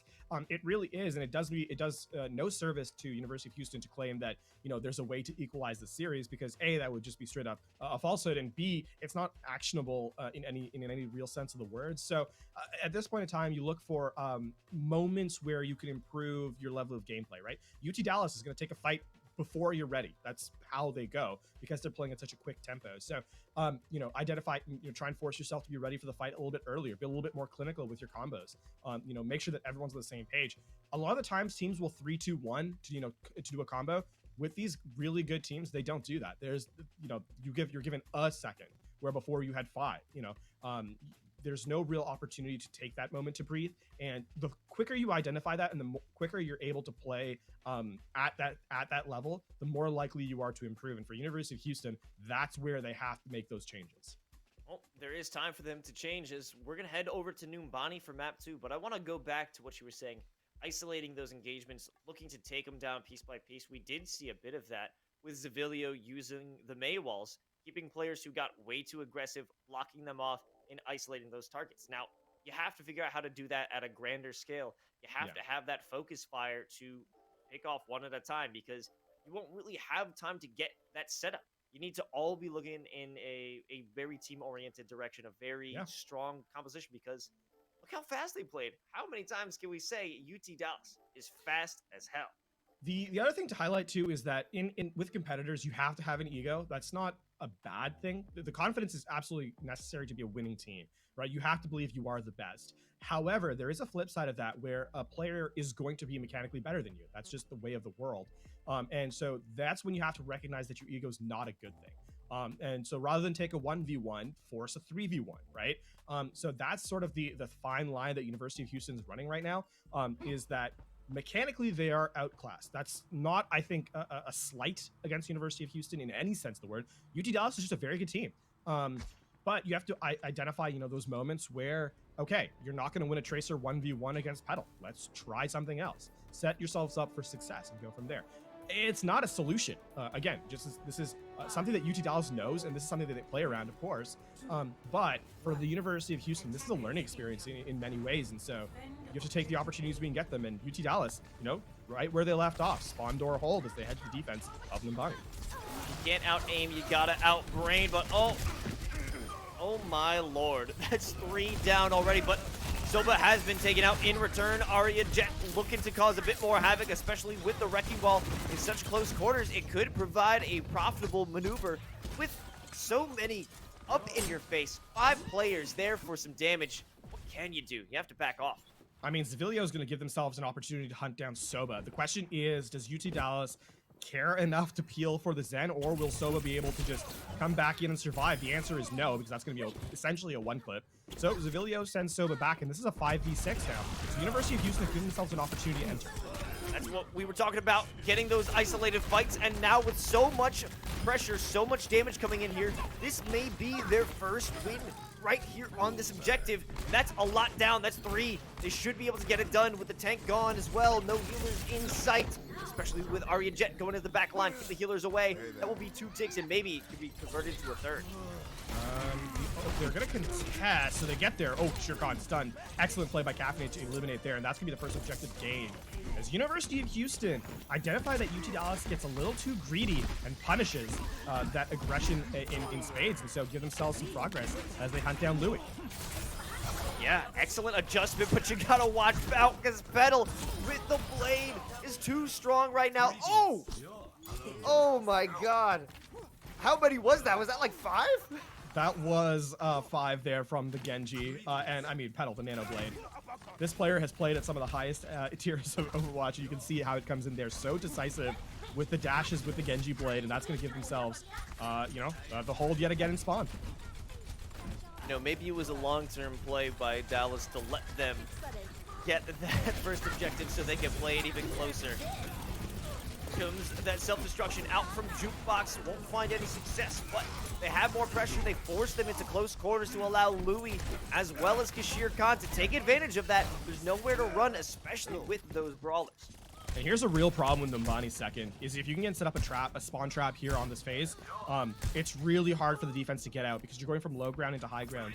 And again, UT Dallas is a very highly mobile composition. Every angle that UH Premier has to kind of take is a detrimental one. Look at them, they're looking up, not down. So this is going to be a really significant plays for UT Dallas to take fights. Kashir splitting up the offense now, backing up into the spawn. There's not much they can do. There isn't anything they can do. They have to wait, go for a full reset. That certainly will take some time, as this is going to be a bullying effort onto defense. The cart does move forward a little bit, so not to put too fine a point on it. University of Houston, infinitely better than their first map performance as they get the objective underway. So impressive stuff. There's the 6-player check mark. It's 6 ults online. University of Houston use rally out of spawn as Arya goes to the high ground. There it is. In response, Soba comes in with the sound barrier, and they're jumping it again. Here's Petal with the blade, but I don't believe there's a nano to follow it up. So not as much damage as they were hoping for, and Petal actually goes for a retreat. Yeah, the cart moves forward. Zavilio's the one who just draws everyone back, and this is a really smart play from University of Houston as they deny UT Dallas the setup that they want. As players are chasing down the backline, that rally keeps everyone alive, and here's the minefield to prevent the people from escaping. That was a great placement, but a little bit too much speed coming out from Dallas. They do get to escape it, but still, it creates space. They can go back to the objective and bring it almost to the second point. Yeah, Louis is going over to the Reinhardt here, so, I mean, that's a tacit acceptance that you've won the dive mirror. Zavilio goes for a pulse bomb, a big pickoff. Kashir down. Jukebox looking to get that remake, and here it is. It will go for the engages. Louis takes down 2. 3 for University of Houston have fallen, but they're still fighting. Yeah, this is going to have to be a reset, though. Fighting, and unfortunately, I think this is going to be Diego getting staggered out. Yep, not close enough to the cliff. They're going to walk away. And their Petal will put Diego into a reset position. Caffeine barely staying alive, but barely is still alive. So, walking back to the spawn, UT Dallas. Back to the spawn doors they go. Here comes Arya Jet, looking for some impact. They have to retry that strategy. Getting Zavilio in the back line will be a little bit more difficult here on the Doomfist. They gotta do what they gotta do. Here comes the Nano Blade out of Petal in the spawn room. No one will escape from this player. And looking around for even more, there's the D-Mech, I believe, onto Diego. Indeed it is. And they're going to allow the D.Va to walk back into spawn. That's just the fastest way of stalling out. Caffeinated everyone, just trying to get on the flank as Zavilio tries to get to the objective for a back cap. Here's the problem with any back cap attempt. Yep, there it is. Shere Khan is in tow. Survives? No. Okay, good elimination there from Zavilio. You have to feel that UT Dallas is returning to hunt down the Doomfist. That's the case, and it does open up an opportunity. Plenty of players scattered away from the opening of those spawn doors, but what does it lead you? Players stuck in close quarters and nothing they could do, especially when Petal is out looking for you, but might be a nice pick over onto Louis. Arya Jet might find some value out of that one, but they have to regroup with the rest of the squad. Oh, Soba, gonna sacrifice their life to keep everyone in spawn. Time is of the essence here. It's running out. 30 seconds left, and UT Dallas continue to just play in the spawn room here of the defense. Shere Khan flying away, and Petal almost facing death as well. Here comes the self-destruct that doesn't find success. Here is a Nano back onto D.Va. Jukebox will back up off that. No value really found except fighting its defense, keeping them distracted. They can't fully push throughout this streets area, so no one is even dying on the side of UT Dallas. They just seem to be soaking up this damage. Yeah, getting the resets coming in. Here's the Doomfist going for the play. Gets a nice elimination to Petal, and will stay alive with the Meteor Strike. Zavilio making sure that this keeps UH Premier in the thick of things. Wow, Louis utilizing that charge to both escape from the fight and bring Arya Jet with them. Shere Khan has to back off with the rest of UT Dallas, and they actually manage to get this second objective. They aren't out of the fight just yet, but watch out. With this tactical visor, might go crazy. Yeah, you have to feel that the offensive side, Kicking and Screaming University of Houston have dragged this to the final stage. Spawn camp onto Zavilio, trying for revenge. The Transcendence will keep people alive for the moment through this tactical visor, but UT Dallas, they don't really have to worry too much as they are eking time off the clock yet again. Yeah, 55 seconds left on the clock here from University of Houston. Oh, the charge isn't quite nice, but it's still doing some damage. It's all about forcing Houston into those close quarters engagements where they truly cannot escape from all the damage UT Dallas is bringing to the party. Right, it's going to be a couple more eliminations. The Soba and Shere Khan are way out. Louis coming back. That's a good wall to cut off Louis' charge, just to make sure that he doesn't go too far back into spawn. Jukebox being chased down. I mean, University of Houston still moving the card forward as time ticks away. Louis here with the charge. Nano Louis is going go Bluey here with multiple kills. It's 4 dead, or 3 dead, about to be 4 here for University of Houston. UT Dallas has taken some hits in terms of 2 deaths, but nothing else.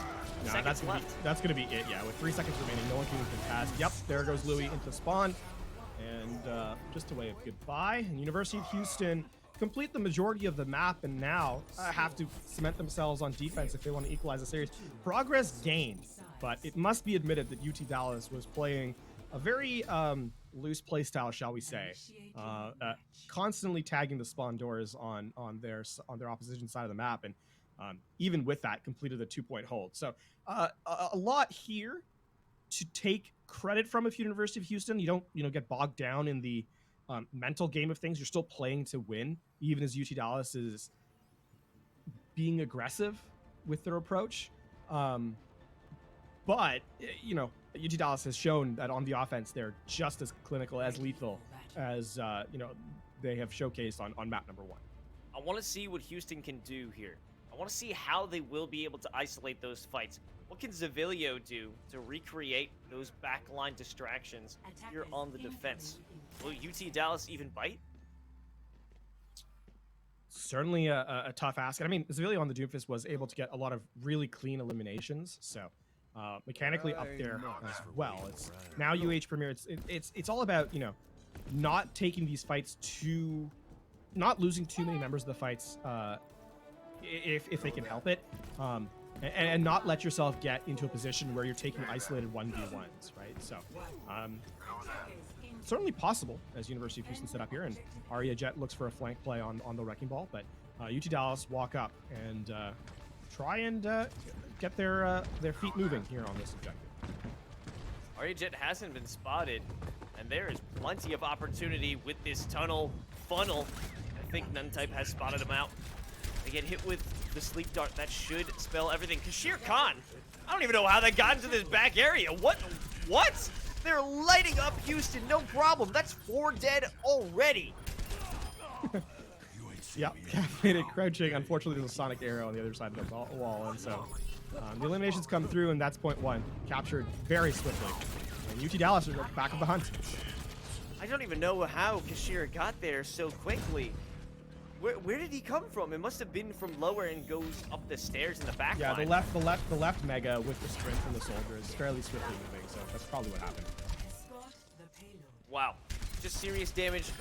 2 self-destructs, 3 even, to save themselves some charge from the enemy. Shere Khan already waiting for someone to hang out from the spawn. It's going to be another duel out here, looking to remove Zavilia from play. They don't have to worry about it too much. Yeah, it's 2 players left on the objective. The remainder up here, making sure that no one can walk out of spawn. 5 minutes, 7 seconds counting down. And University of Houston are just looking for a pickoff, something. As I think Petal's on the Widow on the objective. Shere Khan staying alive, and there it is. The headshot from the Widowmaker, down to 1 already. The fact that Petal was able to land that shot to save Kashir for just a few more moments before there was superior follow-up by Arya Jet just shows how much impact they have, how well they work together. Nothing they can't do when they put their minds together. I can't believe I said it, but you know what? I made it. Speaking of mines, oh, that's a nice shot. Coupled with a pile driver, Diego has nowhere to go, and yep, I mean, Caffeine is not really going to find a ton of value. Tactical visor after everyone's dead with the nano boost.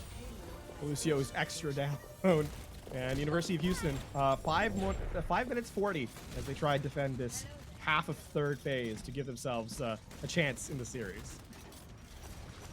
Looks like they're just having a good time. And that's what Overwatch is all about. I would have to say, in the back line, we still have a lot of trouble being caused by Louis. All of those players stuck in those close quarters. That's what they like to do, especially Louis. Get those close quarters battles, make them uncomfortable, make them sweat. You can't fight away, you can't escape.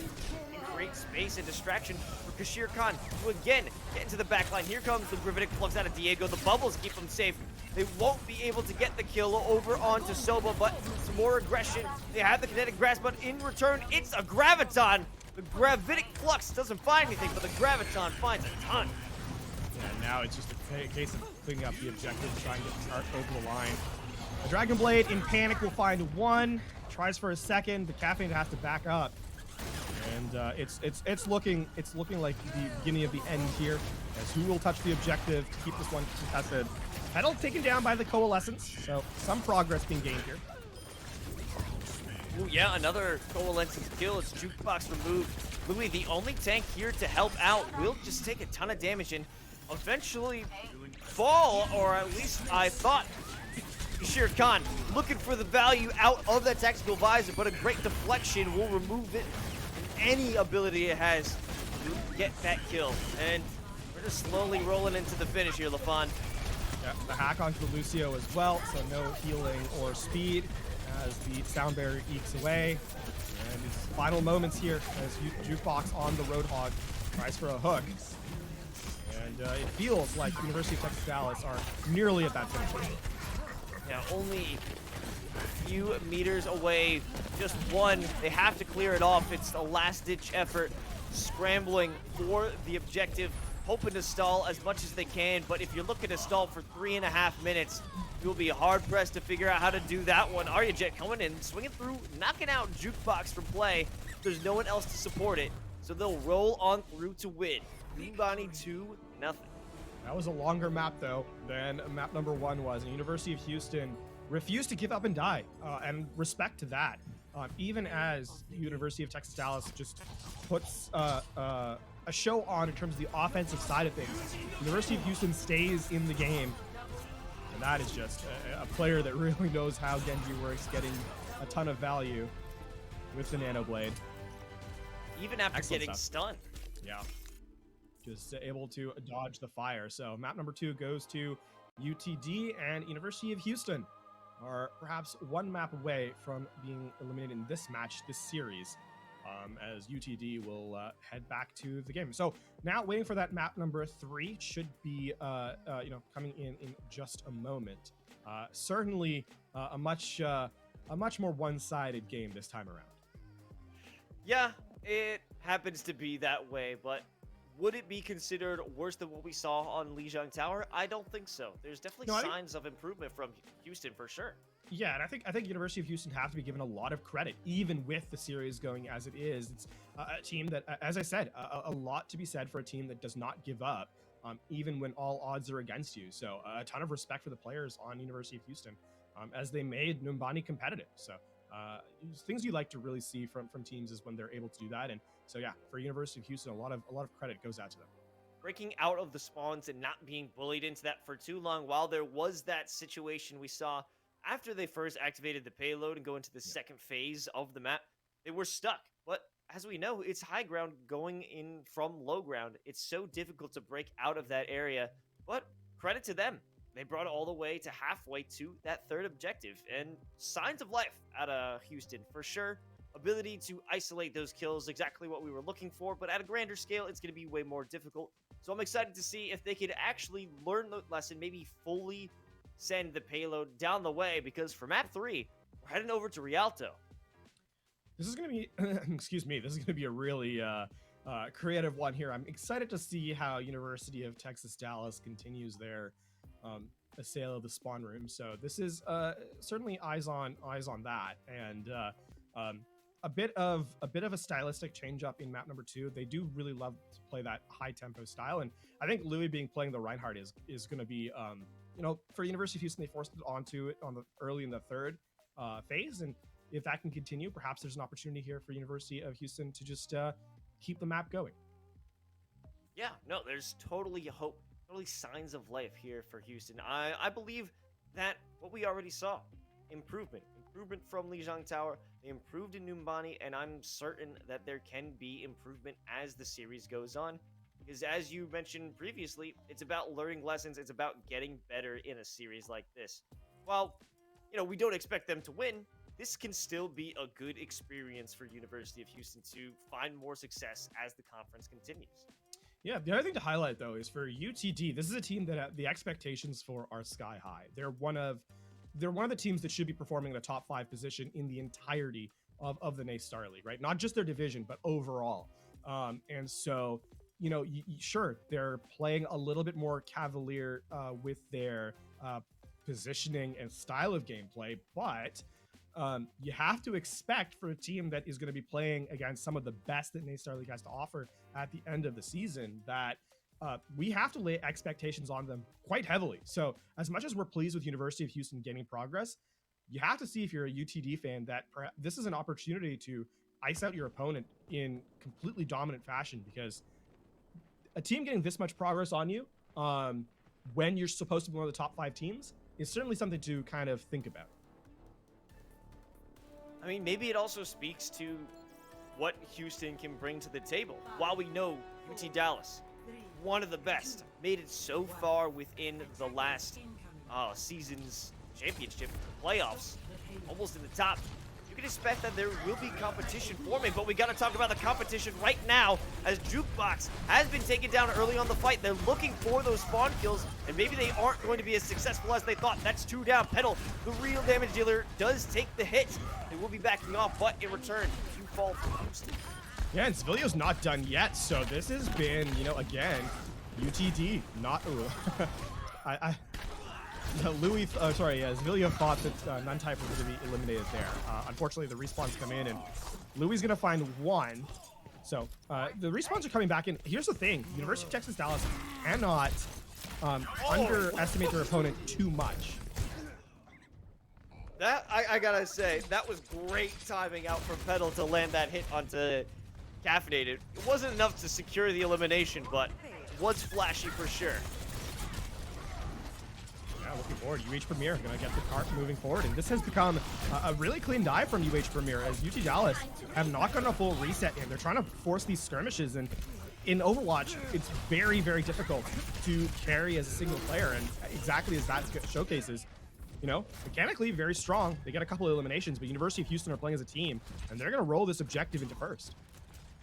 Exciting to see, but there will be an attack again. We do have Jukebox looking for the stall. Louis comes in for the Earth Shatter, finds 2. Here's the Nano. They remove 2 from play. Here's the Rocket Barrage, but it's saved. It's stopped by Jukebox using the defense matrix, and it's not over yet. Petal here for the aggression off the Cassidy, and they are halted.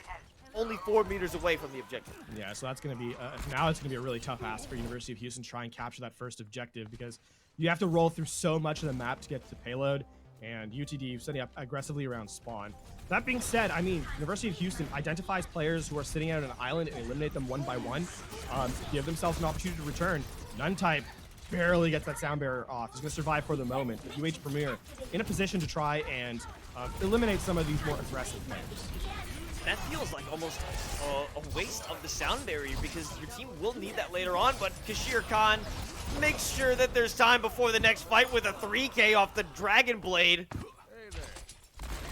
And that flashbang onto Caffeinated knocks them off the map, so UTD are going to back up a little bit, not much. They're going to play the opposite flank this time around. You can see setting up for the play here. Arya Jet with the mines, trying to get to the objective perhaps.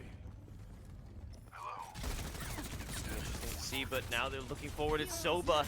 Soba lands that sleep dart that could be crucial, but now there should be an opportunity for them to take advantage. Jukebox knocked out, doesn't find the kills with the self-destruct. Caffeinated now with the Dragon Blade, finds 2 of their own. It's time for revenge, and University of Houston is feeling it. And this time there will be no contest, as Petal's on the flank there, identified and going to be hunted down by 3 players, as University of Houston refused to allow the Cassidy to sit in the back line there. So the payload continues movement forward, and I have to say 3 minutes pretty respectable here for the University of Houston as they set up in the second phase of Rialto. Vilio gonna do some damage. Kashir Khan with the deflection. They will actually have a dive on them as well. Jukebox looking for the play. Zavilio still hanging on, and no, an Earth Shatter kills 2! Kills 2, and the DMEC will be there as well as the Deadeye cleans up the remaining members. Captain, nice deflect there onto Kashir Khan. Taken out for their troubles, but still respectable stuff here from University of Houston. And again, the one thing to be said for University of Texas Dallas is they never change their style as they continue to spawn doors yet again here on Real. And it is costing them. Most of the aggressive plays that we see are from University of Texas Dallas going in for the spawn camps, getting isolated by the players coming out of the spawn, and then making some headway off of the payload. This isn't going to be one of those times, but if they stick around, it might come true. Yeah, this is unfortunate. Second phase of Rialto is sneakily difficult to escape if players hold aggressively, right? You can see both spawn doors right here in the open.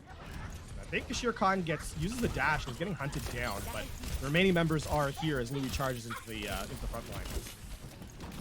Louis manages to make it back inside the room, but they will get DMEX, which, yeah, will eventually lead to them jumping off because there's no chance UT Dallas will allow them to get back in. So it's just wasting their time. Now multiple ultimates coming through. Oh my god, Kashir Khan wins the duel out, beats the Nano Blade on the other side. There's nothing they can do. Yeah, this is the funny thing is, even as Kashir Khan shoots his spawn, this does not deal damage. It's those stop signs say, you know, that it's a safe zone behind it. UH Premier continues to lose players, even as they, you know, claw one back. So a minute left on the objective, or on the clock, and UTD continue to hold the front line. You know, it's not what we expected. Just look at the payload. It's all the way back here. You would think that finally University of Houston actually finding 2 eliminations, baby. Even more Petal should be able to go down as they hit with the ante, and that's 3 down for Dallas. Should be time for a resurgence of play, maybe even a fourth, but they will have to back off. They have to focus on that objective. Shirkan is going to reset here, and so too will Diego. As Cafe try to find Untitled, but the Lucio is well in the back line here, and the remaining member is just the D.Va, so trying to get back into play as University of Houston rolls the cart forward just a little bit longer. Last 20 seconds. Louis has that Earth Shatter. I wouldn't be surprised if they drop it right as it goes down, and there it is! One does fall on their back, but that's all they need as the rest of the team envelops. Gashir Khan has the Dragon Blade. I don't think it'll be won't be necessary because there's only 5 seconds left, and nobody from University of Houston is making a case to come back to this one. Yeah, UT Dallas are going for 360s on their shots, so overtime is in effect as 2 players get the objective, both tanks, and immediately assailed and turned on it as they get taken down. And with that, overtime will tick away in a moment. Halfway through seconds, will be as far as University of Houston gets, as UT Dallas try to close out the series in their attack run. Still contesting, still not giving it up. Zavilio does have that tactical visor, and here it is, popping off. Might be able to find some value. There goes Petal. And you gotta watch out now because Louis is here. The Nano Hog is getting some work done, at least to soak up bullets and keep the destruction away from the rest of the damage dealers. Maybe hiding. Actually, 2 go down, but it's a double D.Va bomb. Yeah, and that means that even if Zavilio had stayed alive, there was no one else to assist. And the cart will move forward another 2 meters, but in the end, UT Dallas will hold and now set to the offensive side of things as they look to close out the series and end a 3-0. Yeah, absolute destruction coming out from the side of Dallas, especially when we're talking about that second point spawn room, because they were in absolute control there. Going back to what you were saying, sending in damage to the doors even though it wasn't doing anything, just as a sign we own this area. I guess the question is now, how does UT Dallas play on the offensive side of things, right? Because defensively, no holds barred, just all out, even when it cost them players, right? So does that continue on their offensive side? And how does University of Houston try and punish, that level of aggression? We'll see. I think that level of aggression is what's going to start this off, as they have that spawn room advantage. And as long as they're close to the objective to kick things off, they'll throw as many bodies as they need, which, to be honest, it won't be many bodies that they will lose in the process. This is probably one of the more interesting looks they've had so far, right? The May Symmetra. It's a lot of close range brawl. Actually, they're going for the teleport to the high ground on the May wall. Is that? Let's see. Oh, they're gonna walk off. Yep, there it is. Wow, that was such a ridiculous play. What's the response from Houston? It's gonna be a bit difficult, but they will find a bit of success as 4 go down for Dallas. The only one left in the front line is Soba, who will trade out only 1, so a couple stay alive. I think it's just Jukebox who's living now. And is going to move the payload forward. Zavilio can't be aggressive. Neither could Diego, as, very, very low was the Sigma, so I guess that's a fight win for UT Dallas. Expensive though it was, University of Houston don't stop the payload, and Louis just charges in the back line. Well, now, even though it doesn't hit anyone, it creates space and causes chaos. It splits up the healers from the rest of the tanks, and now there isn't much that UT Dallas can do. That's 4 dead. Only the tanks remain. It should be an easy fight win. Yeah, and this time, the Nano Boost is committed for Jukebox to hunt down Sarisa. And there they go. There's the wall to deny, and now the player's running out of spawn as the cart will enter into that first checkpoint in just a moment. And there it is, back again. Finally, they get to do what they've always wanted and go into the spawn of University of Houston. This time, no barrier keeping them at bay. The payload will keep on rolling. And it's, again, the yellow box of victory is just around that second corner, so. Oh, they're going for the wall up the flank here. Yep, the teleport, there it is. Oh no, Houston is not expecting this, but a quick pickup of the Gravitic Flux out into that Dragon Strike. does provide value for the short term, but I mean, look at the kill feed. There's 5 dead, and Arya Jet will make it 6. It's a team kill. Yeah. That being said, that fight was played so that they had all 6 players go over the side, so the cart did not move forward at all. So University of Houston will get a chance to get one more fight in before the end of this map, and I mean, they don't really have anything to work with, but UT Dallas, at least one more fight. They're going for the teleport play again. Oh my god. This can't be illegal, LaFon. Illegal gameplay. They're continuing the destruction. Jukebox on the Primal Rage. Folks no longer here to provide heals. Maybe they can knock Genji off. I think that might be the case. Jukebox so into the play they sacrifice their own life. I think it's going to be another one. They're just throwing their bodies on the line. And that's exactly what we expected. As many bodies as it takes to get the win, and they are getting it. I think the funnier thing was Jukebox going for the Primal Rage for the play to knock someone off the map and then throws himself off by just walking a little too far. So that's going to be it. The cart's going to roll in to the checkpoint. The last second contest from the players walking back from spawn, but that is a foregone conclusion as UT Dallas will eliminate University of Houston in this final map of Rialto, and it will be a 3-0 scoreline. Yeah, it's what we expected going into this one. It Yep. is exactly what we expected from a caliber of UT Dallas. It's no-brainer. A 3-0, but still strong showings. I think the one thing that I didn't expect though, and that I'm happy to see, is that University of Houston. I came in, I expected this to be a 3-0. I expected UT Dallas to play as carelessly as they did. What I didn't expect was the University of Houston would still take opposition and be able to put on a performance here. So I'm very, very pleased with what University of Houston were able to accomplish here, even as they go down 0-3. The fact they were able to gain multiple objectives in the map is good for them. So credit to University of Houston here for sure, as UT Dallas take the expected 3-0. Not quite as flawlessly as they perhaps hoped. It wasn't in a decisive fashion for sure. If every game was what we saw over on Lijiang Tower, then it would be a different story. But, Houston, they came back into the game, isolated some kills, worked as a team, took advantage of the overconfidence and the ego of UT Dallas. Not to say, as we were saying, not that it's a bad thing, but, when you're at that skill level, you're going to play more risky. And when you could take advantage of that, when you could notice signs of weakness in your opponent and win off of that, that's a good skill to have, a good trait to have for Houston.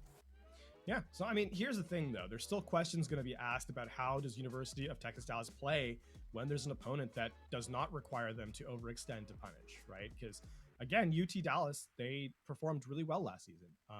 Now, still questions remain about their performance here this season. I have high expectations for this team. I really do. They've proved time and again that they're capable of it. So interested to see how the future shapes up for this squad. Yeah, but I think we could confidently say that this conference in general will generally go the way of UT Dallas as it had in the previous season back in the fall. But, the conference isn't everything. You have to still provide some strength in the playoffs. And while UT Dallas did get far, they did not go to the distance and make it to the final. I believe it was maybe the lower bracket quarterfinals that they felt their demise. But still, you need to be able to get all the way through. Yeah. We'll have an interview with the wing team in just a moment, so stick around for that. But yeah, again, to just kind of go over how the series went, it was Lijiang Tower was far and away UT Dallas, a little bit more competitive on Nimbani, despite the effort shown by UT Dallas to throw perhaps some space away, and obviously a more mirror of that on Rialto for the third map. And UT Dallas continue their run through their division undefeated as of this date. Yeah, I believe that makes them, my notes are correct, they'll be looking at a 6-0 season currently. University of Houston now on the 4-2 scoreline, but still, they are strong contenders within this conference. So like I said, a similar situation with NYU and Drexel. I believe as the season goes on, we will see these two teams match up again, or at least another contender who has been pretty strong within the conference as well. It's Grand Canyon University. The last time they stepped in the server, it was Houston who came on top. So these three teams, those are three names that we expect to be talking about if we're talking about long-term conference play-ins. Yeah. we're definitely looking about who's going to be that second place partner to UT Dallas, who, as we said, are going to be your number one seed going out of this group, barring some strange occurrence. So definitely some interesting things to keep an eye out on as we go forward through the regular season. But in UT Dallas's case, it's I think they're looking beyond just the regular season here, and they're looking towards that the playoffs proper as their real testing ground, if you will. Yet, of course, when the real competition is in other conferences, because we have such strong players in Yep. each different division, it makes you, or at least for me, can it create like a bit of loss of sight in truly honing in your skills within league matches? I think this is one of the interesting things is that collegiate as a whole has gotten significantly better in the last year or two. The top end teams are very, very strong, right? Like they are some of the best that Overwatch has to offer, shy of the Overwatch League, right? So when you're talking about collegiate gameplay rivaling some of the other better things outside the top pro level, then you're in an impressive state. So I don't think there's anything to hang your head by if you're some of the the lower ranked teams, because you're still showing a fairly strong performance, and I think that speaks wonders about collegiate and how it's improved massively in the last little while. I mean, that's always exciting because this is all the fresh talent. Yeah. I would not be surprised if you see some of these names headlining the OWL once Overwatch 2 comes out. That's just what's awesome, seeing these players grow up, gain the skills, show out in conferences, tournaments, leagues like the NACE Starleague, and it sets them up for serious success. Yeah, that's all while gaining an education. So a lot to be proud of here for some of these players. And as we said, just waiting on getting that interview ready. But no, I think that is something to kind of highlight in forward momentum here. So UT Dallas, a program that has excelled, and they're still hunting for that first place victory, but at least right now on the road there. Well, I mean, I'm definitely interested in seeing the future of UT Dallas. Unfortunately, there will be no interview, but that's all right because we got plenty of information through that best of 5 series. It's UT Dallas still on top in their conference. University of Houston has some things to work on, but there is some great potential out of that squad. But that will be all for this stream here today, but there's still plenty of NACE Starleague action coming through for the rest of this week. Of course, we got League of Legends on Tuesday, Call of Duty Wednesdays, and to close everything off, happy Friday, it's Counter-Strike Global Offensive. That will be it here for the Overwatch stream. So thank you so much for everyone who joined us for tonight's broadcast. I'm Los, joined by LaFon, so thank you everyone, and have a good night.